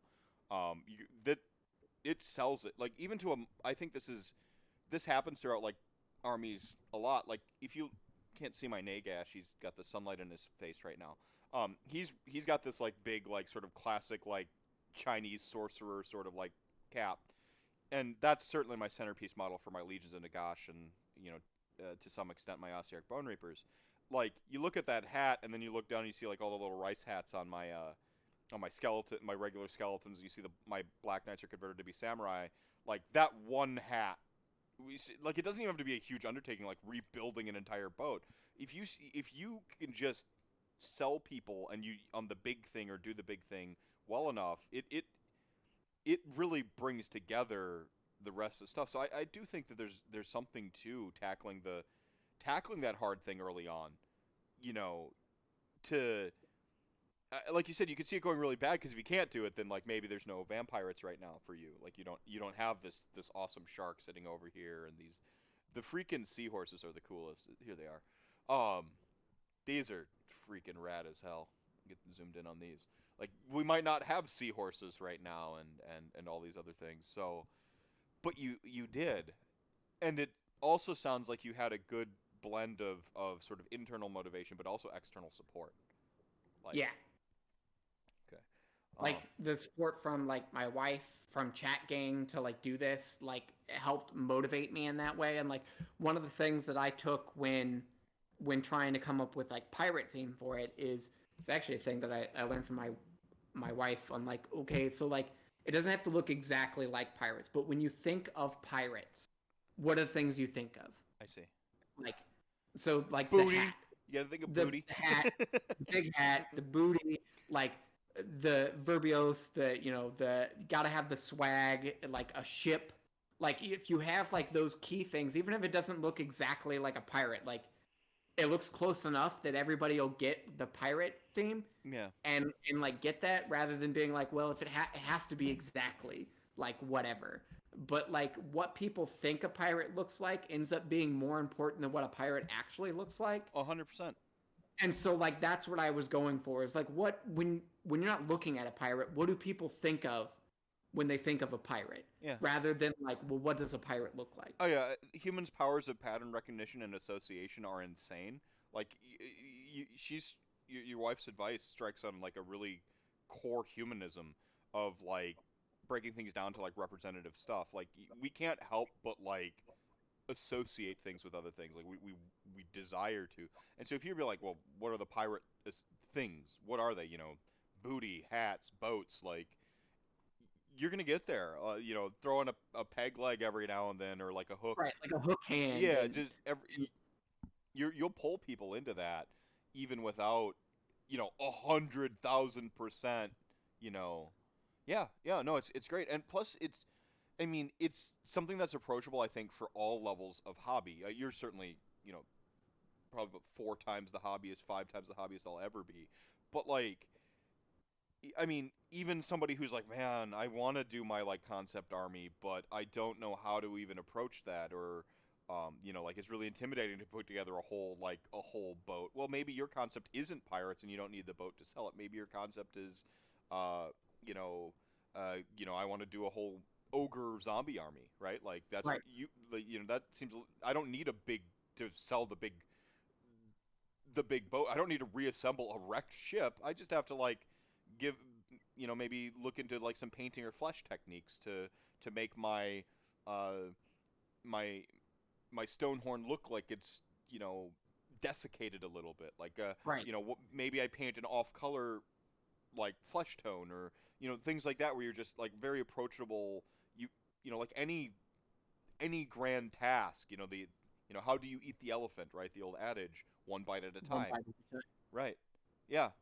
Yeah. And to just break it down. And I really like that you start with the challenging thing, because you kind of proved your concept to yourself, and that gave you the resolve to, like, see it all. That gave me the motivation to keep going with it, right? Like, and keep pushing with it. And like, yeah, like it doesn't have to be like a major thing. Like the seahorse knights, right? That isn't was not a terribly hard conversion. Like, I found some plastic seahorses on Amazon. I cut their heads off with a saw. I took a saw and cut the Death Riders in half. When you took the picture of the plastic seahorses, my brain short-circuited. I'm like, how is this? And then, like, this one over here, especially with the crocodile face, because it's got the really good, like, lines, the sight lines, where it goes back through the body. Like, I'm just like, wow. You know, if I didn't know any better, I'd think you, like, green stuff these together, or you, like... And I didn't... I super glued them on, and then I put crackle texture paint and painted over the space in between to try and, like, make that not as discernible as, like, the difference between the two. To be like, yeah, why couldn't Bone Reapers just smash a... seahorse skeleton with a horse skeleton? They don't care. Yeah, no, they sculpt it whatever. It's just bone to them. They make the bone into whatever. They got a whole thing called a bone shaper. He's going to shape bone. And here we go with the you've got your predator spell here, which is, by the way, a good substantial spell if you haven't seen this thing on the table. The bone shaper's predator it's spell. Way bigger than I thought it would have been. Oh, it's so cool. Like, it's huge. But, like, here you go. You've got, like, a little bit of coral. Your basing, by the way, really, really great work too, all around. Like, I get the sand, I get the waves. Did you do a resin pour for the water? No, so I used acrylic water-based. I know that I have it listed somewhere, and I could send it to you if you wanted to, like, tag it afterwards or something like that. But it's just like a texture paint from I think, like, Vallejo, and, like, I just painted it on, and so I painted, like, ocean colors underneath it, which I totally stole from one of Vince's videos, like painting white and then bright blues. Stealing from Vince, always a good move too. And then painted this acrylic water effect over the top of it, and then I saw somebody else use a toothpick, and you, like, lay it over the top of it, and then, like, lift it up to, like, make the waves. Okay. And I'll pull it into that wave shape, and then I'd let that dry, and then I used the Holland Blizzard texture paint as, like, the sea foam on the top of it.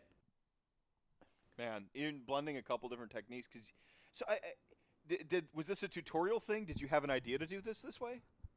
I saw other people's ocean stuff and was like, I think I can, like, piece these in different ways. So you're getting these different, so got, like, you just took a little bit of this technique, a little bit of that technique, and right here, this predator, I can't remember, like, the beginning part of it. You know, it's Bone Shrieker Predator. I don't remember. But, like, little dabs of coral around here, and then the booty, the treasure chest, right? Yeah, the treasure chest, right? It's just instant pirate theme. Yeah, boom, pirate now. Like, we pirates again. Like, yeah, it's interesting because you can just use a couple of these elements to help identify and bring that continuity through your army. So this is, I by the way, I really like your just in general the color scheme you picked for it. Very, very spooky ghost. Seeing Nighthaunt in something like this looks great too. So anyway. Yeah. And yet again, a thing that I saw other people do well, and I liked ghosts in that way. And so I was like, because if the water's going to be blue, I didn't want, like, blue or gray ghosts. So I wanted, like, green. So now we have another boat. This would be, so what is this counting as? I see a bit of a engine. I'm sorry. Man, why am I blanking on everything? There's the Mortis engine, there's the Bloodseeker Palanquin, and, like, the Vampire Trio with, I think it's Bloodseeker Palanquin or something like that. Yeah. And so I was like, okay, so I liked the spirit, the ghost riding thing, but I was like, I want a boat instead of, like, this stone chair floating thing. Right. And so I made a tiny little boat, and I was like, okay, so then it's got to have 3 vampires on it, Vampirates. So I put like one of the vampires from the thing, did a head swap, put her on there. But then I was like, I want to have like 2 escorts rather than just like the maiden sitting in there stirring the pot of blood or whatever. Mm-hmm. And so I took what was probably like more high gothic vampires, but they're the escorts for the Vampirate. And so I figured by blending in and weaving in some of those high gothic, you know, in small elements where I could, I'll be able to pick up the Soulblight Gravelords and be able to make them fit in better. Yeah, not bad. Yeah, Blood Coven, Shrine or something like that. I already had the Sister of Battle sitting up here for a while, which is a classic, just winged horror vampire. So it's super cool. Let's take a look at some of your battle line here. I see like these are more like coming off the ship deck now, like little could be Mortek Guard or skeletons, right? Yeah. So these were I did these up because I had, you know, Daughters of Cain, but I wanted some of my internal fluff is my Vampirates have fought with my Daughters of Cain army and have killed them and raised them up as skeletons to fight on the ship. And so I have these like all over my ship, Neferata's Revenge right now, as like deckhands and things like that. But then there's another unit of skeletons in there that I have like on the beach. And so I did the ones on the ship before I had figured out the beach theme, just kind of testing around with things with skeletons. But then I did, you know, painted some skeletons that are, you know, marching up on the actual beach line too.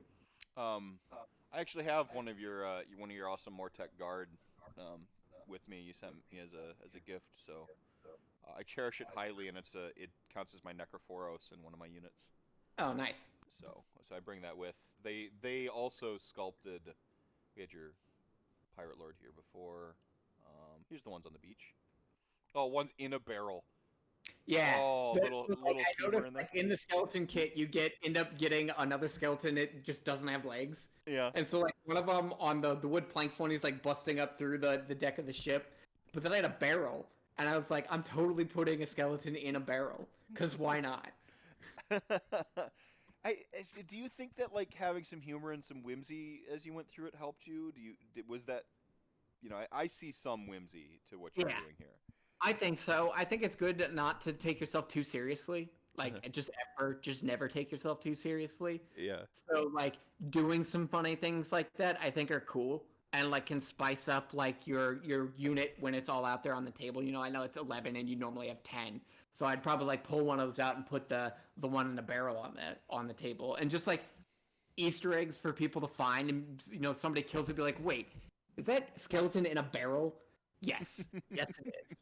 Those points of visual interest. We got the sort of converted Akelian King here to be like a Vlazda or a mounted vampire lord or Kavalos, Liege Kavalos. Right? Yeah, it could be Chavalos. Also, I just wanted to do this one. I had no idea what it was going to be, but Abyssal Horror that's in Legends now. But I just wanted to paint that up as something, and so I just did. Oh, that horn is a Bika. That is a core. That's a horn that comes with like the straight skeletons. Yeah. That's one of the Dootman. In the box. Yeah, skeletons have a reputation for having really ostentatious like horns. Because it's just the joke that they have no lungs, but of course they have horns. So, the color scheme on this one is like what really strikes me. I like this green red, and then the red goes to like this pretty like harsh blood color. Yeah, I like that. That's cool. I had to put a cool hat on it. Yeah, I see the hat. Was that the same technique again with like the sort of cardstock, or was this? So yeah, I did it, but I just folded it differently. So I like Barbossa from Pirates of the Caribbean was the inspiration for that big hat, and then put a feather in it. I keep stepping around one of my favorites. I'm gonna. It's time. We'll go. And so here's the shark. I love this. This is one of my favorites. Pulled in some basing elements. We got the Azurite Ruin, classically. Yep. So you got your texture paint you've kind of layered in there. We got a barrel. There's probably some booty in that barrel, or it's flotsam. You got your basing texture and your water, and then you just have this like rad ass shark with a super classic vampire lord, even the old school spear. Yeah. Got a freaking even got a spirit host in there too. This one's just, there's so much going on with this. I put like all the spears going into it to like I hadn't like been brave enough to like cut the tail off and put a skeleton tail on, which I did with another one later. So I put like all the spears in it, being like it's died, it's been stabbed to death, and then I figured like the spirit host on it would also make it look more like this is a zombie shark. And then put the vampire lord on it, and that's my counts as Liege Cavalos. Liege Cavalos, this is your Liege Cavalos, right on. Yeah, that's cool stuff. Get the seahorses in here. More tech. More tech. Yeah, my coral reef guard. Coral reef guard. Yeah. Cool texture work again. Did you actually scrape your banners down to where you could? So I green stuffed over the top of the banners instead of scraping them down. I just took a little bit of green stuff and just flattened it out. Smoothed it through, yeah. Smoothed it out. I'm probably gonna do that. I think I'll steal that technique. That's way easier. I don't have a Dremel. We have a bone shaper currently pulling together, and she's like a vampire queen. She's got the freaking beehive hairdo. Yeah, the beehive hairdo. I took that vampire sculpt, threw some wings on, and was like, oh, I want to have this as like the bone shaper. And so I took like some of the wispy stuff from a spirit host, and then put more tech guard pieces on it. I think those are actually Liege Cavalos pieces, but yeah, it's close enough. Yeah. This is awesome. Like she's even then the correct like she's just got this like this cadence, this pose, super cool. Like the pose sells the model almost. Really cool action shot too. I really like that the action, reaching out, pulling it together, and then but has the javelin back. So what are you using? We have another endless spell here. The shrieker here. What did you use for the coral work? So it's an army painter summer brush thing that I've been putting on pre-priming on bases, and then once I've primed it, it's gotten stiff enough so I put PVA glue over it, stuff like that, and then once I've primed it, it's usually stiff enough that I can like paint it lightly. If I'm like too rough or things like that, it breaks, but I mean that happens. I mean, coral's supposed to be brittle too, so right. That sort of transfer of mediums makes it kind of even look brittle, and it kind of works. It really works. I love Bird Friend. Bird Friend's so cool. Also a huge sculpt. More coral, more beach, like really bringing it together. I mean, you just keep this consistent aesthetic. I like your ghosts tend to be in that same vein, especially for the endless spells. Like good continuity between the 3 endless spells here. I think that was the pony one I looked. Oh, hey, you have 2 of the Sisters of Battle like winged. Yeah, so this is how I painted them first, and then I ended up using them on the Bloodseeker Palanquin. All right, cool. I see those Sisters of Battle, like the new stuff is so great. Yeah, the new Sisters of Battle looks so good, and you just put like wings on them, and they're just instant pirates too in that high goth feel. Instant high goth pirates, yeah. So we have one of your like zombie eels. Now this texture looks on the eel itself. You did some stuff here. Yeah, so like I copied Ricky Smith did this for some IDK Daughters of Cain like eels thing that he's doing. He did a replacement for eels with these, and then I found somebody else that did the like barnacles all over regular eels, and that's how they made ghostly eels for like an undead eels in their army. And so I kind of combined the 2 of those things. So I green stuffed some barnacles on it. I left the legs off of the Seekers, and then put just 2 spots of green stuff there, and then I found the end of a metal scraper that's kind of like circle shaped, and then just started pressing that into it and kind of got like a scale effect for that. And so then I went with that, and then I put some texture paint in different areas of it, and like the fin is green stuff over what was like looked like hair. Right. So I figured it wouldn't have hair. Yeah. And so that's just green stuff. I just pinched it together and pulled it until it like stretched, and like then eventually pulled off into nothing. And so I just did that, stretched it until it got too thin and broke off. So it's gonna look a little gnarled, like it's flesh is decayed because it's a zombie. Yeah, right on. And so like this is like my Vampirate Lord on mount. I'm working on some of my own Blood Knights, Vampirate Blood Knights on these like half dead eel things to get those. But waiting on some other bits, and I'll finish those up. Showing kind of the other version of the same thing. The green again with the red, nice, helps it pop a little bit. I think is this the one that you is this?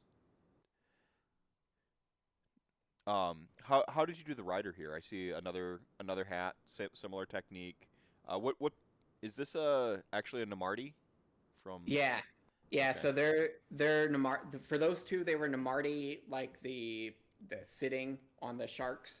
As I reuse those bits on these eels, I'm looking at for like my Blood Knights. I'm combining some of the Namarti stuff and the IDK stuff with the Hellstrider riders, mainly because I really like their helmets. Yeah. And so I'm kind of going with that theme for the helmets. I might try to, and the Marauder Horseman bits is so I'm going to be combining those three pieces in to make Vampirate Blood Knights on Sea Dragon. Grim Slacker, are these the only Vampirates we will get? I mean, there's a little bit of a theme with that. Like, if you don't get the thing you want from Games Workshop, just have the courage, make it yourself, right? We got another shark here, or is this a different angle, same shark? This is, I think, my Mortek shark. So this is on like Ark in the Black and why can't I think of the other guy's name? Manfred, all those. Manfred. They're based right on. Yeah, so Manfred. So like I want to get 2 more sharks to make so I can have each of the 3 Mortarks on a zombie shark and run any of them with whatever version of the Vampirates army I want to run. Right, and just being open to adaptation. I mean, clearly you're having a blast with the actual hobby itself, and really, it doesn't seem like you've run out of concepts for it. Yeah, you're still kind of going through it and stuff. Like this is a passion project going on, and like almost, each new sculpt is just you're bringing in something else or envisioning it a different way. I think this Vampire Lord here is one of the more recent ones you did. Just going through my iconography. Yet a different hat. Yeah, a different hat. They gotta have like all these like cool hats. This brim is amazing. Like this brim and the plume. Like this is great. The little like sort of sea creature mink skin or whatever. Yeah, like the sea creature boa. Pompously maybe wiping a little blood away from the cheek or informing someone they're not worthy to duel. This one's great. I really like this one. Yeah, that one was a lot of fun. That was a Blackstone Fortress mini at some point in time, and now it is a Vampirate. It had a cool sword and a cool coat, so it's like, we're there. Right on. Yeah. So I think any of these sculpts I missed. I skipped it on a little bit early, and then I tried to kind of go through them. Any I missed? Any you wanted to talk about real quick? No, I think you've covered pretty much everything that I got, so far. Like, I got plans for, I want to make, zombie pirate gunners, even if we never get a unit for like archers or gunners for death. I just want to make them, and so I'm gonna make them. I think that there's potential in Broken Realm's tech list. They mentioned a Death City.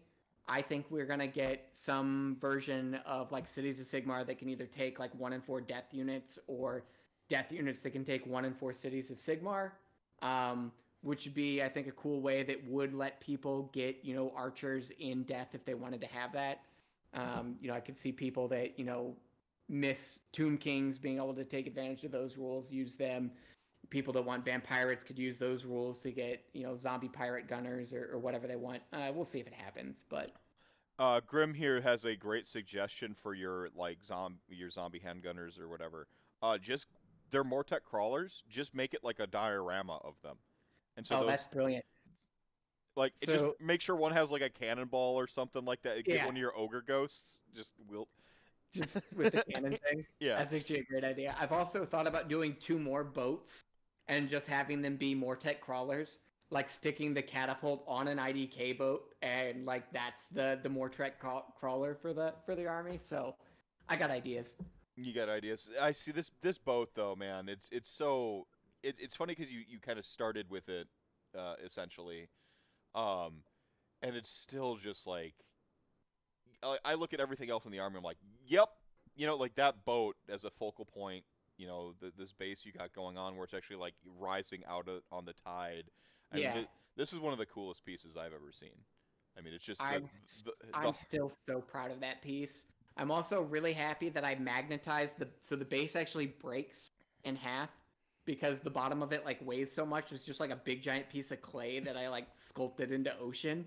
So I magnetized that in case we ever get rules and it needs to be on a different base size for some reason. I can just go pop the ship off and put it on a different base. Beautiful. Future proofing a little bit. Man, yeah. I think, I mean, this is, Vince has like he basically tells people to paint fearlessly, and I think it goes even further that to hobby fearlessly. I think this is just an exercise in fearlessness of like taking, I'm just going to, it's either going to work or it's not. I'm going to throw these 3 kits together and like, I mean, you hobbied fearlessly, and I think that's another, I kind of have some notes here about your external support and internal drive and, starting with the more difficult projects and just some of these like things that I think are really good lessons that, again, obviously like no singular lesson is going to help, every person ubiquitously, but some of this advice is going to help someone out there who needs a little nudge.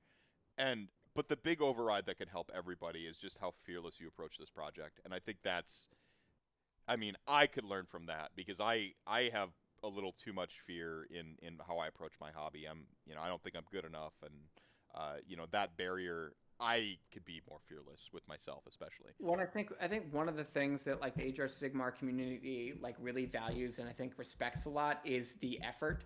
So even if like I think hobbying fearlessly and like trying to I'm gonna hit that home run and like just like staking the flag in the ground and be like this is where I'm gonna stake my claim and I'm gonna do this, like that, like people in the Age of Sigmar community respect the effort. Even if it doesn't land all the way, people know what it takes to try and do that and how much effort that takes. And I think that people respect that and value that a lot. Yeah, I think there's a fear as like a general hobbyist sometimes that like, oh, if this doesn't look Golden Demon standard or this isn't Tyler Mengel, level of miniature, or even, one of my things is like, that I kind of say is like, I look at my like Mortec stuff and I'm like disapproving Samurai Man is awesome. If I'm not a professional sculptor, I couldn't make Catacross. Right. Like that is, and I'm like, if I change Catacross, it is going to be objectively worse than the professional person who gets paid money to brainstorm these minis, draw up concept art, get briefs from the company, and then they go in with like a wad of clay or a CAD or however their process works, and they make it real. I'm like, I'm not going to be like chop off the head and do a swap and do this and that and make it look better than that. And I think it was actually Martin Orlando who said to me, he's like, no, but you're going to make it yours. And I was just like, eureka. Like for me, it was like I needed to hear that from somebody else that like, okay, it's not about better. Like some people do these conversions and like, you're like, man, but my conversion's not going to look as good as the out-of-the-box model. Probably not. Maybe not. Like, you're not maybe it will. You don't know. But it's not about better. Better is the wrong conclusion drawing. Right. It's about making it yours. It's about leaving your mark or planting your flag, like you put it. Like, just to have the courage to do it and to be like, okay, maybe it's not going to be better, but it's going to be mine. And I think that's really important. And like you said, the community respects the effort. They see that, like, I mean, this thing could be monochrome and not monochrome painted well. Like, this could be primered and zenithalled and, like, going through the process of getting done. And people will look at that and go, damn, right? Like, and any painted model looks better than any unpainted model. And any finished model looks better than any unfinished model. And just having the courage to do it and take something through completion is, I mean, that's the struggle. Yeah. And then we got a Be Good How to Create Your Own Battle Tome, LOLOL. Actually, Darren Watson just made one. I think I'm going to have Darren on the show. Darren's great people. And he just made one. Maybe we'll talk about making your own battle tome. And maybe I'll bring on Tomb King Tristan for that, actually. He's been making his own Tomb King's stuff. It's weird because I sometimes I feel like I'm of two minds. On one hand, it's like, oh no, the raw competitive like part of my brain where like, okay, what's the rule say, like blah blah blah. But the other part of me, like I see someone like my boy Tristan or you, and I'm like, I don't care how this army ends up on the table and what rules we use to wrap around it to get it on the table, because I want to play against this, right? Like, do you not want to play against this, dear viewer? Right? Like, look at that fucking boat.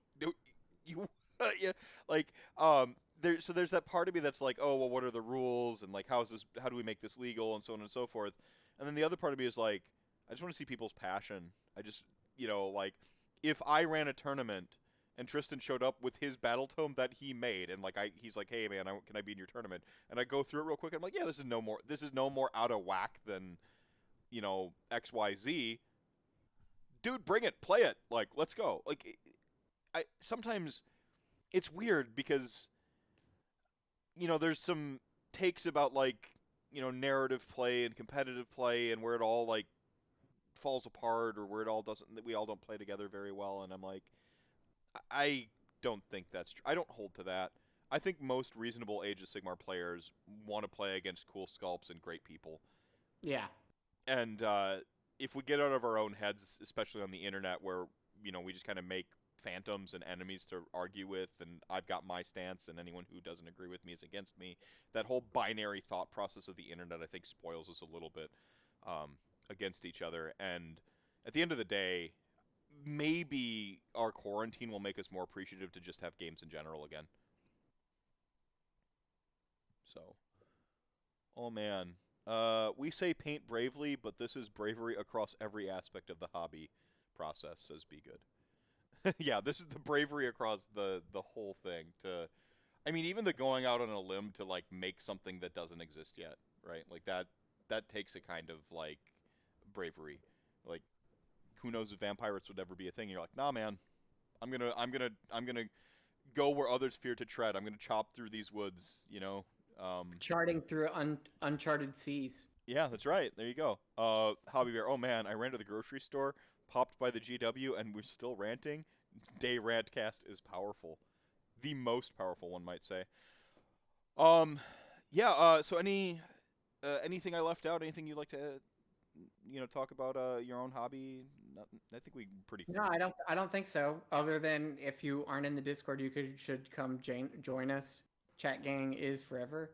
I'm really thankful for the community that you've helped provide in chat gang and all the different ways to interact with people, especially in this time where we can't be with people. Yeah. So I just posted the link for Discord. If you want to join us in Discord, it has but one rule, and that one rule is don't be a douche. That's it. It's the only rule. So it's a really good way to share, talk to people. We're relatively active, relatively small and close-knit, so I wouldn't have it any other way, honestly. So yeah, join us if you want to. Obviously, you should follow Travis on Twitter, and how do they do that? What is my Twitter name now? I changed it so often. Just look up Vampirate King. Vampirate King, but I think my handle is just Travis A. Giffin. Yeah, it's just Travis A. Giffin. Yeah, so at Travis A. Giffin, if you want to follow him on Twitter, follow some of his Vampirate journey. No final soapbox moment, no rant you need to get off your chest, anything to put on blast? I feel like we got everything. I mean, the only other thing that I do is to, be decent to each other.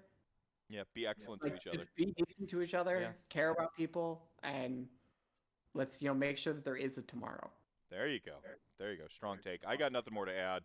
Chat gang, you are the show within the show. Thank you so much for joining us today. You're the reason I do this thing. I will see you all soon. Bye, Travis. See ya.